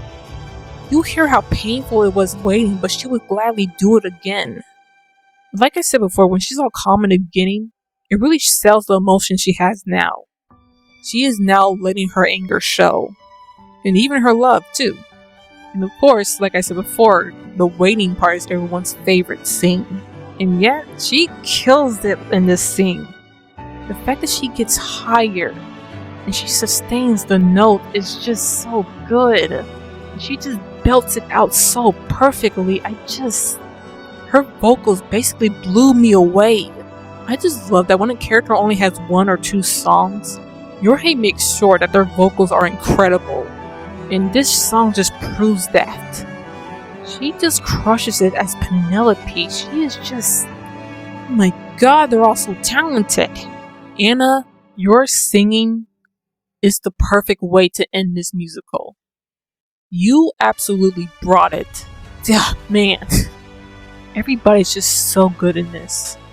And now, the last animatic is by my favorite, Himena. This animatic is so great. The colors, the facial expressions, everything about it is just so brilliant. I love Odysseus patting himself down before meeting her. It's so adorable. After everything he's been through, he's still so nervous to see her. And him seeing the young version of Penelope, before it goes to what she looks like now, is so sad. It's been so long since he's seen her, but of course, he still finds her beautiful. And also the fact that Penelope offers him a flower, but he doesn't really accept it right away, just kind of breaks me. Because he knows he's not the same man he was before, so he doesn't even know if he wants to accept her affection or not. But of course, she drops it when she kind of expects that he cheated on her, which of course he didn't, but still. Then seeing a flashback of everything that happened up until this point, it's just painful, but it adds to the emotion in this moment. And then seeing him nod at Penelope's request even before he heard it, it's just so great. Just show how much he loves her, that he doesn't even need to hear what she's asking for, he already accepted it. But then seeing how hurt Odysseus is at Penelope's request is so painful. But even then, like I said before, he actually goes to move it. Man, God, Odysseus is such a sweet husband, but his part is so painful to listen to. And I don't know why, but her drawing a blanket at him makes me laugh. I just love the fact that she starts hitting him right here. Though I like the fact that she doesn't hurt him though. There was one anime I saw where she slapped him, and I really did not enjoy that. Penelope is angry right here, but she's not so angry that she's going to hurt her husband. And I also love her walking towards Odysseus and Odysseus backing up like he's scared of her. It's kind of funny. Because he just got done stabbing a god, but it's his wife that he's afraid of. And of course, when they hug, it's just so sweet. And they both fall down to the ground just embracing each other. And I just love this part so much. And I also love seeing them in bed together. Especially when you remember Odysseus hasn't gotten any sleep. And also, if you don't know the Odyssey, they do some things after talking to each other. To the point even Athena asked to postpone the sun coming up because she wanted them to have time to create another Telemachus. That's all I'm going to say. Just saying that no one got any sleep that night. It also feels good seeing Odysseus with Penelope because, as we know, a lot of women have been forcing themselves on him, so it's nice to see him with someone he actually loves. And also just the kiss on the forehead here, it's just, oh my god, it's so sweet and romantic. I also love these two just lounging in bed together after this part. Once again, it's just so nice seeing Odysseus so happy. After everything he's been through, he definitely deserves it. Himena, you are so talented, and you are the perfect closing animatic to end this on. You're absolutely my favorite epic animator. We all love you. And that was Epic the Musical. Whew, that was a long one. If you stuck with me through all of that, you are a legend. This took so long to make. Hopefully this won't be as long as I'm thinking. But if it is, thank you so much for watching this. If you are still watching this. I always wanted to make a video like this, but lacked the materials I needed to do so. And also the intelligence. Not to insult myself, but still. I hope I was able to get my point across without boring you. I watch other analysis videos, and they always speak in an elegant and an educated way. Though I did want to come across as if I'm a friend you talk to about something we love. I also want to at least sound somewhat smart, I guess. And if not that, I at least made you laugh. And if not that, I at least made you cry. And if not that, I at least gave you something to listen to while you do the dishes. But I really, really hope I made you see just how amazing this musical is. Yorhei, I don't know if you're watching this, but if you are, just know you have created something truly special. You deserve to be proud of this. It is just incredible. But, with that being said, friends, comrades, my peeps, thank you so much for watching this video. Please let me know your thoughts. Let me know if I got anything wrong. But please do so in a nice way. None of that, actually. You have no idea how much that actually pisses me off. But anyway, my comrades, this is goodbye. Well, unless I get any more video ideas, then in that case, until we meet again. So the ending of Epic actually goes like this. Odysseus gets to the room where Penelope is, and he's like, Penelope, it's me. And Penelope's like, oh, I missed you. You're back. Thank you so much for returning. And then they hug. And then the camera like slowly zooms out. And you just hear Odysseus narrating. And he's like, well, that's my story. Made it back to my kingdom. Slayed some naughty suitors. And got the girl. And that's my journey. My journey. Wait, what? I meant to say. And that's my journey. Or should I say, my odyssey. Later, suckers. You dared to find me. To make me feel shame? No one beats me. No one wins my games. No, me. Bring it to the fingers of your arm. Jasmine, come, the one who makes the kingdom fall. I don't care what my mom says, that's hilarious.